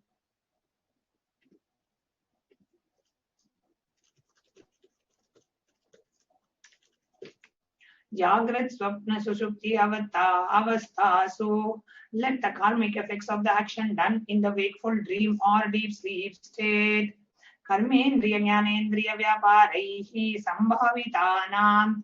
Let all the sins done through the Karmendriyas, the 5 organs which perform actions like speech, hands, feet, excretion, reproductive organs, and the Jnanendriyas, the 5 organs which receive information like ears, eyes, nose, tongue, and skin. रहस्यकृतानां प्रकाशकृतानां अतिपादकानां उपपादकानां संकलीकरणानां मलिनीकरणानां अपात्रीकरणानां जातिभ्रंशकानां प्रकीर्णितानां एवं नवानां नवविधानां बहूनां बहुविधानां सर्वेषां पापानां सद्यः. Let the sins which were done openly or secretly, the greatest of the great sins, the minor of the minor sins, multiple sins like raping a woman, unjustifiable sins of destroying the caste system, narrow-minded sins, such 9 sins and 9 types of sins, and more sins and more types of sins be removed immediately. Through the removal of sins, let us be showered with all the auspiciousness, and let Paramashiva Bhakti, Devi Bhakti, and Guru Bhakti be obtained. Let the state of Paramashiva, space of Paramashiva, Paras of Paramashiva be obtained.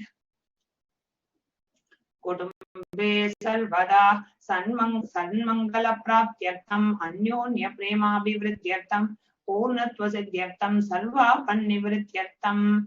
Let the whole family always be showered with all the auspiciousness. Let the mutual love bloom among all the people. Let completion happen. Let all the mishap be removed.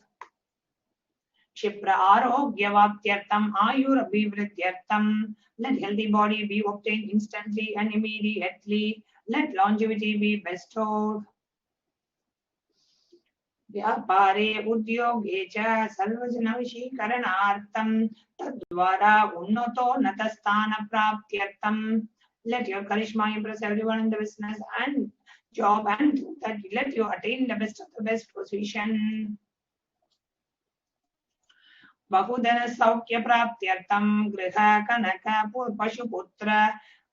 पशुपुत्र पौत्र धनधान्य सौख्य प्राप्त्यर्थं.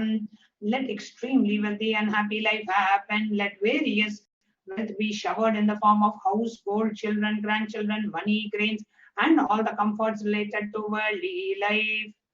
Adityadinam Vanam Grahanam Doshapida Nivaranartham Adityadinam Vanam Grahanam Anukulyata Siddhyartham. Let all the malefic effects of the 9 planets be removed, and let Paramashiva Bhakti Devi, and let the auspiciousness be bestowed by the grace of all the 9 planets. Bhumyantarikshe Vidyamana Bhuta Preta Pishacha Rakshasa Brahma Rakshasa Vetala Kushmanda Dakini Shakini Ityadi Sarvanishta Nivaranartham. That all the evil effects that cause calamities on the planet, the evil effects from various demonic forces like Bhuta, Preta, dead people, Pishacha, demon, Rakshasa, Brahma Rakshasa, Vetala, Ghost, Kushmanda, the class of demons, Dakini, little devil, Shakini, female demon be removed.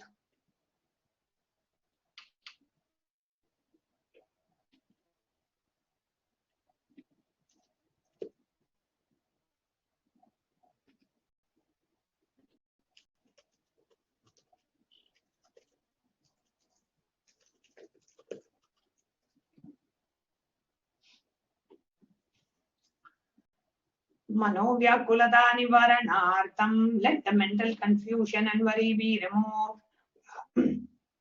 Prarabdhe karmani karishyamane karmani adi deivika adi bhautika adhyatmika vigna nivaranartham. Let all the obstacles be removed with regards to action done or going to be done related to God, world, and spirituality. Samastarana nivaranartham. Dhana Lakshmi, Dhanya Lakshmi, Santana Lakshmi, Saubhagya Lakshmi, Vidya Lakshmi, Shaurya Lakshmi, Veera Lakshmi, Vijaya Lakshmi, Ityadi, Ashtalakshmi, Paripurna Kripa Kataksha Siddhyartham. Let all the balloons be removed. Let all the Ashtalakshmis like Dhana Lakshmi, Dhanya Lakshmi, food and grains, Santana Lakshmi, offerings, Saubhagya Lakshmi, fortune, Vidya Lakshmi, knowledge, Shaurya Lakshmi, bravery, Veera Lakshmi, heroism, Vijaya Lakshmi, success be showered. Pariksha, so Unnata Sthani, Vijaya Praptyartham. Sarva Vidya Parangata Siddhyartham, Meda Shakti, Grahana Shakti, Abhivridyartham. Let the top rank be obtained in all the examinations. Let all the excellence be acquired in the field of knowledge. Let the memory power, understanding ability be increased.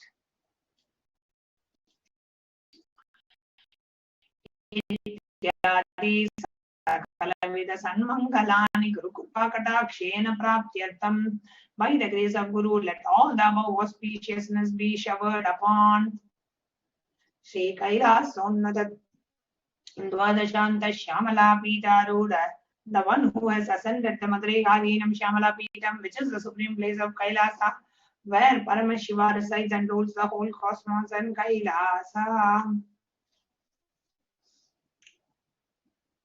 Sri Meenakshi Sundareshwara Bhinnaswarupa Parashivaputra Ratnakumara, the one who is no different from Meenakshi Sundareshwara, the most beloved son of Paramashiva and the young boy.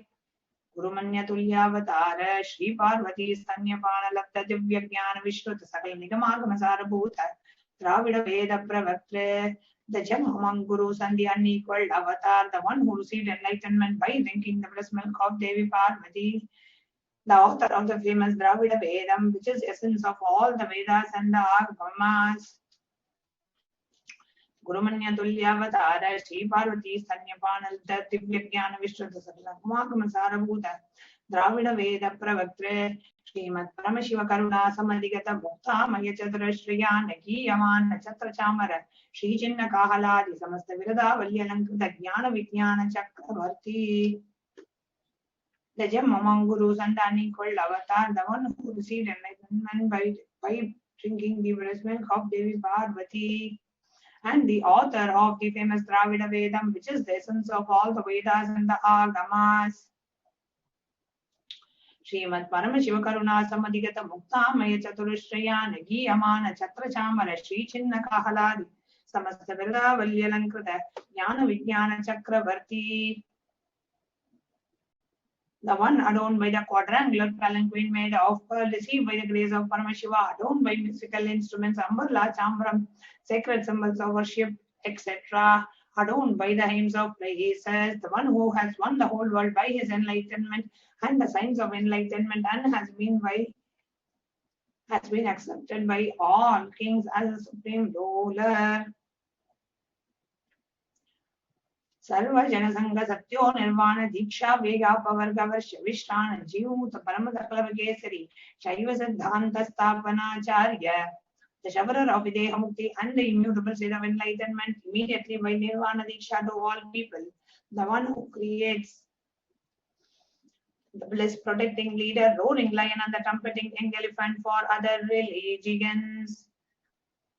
Shaiva Siddhanta Sthapanacharya Shri Rajadhiraja Pandya Maharaja Guru Shapana Shakyadi Mahandakara Nivarana Jnana Bhanu Vikshana Narkarha Dvajo Chedana Puraka Srimad Rishabha Dvaja Sthapaka Shaiva Samaya Kartre. The Acharya who established Shaiva Siddhanta, the Rajaguru of the Pralaya, the Rajaguru of the Pandya, who is the supreme king of all kings, the Guru who is also the Pandya king, the supreme king of all, the enlightening darkness of delusion, who was installed, with the one who has installed the Rishabha flag, the creator and the reviver of the Shaivism.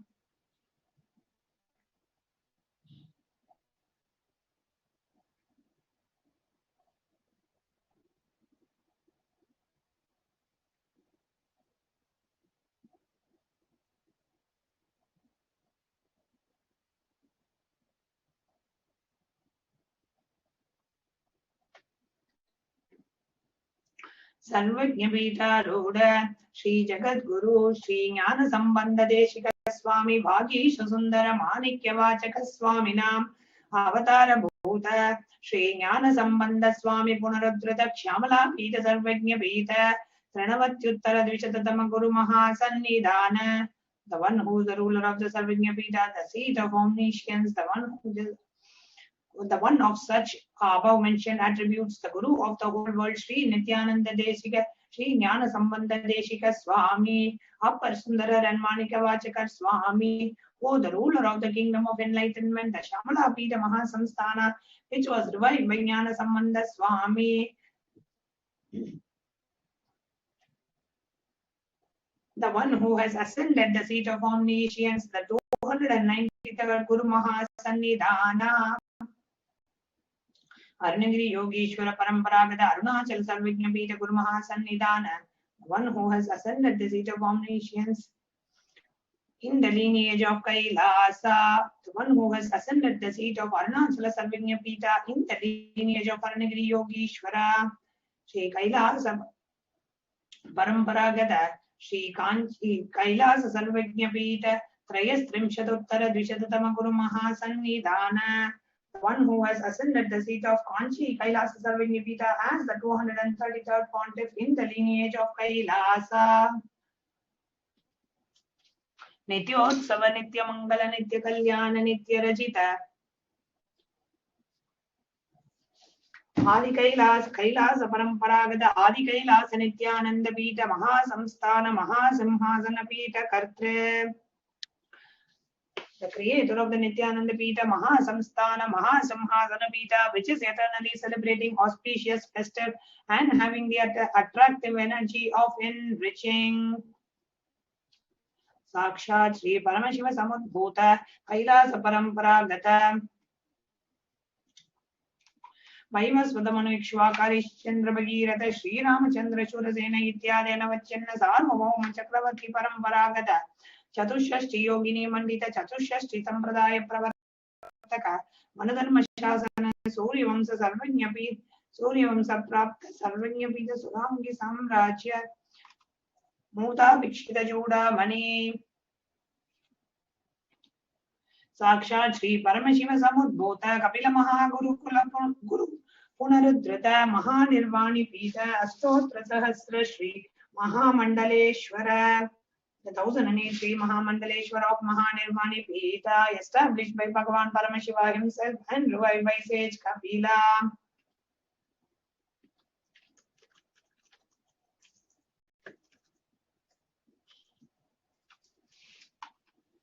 साक्षात् श्री परमशिव सिंहासनाभिषिक्त समस्त गणनायक श्री महागणपति समारंभ अनवच्छिन्न पीठाधीश्वर गुरु परंपरा प्राप्त अटल पीठ अष्टोत्तर सहस्रतम अष्टोत्तर सहस्र श्री अटल पीठाधीश्वर the 1008 Sri Atal Peethadishwar of Atal Peetha, which is an unbroken lineage of pontiffs starting from Bhagavan Mahaganapati, who is the leader of the Ganas and who was coronated by Bhagavan Paramashiva himself.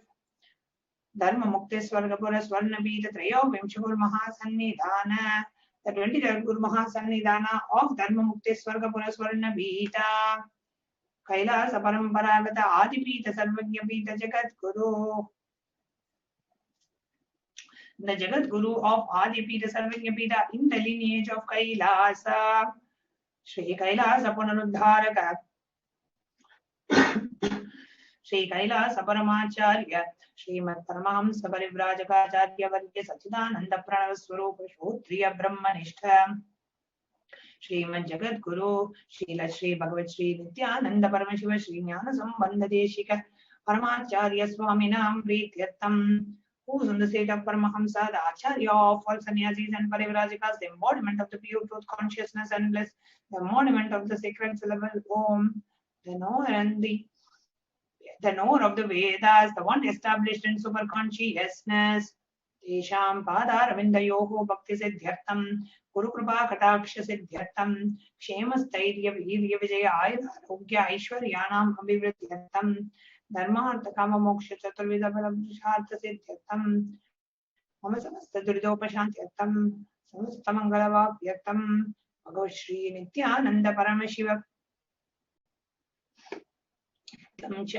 Shri Nithyanandeshwari Parashakti Sameta Shri Nithyanandeshwara Paramashiva Shri Nithyanandeshwari Parashakti Sameta Shri Nithyanandeshwara Paramashiva Avatar Bhuta Sarvadeva Devi Swarupasya Bhagavataha Shri Nithyananda Paramashiva Cha Dhyana Shodopachara Sarvopachara Archanaradhana Pujam Prarthanam Karishye Om Anandagandhanilaya Namaha Om Bhavarogaveşajaya Namaha Om Kalpatarave Namaha Om Pashupadaye Namaha Om Pachavimochakaya Namaha Om Ipsida Paladayakaya Namaha Om Bhagyavrati Parivartakaya Namaha Om Adevyadi Vinashakaya Namaha Om Samasta Kalyana Gunanvitaya Namaha Om Vidadipurishaya Namaha Om Shri Kailasapadaye Namaha Om Shiva Shaktiaika Swarupaya Namaha Om Hrim Nithyanandaya Namaha Om Ham Haum Shivaya Namaha Om Shri Nithyanandeshwari Parashakti Sameta Shri Nithyanandeshwara Paramashivaya Namaha Om Hrim Nithyanandeshwari Parashakti Sameta Shri Nithyanandeshwara Paramashiva Avatar Bhuta Sarvadeva Devi Swarupaya Srila Sri Bhagavat Sri Nithyananda Paramashiva Sri Jnana Sambandha Deshika Paramacharya Swamine Namaha Om Nithyanandam.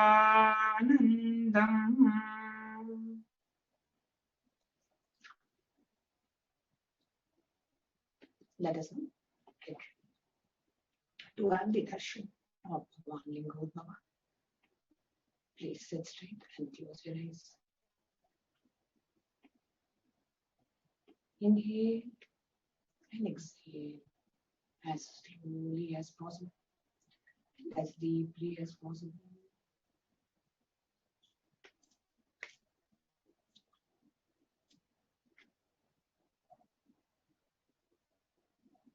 Bring your awareness to the breath as you inhale and exhale.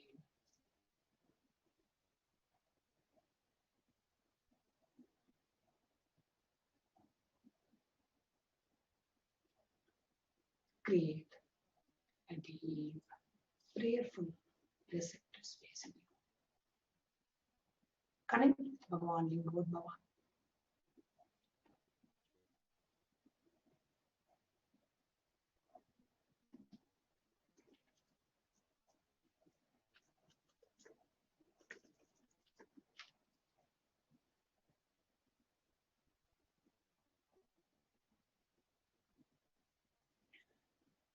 From a space of deep devotion, gratitude, and surrender.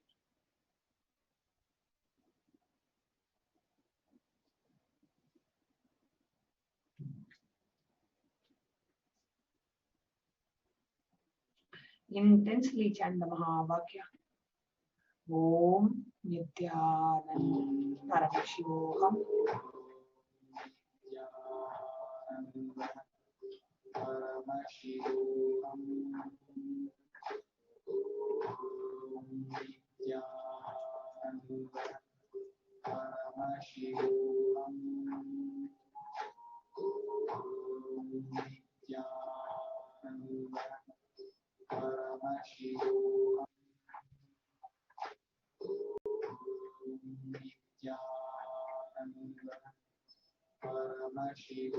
Intensely chant the Mahavakya. Then pray to Bhagavan Lingodbhava. Sit in a space of deep prayer, devotion, and surrender.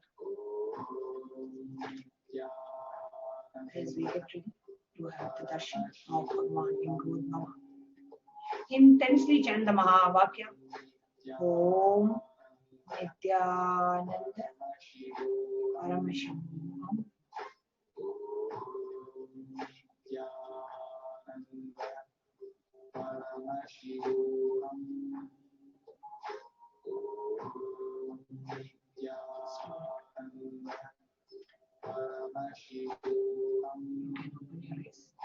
And get ready to offer the Panchopachara Puja. The first offering is that of the sandalwood paste. Now, please take the sandalwood paste in your hands and offer it to Bhagavan Lingodbhava along with the mantra. Gandhadvaram Duradarsham Nityapushtam Karishine Yeshwarigum Sarvabhutanam Tamihopakvaye Shriyam Gandhandarayami. The next is the offering of flowers. Now, please take some flowers smeared with sandalwood paste in your hands and offer it to Bhagavan Lingodbhava along with the mantra. Yopam pushpam veda pushpavan prajavahan pashuman bhavati chandramava abam pushpam pushpavan prajavahan pashuman bhavati ya emam veda yopamayatan veda ayatanavan bhavati pushpai pujayami.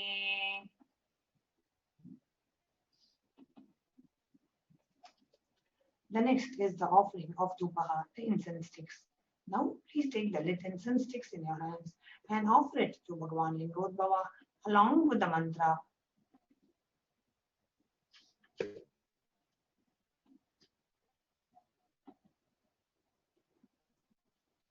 Om Durvadurvadurvantam Durvatayosman Durvaditam Durvayam Vayam Durva Mastvam Devanam Sisasritamam Papritamam Jushtatamam Vanhitamam Devabhutamam Ritamazirha Virdanagum Gasvamakvar Mitrasya Chakshusha Prekshema Verma Samvitva Matvarigum Sisham Dhupamagrapayami.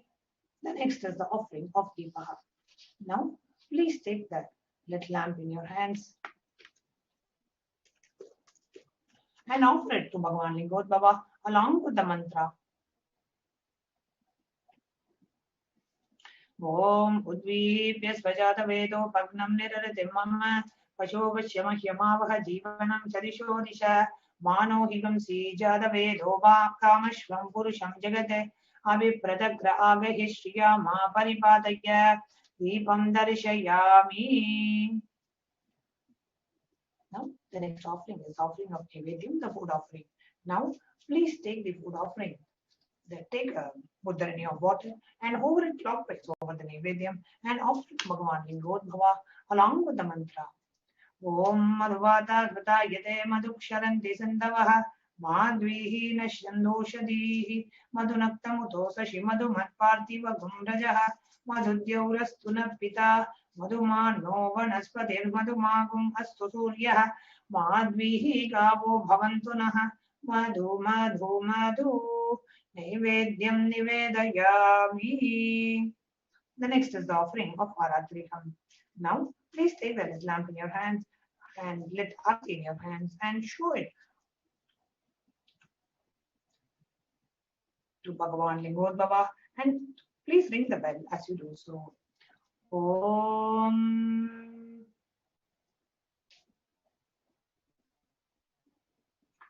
Aratrikam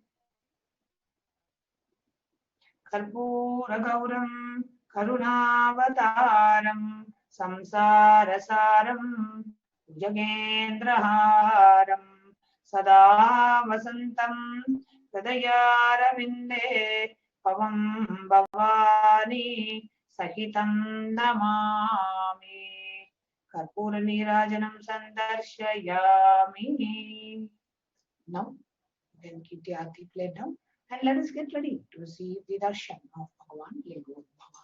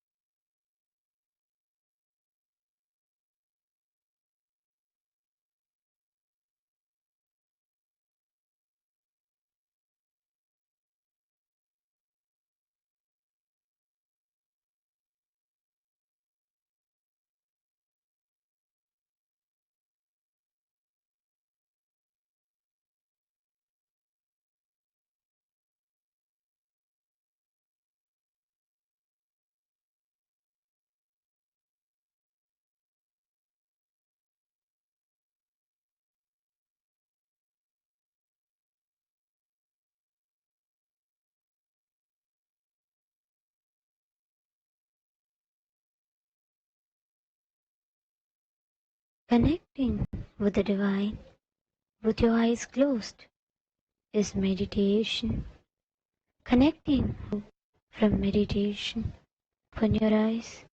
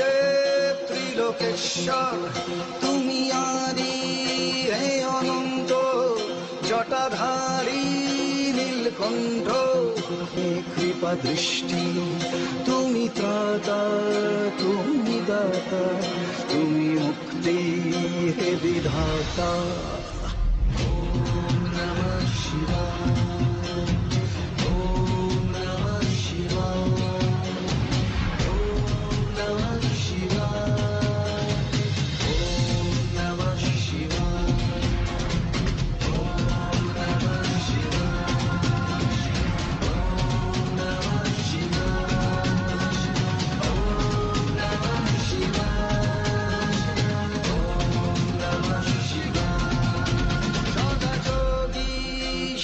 গঙ্গে নিয়ে ভস্য সারা অঙ্গে কর পালন নেত্রীভুবন তব অপার লীলা রঙ্গে ধরো ত্রিশূল নে হস্তে আনো শান্তি শুভ চিত্তে তুমি ত্রাতা তুমি দাতা তুমি মুক্তি হে বিধাতা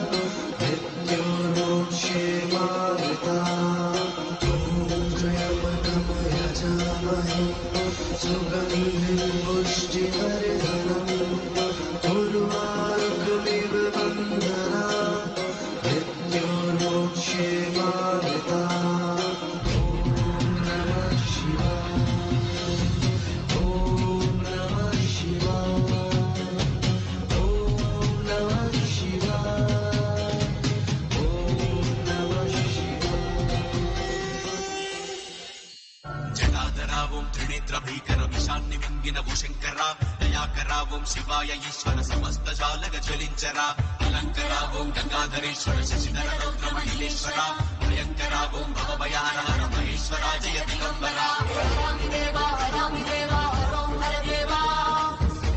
నిన్ను భజించగా విలువింపగను రావా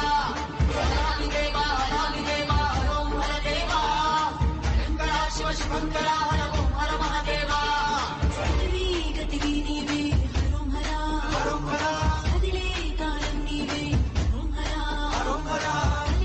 శాంతం నీవే హరోం హరా హరోం హరా అఖిలే కోపం నీవే హరోం హరా అనం వేదమంత్రం సమస్తం నీ హస్తం నీ శ్వాసపవనం జీవధారం రుద్రరూపం కైలాసం ఓం నమః శంకరాయ చ ఓం నమః భవహరాయ చ ఓం నమః భయస్కరాయ చ ఓం నమః శివాయ ఓం నమః శంకరాయ చ ఓం నమః శంకరాయ చ ఓం నమః శంకరాయ చ ఓం నమః శివాయ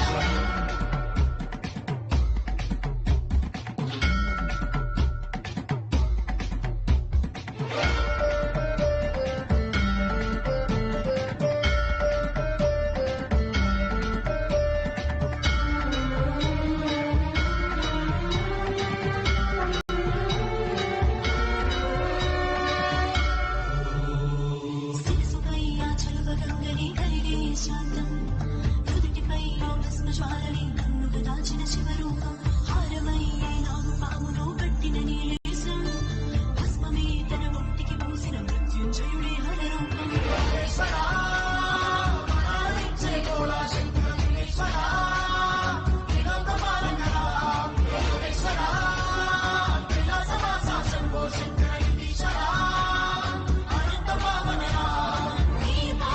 Sharani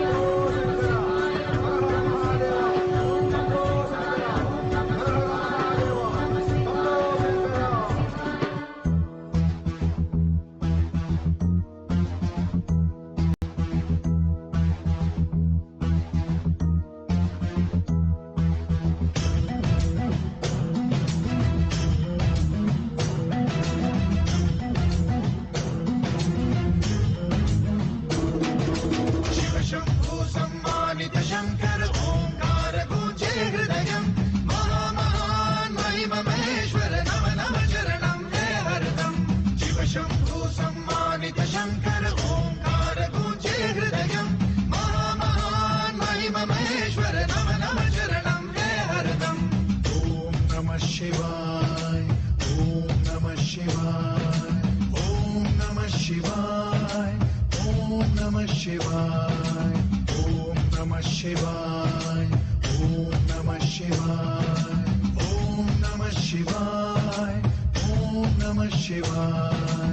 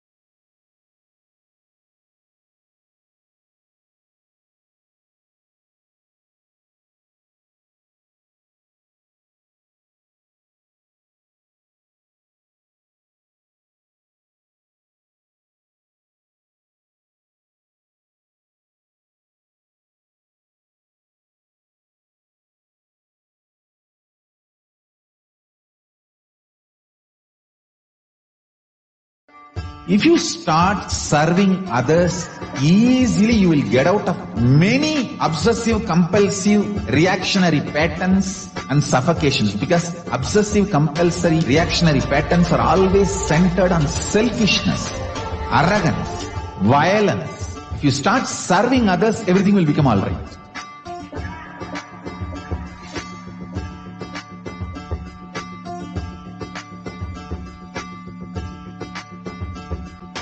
All over the world, they want the Rathotsava to happen.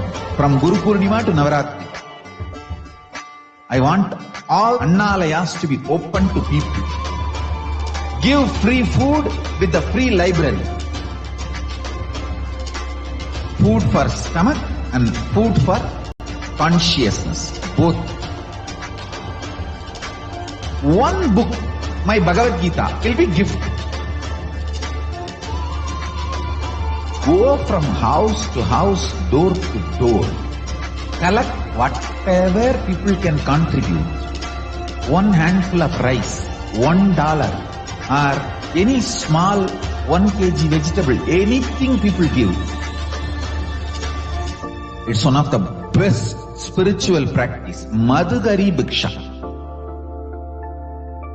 If you guys start doing this, everything, all the best things will be showered on you guys. And Paramashiva more and more will manifest in temple also.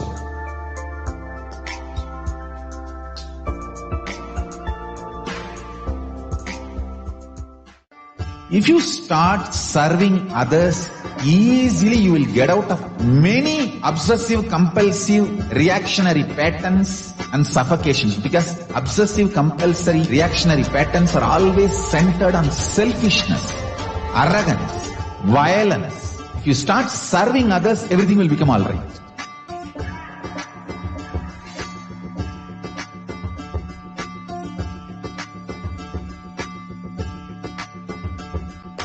All over the world, they want the Rathotsava to happen. From Guru Purnima to Navaratri. I want all Annalayas to be open to people. Give free food with the free library. Food for stomach and food for consciousness. Both. One book, my Bhagavad Gita, will be gift. Go from house to house, door to door. Collect whatever people can contribute. One handful of rice, $1, or any small 1 kg vegetable, anything people give. It's one of the best spiritual practice. Madhugari Bhiksha. If you guys start doing this, everything, all the best things will be showered on you guys. And Paramashiva more and more will manifest in temple also. I tell you, each Bhava Samadhi Darshan is a spiritual treat, enjoy. Spiritual feast, enjoy. Don't miss it.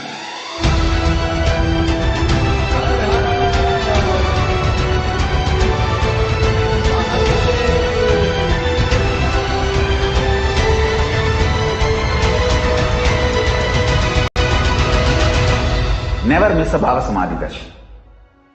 Enjoy Paramashivoham, which is introducing and making you cognize the cosmic principles and cosmic beings.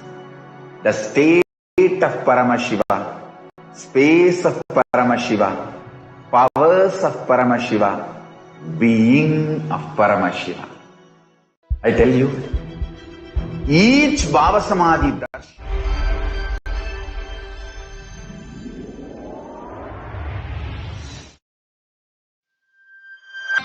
Kailasa is enlightenment ecosystem, literally enlightenment itself in your own home, wherever you are.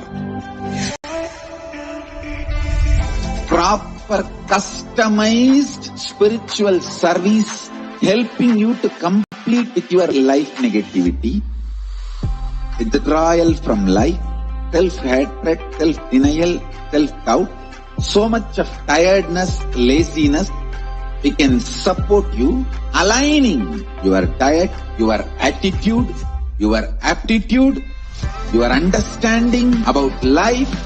We can help you with everything.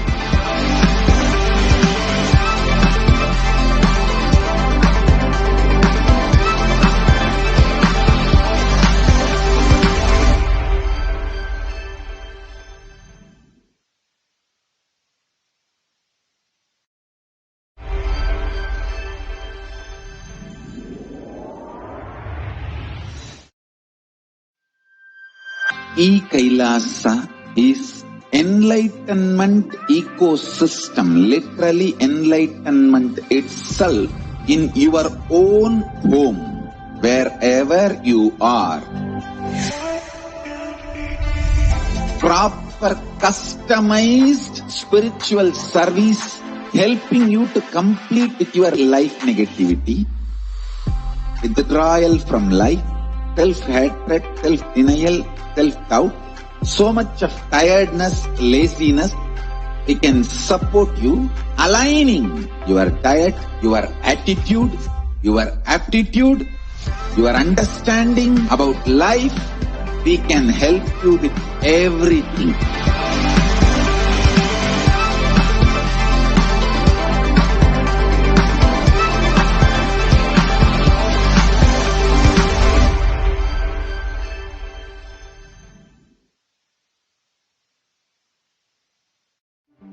One or two times have Ganapati Darshan, Venkateshwara Bhava Samadhi Darshan, Devi Bhava Samadhi Darshan. By third time, fourth time you will see every prayer you are asking those beings, Ganapati or Venkateshwara or Subramanya or Parashakti. Simply those prayers become reality, and the relationship between you and that cosmic beings built.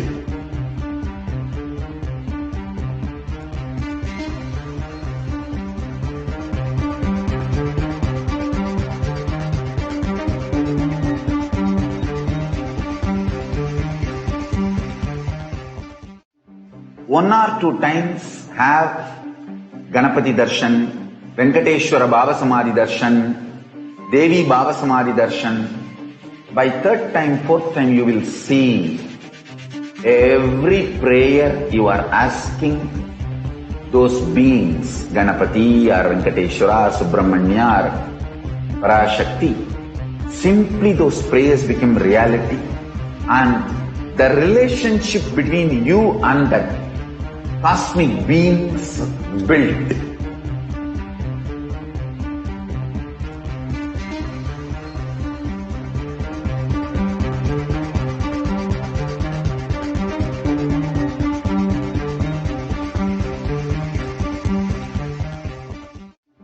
One or two times have Ganapati Darshan, Venkateshwara Bhava Samadhi Darshan, Devi Bhava Samadhi Darshan. By third time, fourth time you will see every prayer you are asking those beings, Ganapati or Venkateshwara or Subramanya or Parashakti. Simply those prayers become reality, and the relationship between you and that cosmic beings built.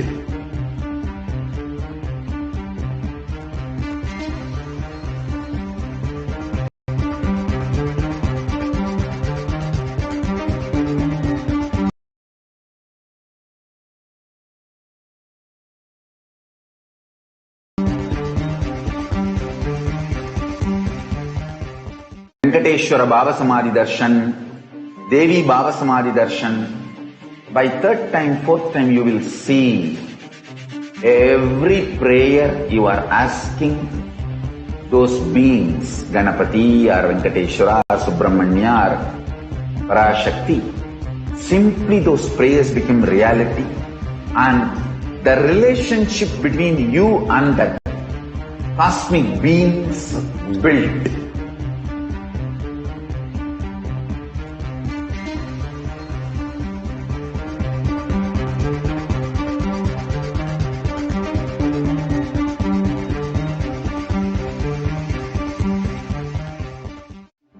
one or two times have Ganapati Darshan, Venkateshwara Bhava Samadhi Darshan, Devi Bhava Samadhi Darshan. By third time, fourth time you will see every prayer you are asking those beings, Ganapati or Venkateshwara, Subramanya or PARASHAKTI. Simply those prayers become reality, and the relationship between you and that cosmic beings built.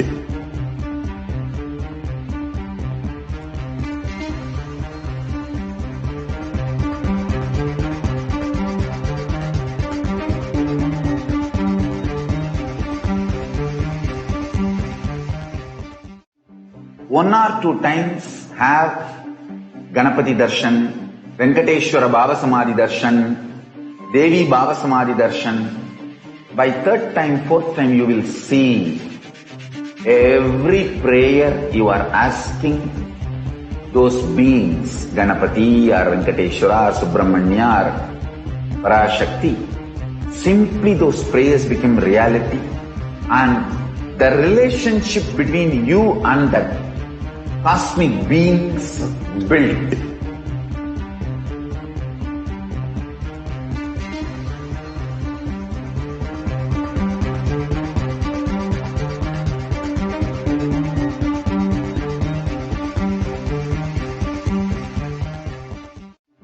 One or two times have Ganapati Darshan, Venkateshwara Bhava Samadhi Darshan, Devi Bhava Samadhi Darshan. By third time, fourth time you will see every prayer you are asking those beings, Ganapati or Venkateshwara, Subramanya or PARASHAKTI. Simply those prayers become reality, and the relationship between you and that cosmic beings built.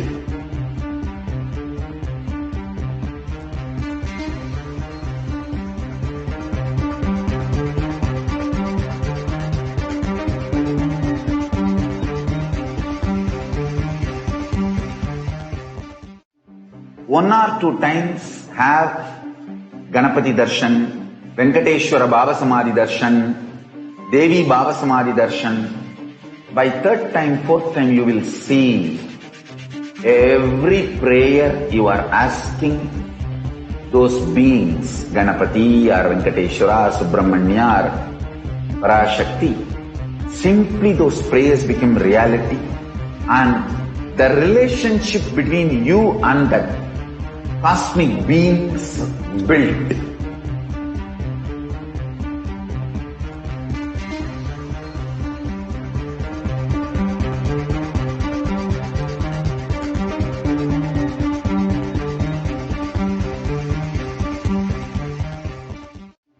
One or two times have Ganapati Darshan, Venkateshwara Bhava Samadhi Darshan, Devi Bhava Samadhi Darshan. By third time, fourth time you will see every prayer you are asking those beings, Ganapati or Venkateshwara, Subramanya or PARASHAKTI. Simply those prayers become reality, and the relationship between you and that cosmic beings built.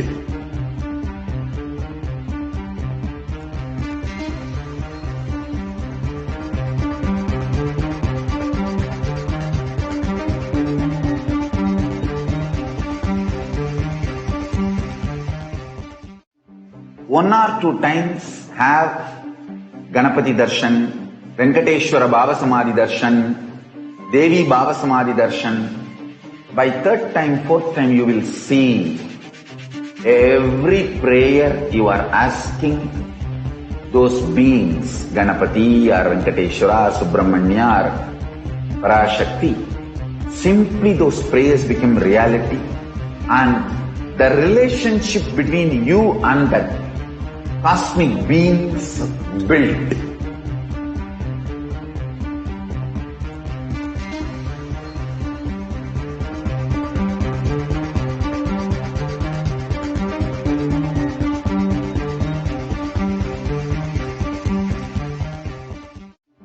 one or two times have Ganapati Darshan, Venkateshwara Bhava Samadhi Darshan, Devi Bhava Samadhi Darshan.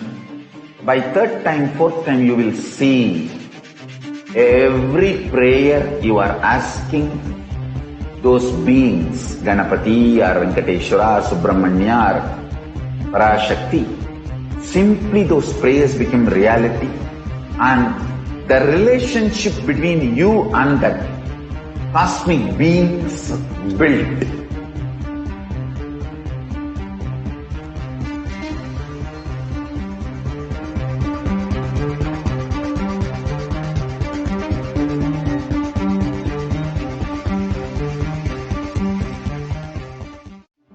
One or two times have Ganapati Darshan, Venkateshwara Bhava Samadhi Darshan, Devi Bhava Samadhi Darshan.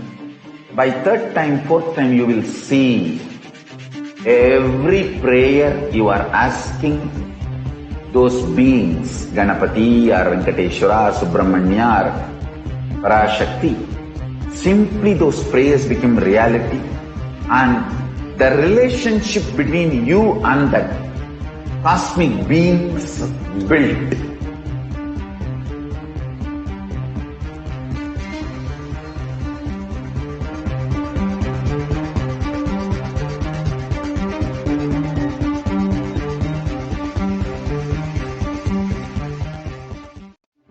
One or two times have Ganapati Darshan.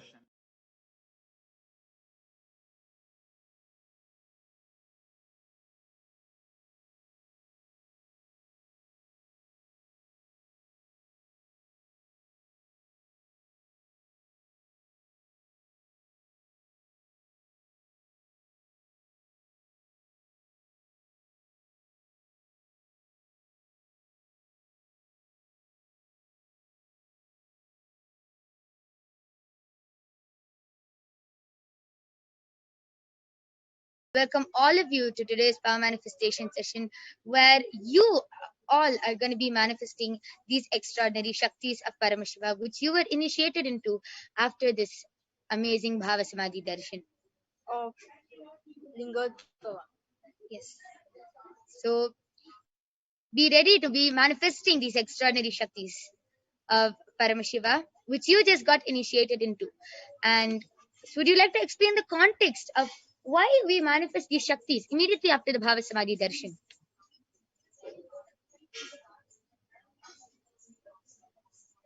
So, the context why we manifest powers immediately once we engross ourselves into the Bhava Samadhi Darshan is, it's like how to say, when you have honey and cotton. So basically, the honey is the Bhava Samadhi Darshan, and you are the cotton. When the cotton gets into the honey, it soaks itself completely. So same way at the moment now, you're completely soaked into the Bhava Samadhi Darshan, which all of you have witnessed. So best thing which you can do to utilize the honey which you have absorbed, is by manifesting the powers. By being in oneness and manifesting the powers. So today, the first power which you'll be manifesting is the power of the third eye aim. And so now I request all of you to go and be ready with a blindfold or an opaque cloth, if you have one, or you can get a blindfold, and to be ready with that. And we'll be projecting a picture in front of all of you, and then after that we'll start manifesting. So I request all of you to be ready with an opaque sheet, an opaque cloth, or an eye band.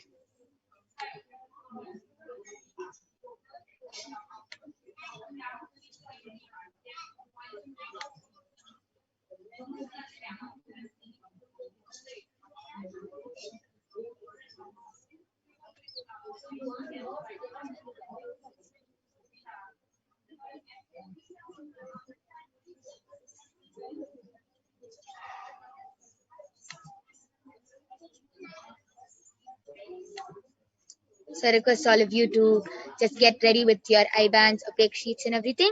And then we'll start manifesting the power of third eye. So now all of you, I request all of you to close your eyes and blindfold yourself with an eye band or an opaque cloth. And we will be projecting an image for all of you. Okay? And it's very easy. All you have to do is chant the Mahavakya. Remember and continue to be in the space which you were in while you were witnessing the Bhava Samadhi Darshan of the Lingodbhava. While you were having the darshan, continue to be in that same space of oneness. Just remember the darshan and feel that same oneness which you felt when the Lingodbhava was manifesting right in front of you in a form that you can understand, in a way that you can understand. Be in that same space of oneness and chant the Mahavakya, Om Nithyananda Paramashivoham. And as you continue chanting the Mahavakya, Paramashiva will just start revealing whatever is being projected in front of you, and anything, even if you feel it is the most illogical thing, it can't be this, even if you're 100% sure it cannot be this. If Paramashiva is showing that to you, just start verbalizing that. Just start verbalizing anything which is being shown to you through your third eye. So I request all of you to blindfold yourselves now, and we will be projecting a picture in front of all of you.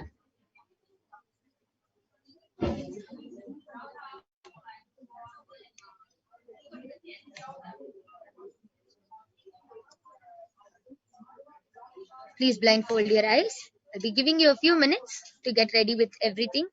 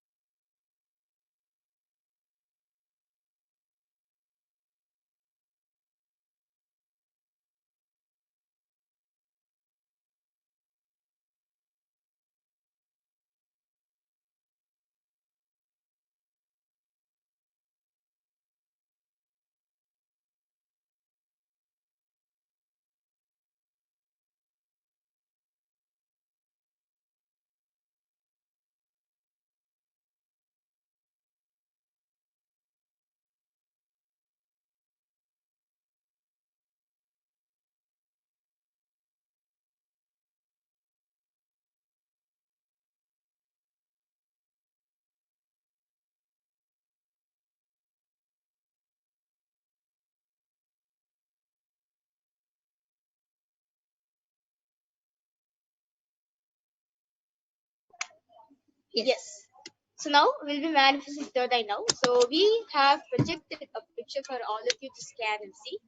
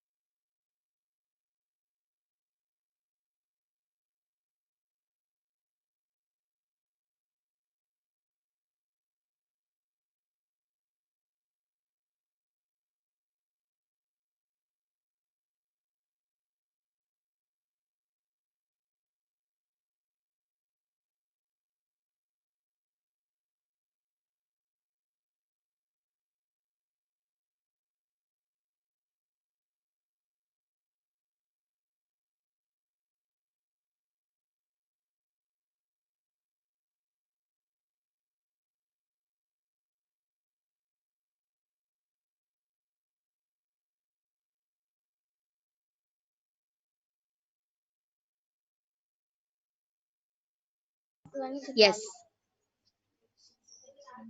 Yes, we honestly complete with the technical glitch which has happened. Now I request all of you to start chanting the Mahavakya intensely. And I request the NTV operator to play the Mahavakya. So just intensely connect to Swamiji by chanting the Mahavakya and request Swamiji to reveal what picture is being revealed to you. and just start verbalizing anything which Swamiji is revealing in front of you. Continue to chant the Mahavakya and be in that space of oneness with Swamiji.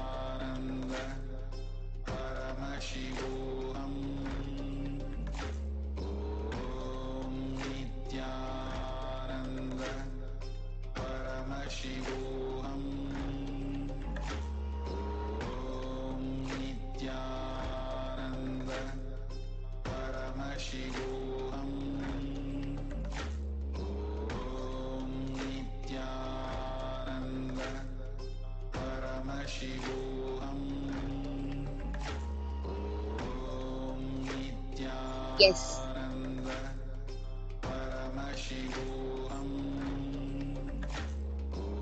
Yes. So now all of you can close your eyes and just relax. Sorry, you can all open your eyes. Just relax. Continue to chant the Mahavakya. Slowly, very slowly open your eyes and request all of you to type down in the chat what third eye has revealed. Whatever you were able to see through your third eye, you can just start revealing that in the chat, and we will be also seeing and verifying.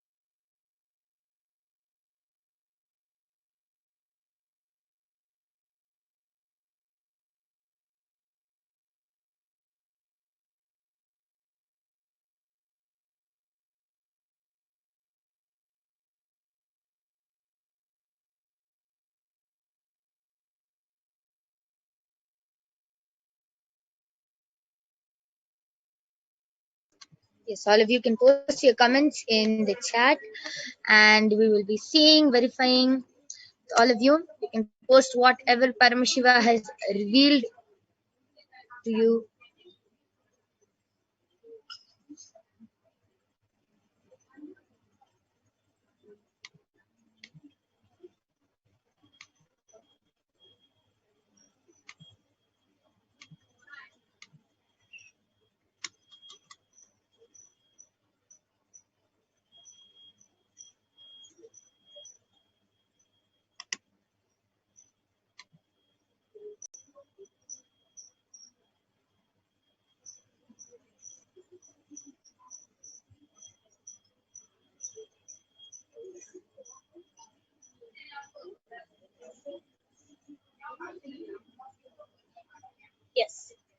So now we'll be projecting the picture.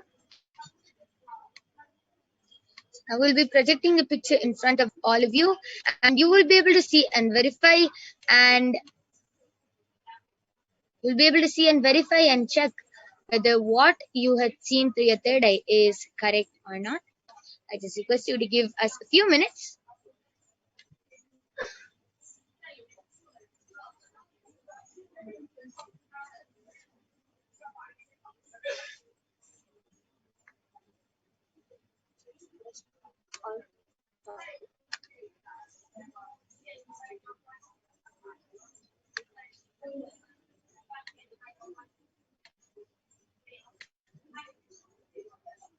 Yes.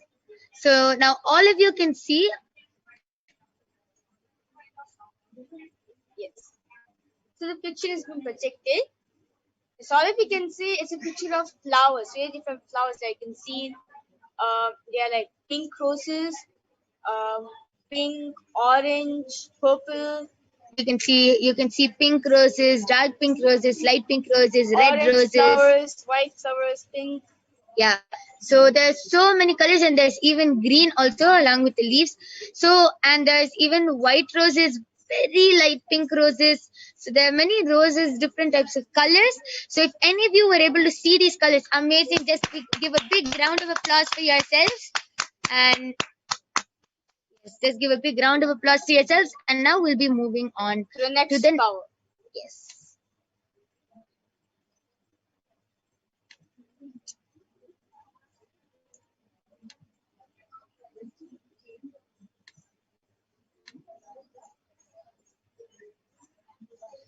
Okay.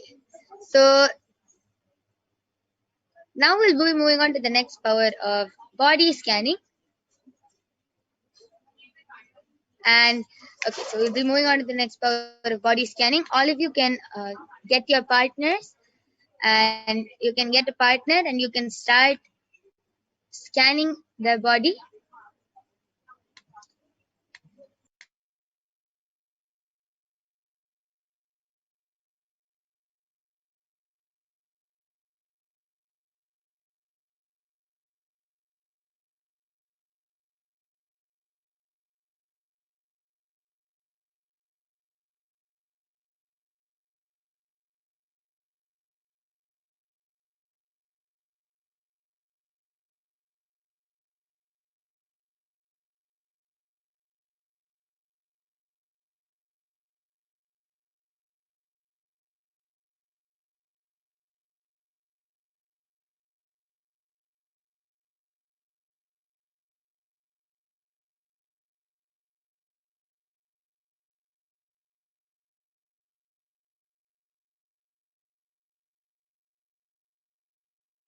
Okay, so we complete with you. We'll be actually manifesting the power of thought current scanning now. So all of you can pair up with a partner, and you will be telling the partner that you will be identifying a word which they are thinking of, a thought current scanning. And see, as all of you know, by the time 3 minutes gets over, your mind will go everywhere, all around the world, and come back. So what your partner will be doing, example, me and Mavarija are sitting together, and she is going to be scanning my thought current. I will be taking a piece of pen and paper, and I'll be writing down a 3-letter or a 4-letter word, and I will be keeping it with me, and I will be chanting the Mahavakya, holding the space for her. And Mahavirija will be start chanting the Mahavakya, and she will scan through her third eye and see what is the word that I am thinking of, which I have written down. So that is what we'll be doing in today's in this power. So I complete with all of you. Please pair up with your partners and start doing the power of thought current scanning. So we'll be giving a few minutes. Please set up, be ready with a pen and a piece of paper. Chant the Mahavakya, and after we'll be keeping a timer. After 2 minutes are over, you can start verifying with your partner, and you can post the results in the Facebook events page, or you can post it in you can post your results in the a link which will be projected below, https // tinyurl.com / Bhava Samadhi Darshan.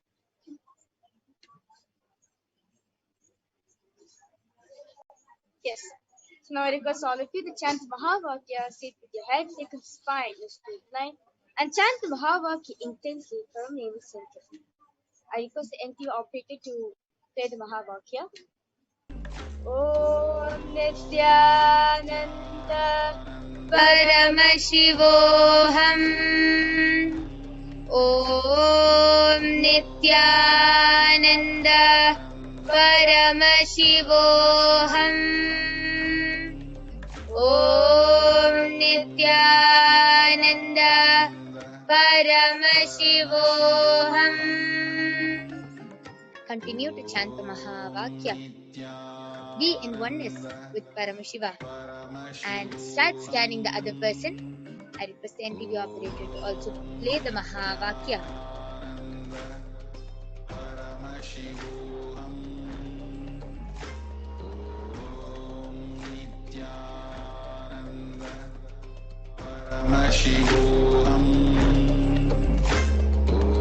Om Nithyananda Paramashivoham. Om Nithyananda Paramashivoham.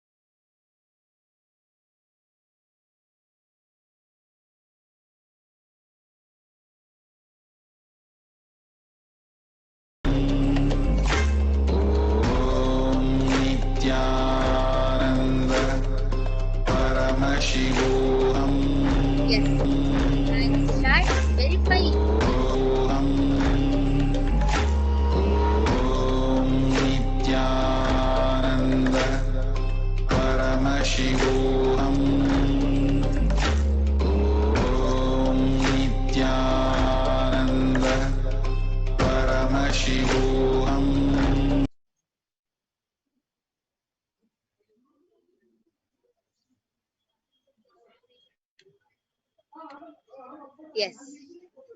So now I request all of you to relax and you can start verifying with your partners what was the word, and you can post in the YouTube comments below if you were able to, uh, whether you were able to manifest or not. So I request all of you to start posting. Please verify and start posting.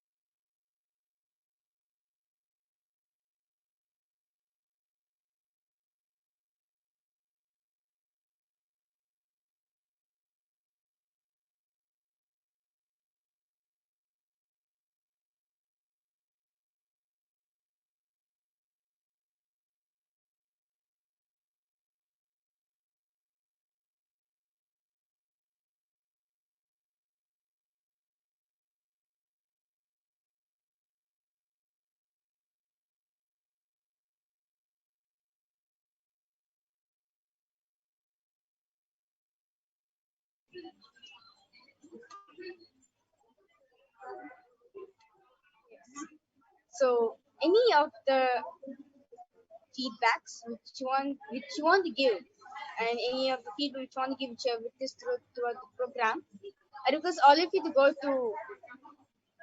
You can go to the SPH Nithyananda Kailasa's SPH Nithyananda page in YouTube, and you will see that we are going live, and you can post the comments. You can post your feedback,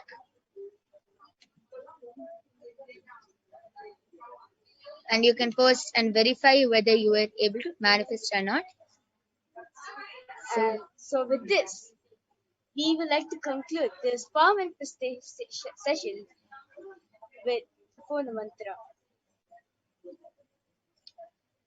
Om Purnamadah Purnamidam Purnat Purnamudachyate Purnasya Purnamadaya Purnamevavasishyate. Om Shanti Shanti Shantihi. Harihi Om Tatsat. Sarvam Bhagavat Sri Nithyananda Paramashiva Padukarpanamastu. Om Nithyanandam. We thank all of you for joining us in today's Lingodbhava Bhava Samadhi Darshan Power Manifestation segment. Hope all of you enjoyed, and every day we'll be having the Darshan of Devi Parashakti, and you will be witnessing this extraordinary demonstration of powers, and you will also be manifesting these extraordinary powers after the Bhava Samadhi Darshan. With this, we thank all of you. Thank you, Nithyanandam.